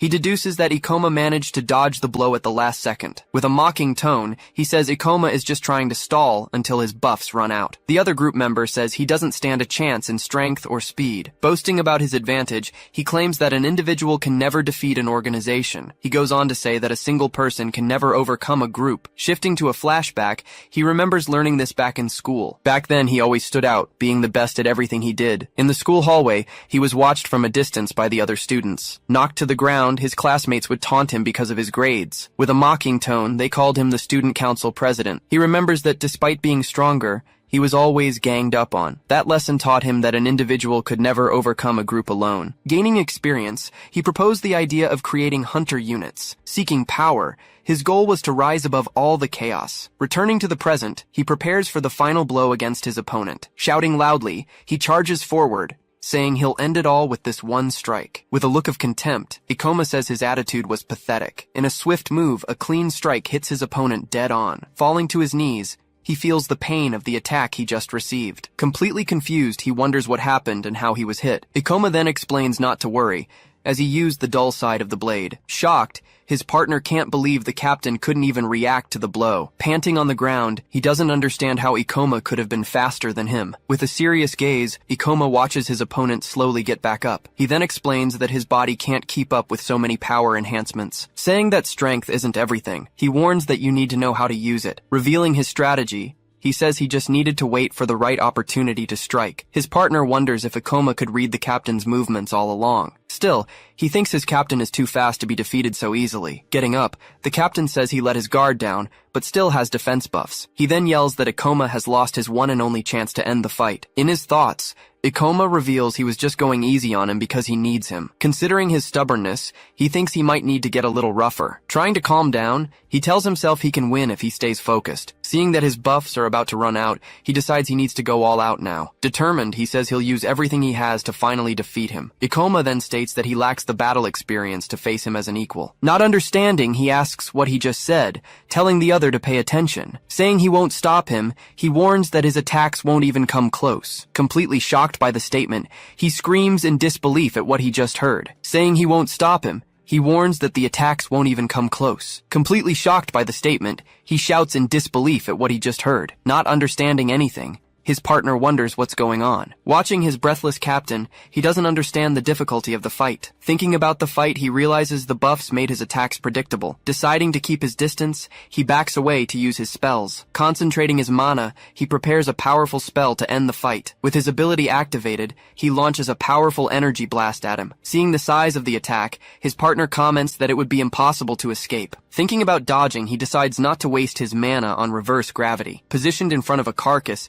he prepares to block the blow. With his gravity ability, he lifts the monster's carcass into the air. Hitting his defense, the blow explodes with impressive force. He's shocked to see his opponent used a monster as a shield. He then explains that he fought there on purpose, anticipating the ranged attack. Screaming in desperation, he tries to get away from his opponent at all costs. Floating in the air, he watches him from above, controlling all gravity. Advancing slowly, he approaches his opponent, who waits in position. Using his ability, he unbalances him with a simple touch to his forehead. Annoyed with the situation, he tries to attack with a quick sword strike. Unable to control his body, he realizes he's completely dizzy and off balance. Stumbling to the side, he understands he was hit by a gravity spell. He then explains that his opponent could barely move because of the buffs. Unleashing a series of blows, he attacks his opponent relentlessly and with precision. Fallen on the ground, he wonders how his opponent can be so strong. With his weapon to his neck, he asks if he finally understands the situation. He can't believe that his power alone surpasses all the buffs he received. Shocked, he realizes that Ikoma is the most talented hunter he's ever met. Even from a distance, his partner says the whole situation is simply ridiculous. He then wonders how Ikoma can be so much stronger than the captain. Still staggering, he thinks the raid is a chance for his group to grow. Screaming with all his might, he refuses to lose the fight no matter what. Seeing his desperation, Ikoma tells him to give up, as the buffs are wearing off. Completely speechless, he's shocked by the information he just received. Charging through the air, he goes for one last desperate attack against his opponent. With a quick move, Ikoma spins his weapon and prepares to counterattack. Parrying the blow, he hits his opponent's forehead with the hilt of his weapon. In disbelief, he can barely accept that he's about to lose. Falling to the ground, he is finally defeated, lying at his opponent's feet. He then explains that the buffs are short-lived, but the other guy forgot. Giving new orders, he says that from now on, everyone there will obey him. Telling them to hide, he warns them to leave as soon as the girl recovers. Arriving suddenly, Satsuki says they wasted Ikoma's mana for nothing. With a smile, she warns that she'll drain Shiraki's mana as compensation. Seeing the other's fear, Ikoma says doing something like that isn't necessary. With a wave of her hand, she bids farewell to the group. Healing Ikoma, she says it was a waste of time and they should go. Still refusing to give up, he says he can't let them leave. Unconcerned, Ikoma says he already told him he's not interested in his proposal. He continues, explaining that he doesn't care about corporate hunter units. Knowing the future, he says his company will never be anything important. Questioning his attitude, he asks why anyone would trust him for help. In a serious tone, he suggests the other guy start over from scratch. Hearing his words, he is shocked and has no response. Running to the portal, Satsuki asks if he wasn't the one who ordered them to attack. She then says he should have killed him, but Ikoma explains his reasons. Walking away, he says that besides that, he had other reasons for his actions. Arriving at another location, they see several islands floating in the sky. Elsewhere, a group warns that they don't have enough mana to go back. Even though he's injured, he says he's fine and can continue to provide support. Thinking he's the only one with no points, he regrets not having shown his skills. Standing in silence, he knows the other one fears being considered useless by the group. Saying he knows how he feels, Ikoma remembers being abandoned. At that, Satsuki just looks at him and calls his name. With a smile, she promises she will never abandon him, no matter what happens. Starting to run, he thinks the portal's boss must have evolved by now. He decides he'll have to drag Mio out, even if she hates him for it. Arriving in a cave, a large shadow appears in the back between the pillars. Suddenly, a huge monster descends from the ceiling towards Mio. Even with her experience, she feels something is wrong with that boss monster. The creature then lands hard on the ground, kicking up dust everywhere. Revealing its form, the level 80 cursed queen lets out a great roar. Finding demon stones, he examines them closely to be sure. He then notices signs of a battle and recently killed monsters. Satsuki asks if she doesn't usually collect the demon stones she finds. Being essentially monster hearts, these stones are filled with pure mana. Valuable as an energy source, they are also bought at a high price. She then asks if what he said about Mio was true. Saying he doesn't know much, he just mentions hearing some rumors. He reveals that she lost people from her party right after becoming a hunter. Satsuki then understands that's why she always works alone. Seeing her reaction, he says the rumors must be true. She then asks where he heard those rumors about Mio's past. Getting nervous, he tries to explain he was just researching her for recruitment. Thinking about his past, he reveals that she died trying to save him. Satsuki then shouts, asking if he has feelings for Mio. Unable to find Mio, they continue deeper into the cave. Worried about the path ahead, he decides to press on despite the imminent danger. Just then, a giant monster appears before them, letting out a loud roar. Seeing the monster's level, she realizes the power gap is too wide. The creature then rushes towards her, preparing its first attack. Barely dodging, she manages to escape the powerful blow coming right at her. Realizing the monster's speed, she understands the power of a level 80 creature. She thinks about warning the guild, but doesn't know if she can get past the monster. Knowing she'll be followed, she fears the others will also get dragged into the fight. Muttering about the others, she decides she can't involve them in the imminent danger. Prepared to fight, she knows her only chance is to attack with all her strength. Even with a plan, she still doubts if she can really defeat such a strong monster. In a vision, a former companion asks if she's finally going to join her. Sighing, she seems shaken by the vision she just had in the middle of the fight. Focusing on the monster, she prepares to fight it with everything she has. The monster then begins to prepare a new move, creating several energy spheres. With its power activated, the monster launches 4 energy spheres towards her. Though surprised, she notices the attack is very powerful, but not very fast. Taking a step forward, she readies herself to dodge and counterattack the monster. Leaping into the air, she dodges the spheres and positions herself for a direct attack. Believing this is her chance, she fills with confidence to land the final blow. Seeing the monster's guard is down, she strikes with a massive energy blast. Thrown backward, she doesn't understand how her attack didn't work on it. The monster remains still, watching her get up from the ground after the attack. With a contemptuous look, she realizes the monster is just toying with her. Angered, she understands it lowered its guard on purpose, not needing to defend itself. Screaming with rage, she curses it for underestimating her so humiliatingly. Charging forward, she launches a new attack, sword in hand. Swinging down from above, she tries to hit the monster with all her might. With a newfound power, she prepares to show what she can do. The monster then prepares to defend, closing its claws in front of its body. The impact of her powerful strike causes a huge energy explosion. She screams that she won't give up, but her attack is stopped by its claws. Knowing she needs to break its defense, she sacrifices her life force to attack. With another sword strike, she charges straight at the monster. The force of the counterattack throws her hard to the ground. Realizing her failure, she cries out that her strongest attack didn't work. Letting out a roar, the monster attacks with even greater speed. She then notices it wasn't fighting at full strength before. With a swift blow, the monster strikes her squarely in the shoulder. Feeling the pain from the blow, she lets out a cry of agony. The creature then throws her forcefully against the cave wall. A very bright light suddenly appears, illuminating the entire battle area. With the final impact, her weapon falls to the ground, far from her reach. The entire cave shakes with the force of the explosion that just occurred. Lying on the ground, her whole body aches as she loses consciousness. With her life nearly gone, she considers it a miracle she survived the attack. Unable to see clearly, she wonders if the monster is still nearby. The monster then lets out a great roar, slowly approaching her. Despite her fear, she stands her ground and faces the creature before her. Changing scenes, a girl runs desperately through the rain in a ruined city. Reaching a gate, she stops for a moment, looking at the place. Just then, a group of hunters appears,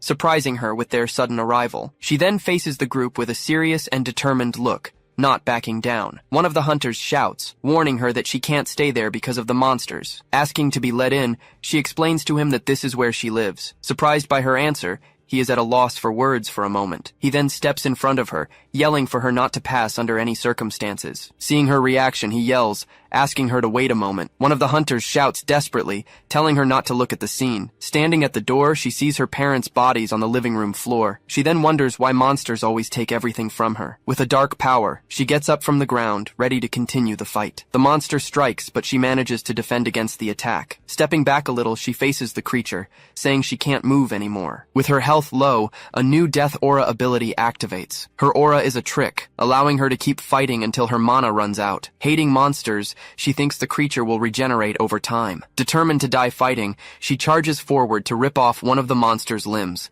With a clash of blades, she manages to defend against the monster's attack. The monster then strikes her with its claw, using all its strength. Sliding back, she feels her mana rapidly draining with the effort. Unable to stop, she knows she must keep attacking the monster relentlessly. The monster then prepares a new attack with its dark energy spheres. Dodging the spheres, she realizes the monster is attacking with more force. One of the strikes heads towards her, ready to hit her head on. Unable to dodge, she braces for the impact of the blow. Despite the explosion, she pushes forward, saying she won't stop fighting. With her weapon in hand, she manages to block the monster's blow. She notices it used its arm to defend against her strike. Screaming with all her might, she believes she can win the fight. With the impact, she wonders if her attack finally worked on it. The monster then strikes back, landing a blow with its other claw. With the force of the blow, she is thrown to the side, falling to the ground. Lifting her face, she realizes her mana has completely run out in the fight. With low health and no mana, she faces the approaching monster. Completely drained of strength, she wonders if this will be her end. In a flashback, a friend says she is slowing her down. The same girl then asks if they can stop to rest for a bit. Limping, she complains that her feet hurt too much to keep walking. Filled with hatred, Mio says she will kill every monster in the world. She then walks away, saying she won't enter portals with her anymore. Turning her back, she tells her friend to stop bothering her once and for all. In a hallucination, she says she died because of Mio, and questions her. With the vision in her mind, Mio can only call out her friend's name. The friend then asks if she's finally going to join her now. Covering her face, she says yes, and that she'll go with her wherever she goes. The monster then lets out a great roar, charging for the final attack. Suddenly, a shadowy hand appears and grabs the creature tightly. Shouting, Satsuki warns that she can't hold the monster for long. Thanking her for the help, Ikoma says she has done enough for now. Watching the scene, he prepares to finally enter the battle as well. With an intense glow, he activates his most powerful ability for the fight. With a huge explosion, Ikoma appears, holding Mio in his arms. He carries her away, getting clear of the danger with Satsuki. Once they're hidden, he says they were lucky to save Mio in time. Satsuki looks worried, saying she's badly injured and almost unconscious. Breathing heavily, she warns they need to treat her wounds immediately. From a distance, the monster stares at the spot, angrily searching for them. He says they need to run, but Satsuki thinks it's impossible. Just then, the giant creature takes a step, moving toward them. Reaching the exit, the monster blocks the passage, preventing their escape. Looking at the map, he comments that the monster is pretty smart. Mio then asks why he's here, saying it's impossible to win. He runs a hand over his head, complaining that's what he's been trying to say. Seeing her condition, he says they were lucky to save her in time. With the monster's level so high, he states they don't stand a chance. Telling Satsuki to run, he says he'll distract the monster, but Mio refuses. She says she has no one left, and that she's ready to die. Raising her weapon, she says she doesn't want anyone sacrificing themselves for her. Ikoma then thinks about using her own words to convince her to fight. Agreeing with her,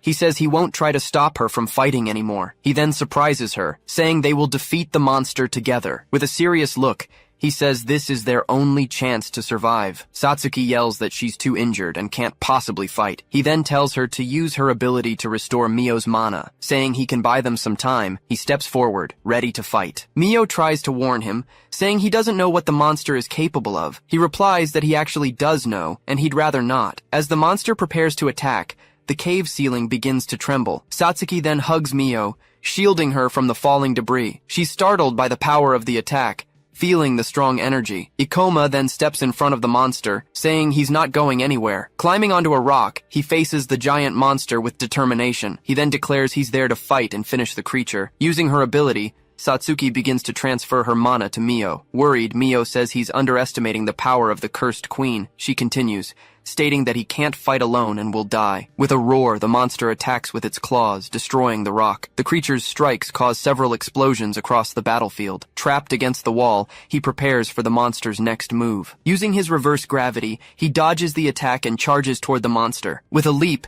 he lands on top of the giant creature's head. He unleashes a powerful strike, attacking the monster with his sword. Mio is surprised, seeing that he's managing to fight the monster. Satsuki is also impressed, saying she's never seen him fight so fast. She can hardly believe it, saying it seems like he knows what the monster will do next. With a roar, the monster thrashes about, trying to shake him off. With a precise strike, he hits the monster right in the middle of its head. Jumping to the side, he dodges an attack from the giant creature. With a roar, the monster charges at him with full force, furious. He thinks that he never stopped having nightmares about that tragic day. Remembering Mio's death, he says he remembers everything from that battle. Thanks to that, he says he doesn't even need to see what the monster is going to do. Anticipating the attack, he ducks and dodges the claw coming his way. With a quick strike, he attacks the monster's claw, tearing off a piece. Tauntingly, he asks if that's all the level 80 monster can do. Satsuki believes that, at this rate, he might actually defeat the monster. Mio says that even though he's strong, the monster's level is too high. She explains that he'll eventually get tired if he keeps spending so much mana. Ikoma thinks that she's right, and that he's also aware of the risk. Mio then wonders why he restored her mana,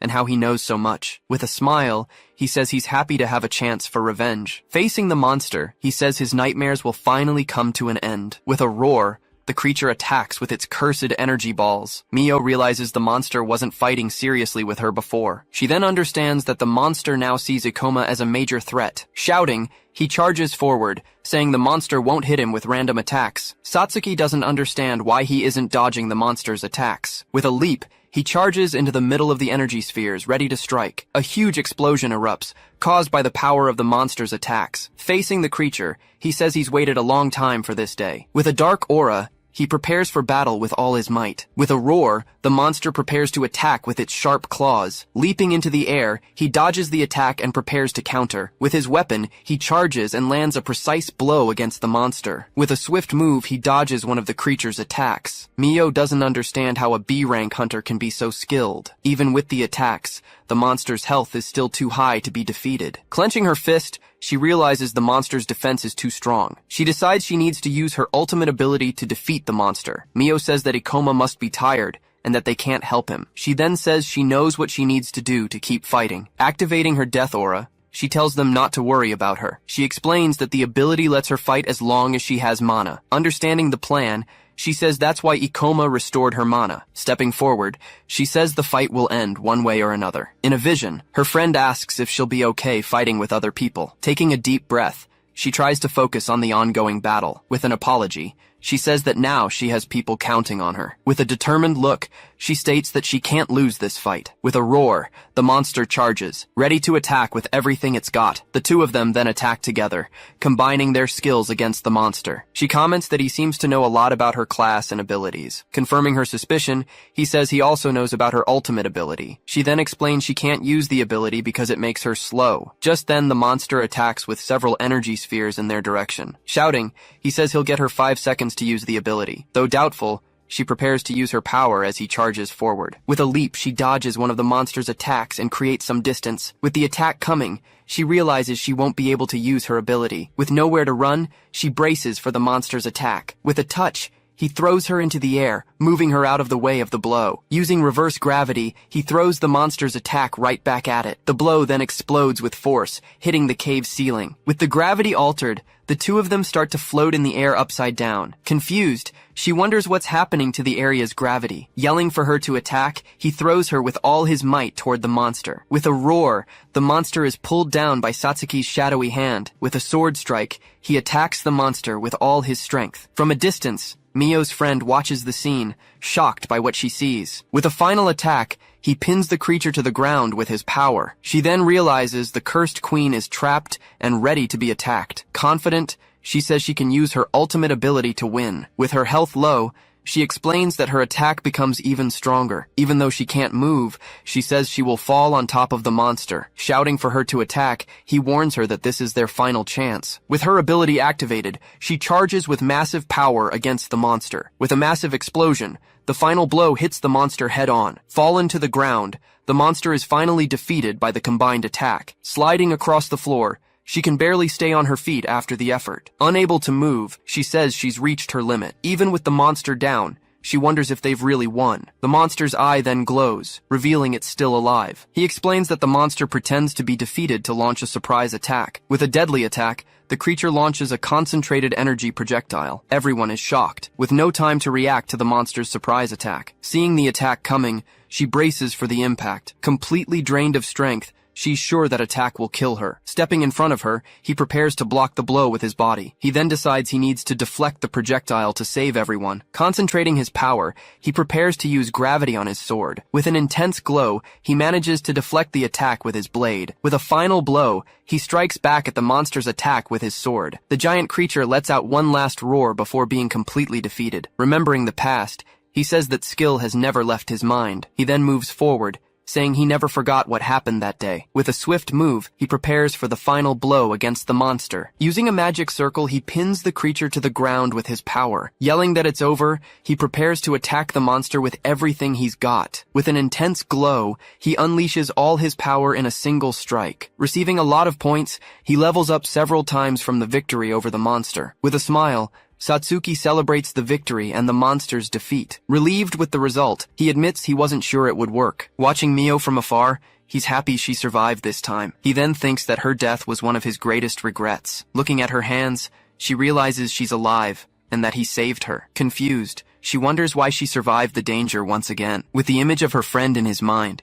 he watches the situation unfold. Suddenly, a girl cries out in pain, feeling intense agony. She then has a vision of her friend being taken far away into the sky. With her hands on her head, she feels a sharp, throbbing pain. Worried, Satsuki asks if she's okay, thinking it's her injuries. She then tells Ikoma not to just stand there in front of her. With the vision in her mind, she says he reminds her of her friend. She explains that she feels her friend's resentment and that she's staring at her. Her friend then says that she won't go with her this time either. Closing her eyes, she seems to accept the situation she's in. He thinks that now he understands why she doesn't join any groups. Remembering the past, he says that now it all makes sense to him. Satsuki then asks if she's sure her friend hates her. He questions why she thinks of her friend every time someone tries to save her. Sitting on the floor, she says her friend's death was not an accident. He then says she probably sacrificed herself to save her from death. Satsuki complains that he shouldn't touch on such sensitive subjects. With a sad look, she remembers what happened in the past. In a flashback, the school bell rings, marking the end of classes. Her friend then asks if she's really going to drop out of school. Remembering what happened,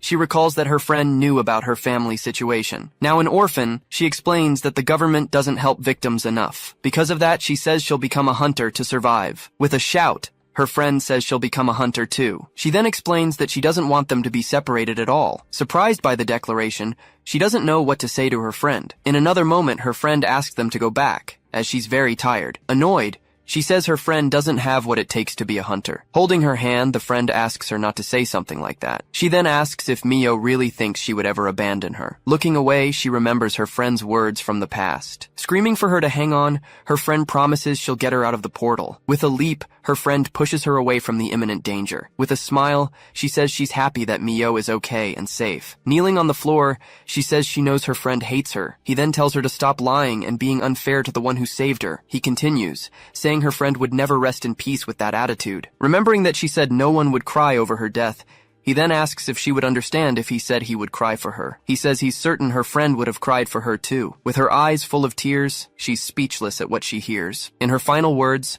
the friend says she's happy she's okay. She worries, saying she hopes Mio will be fine without her around. With a smile, she says she knows Mio needs her to keep going. She then asks her to live and be happy for the both of them. Crying, she remembers her friend's last words before she died. With tears in her eyes, she calls out her friend's name aloud.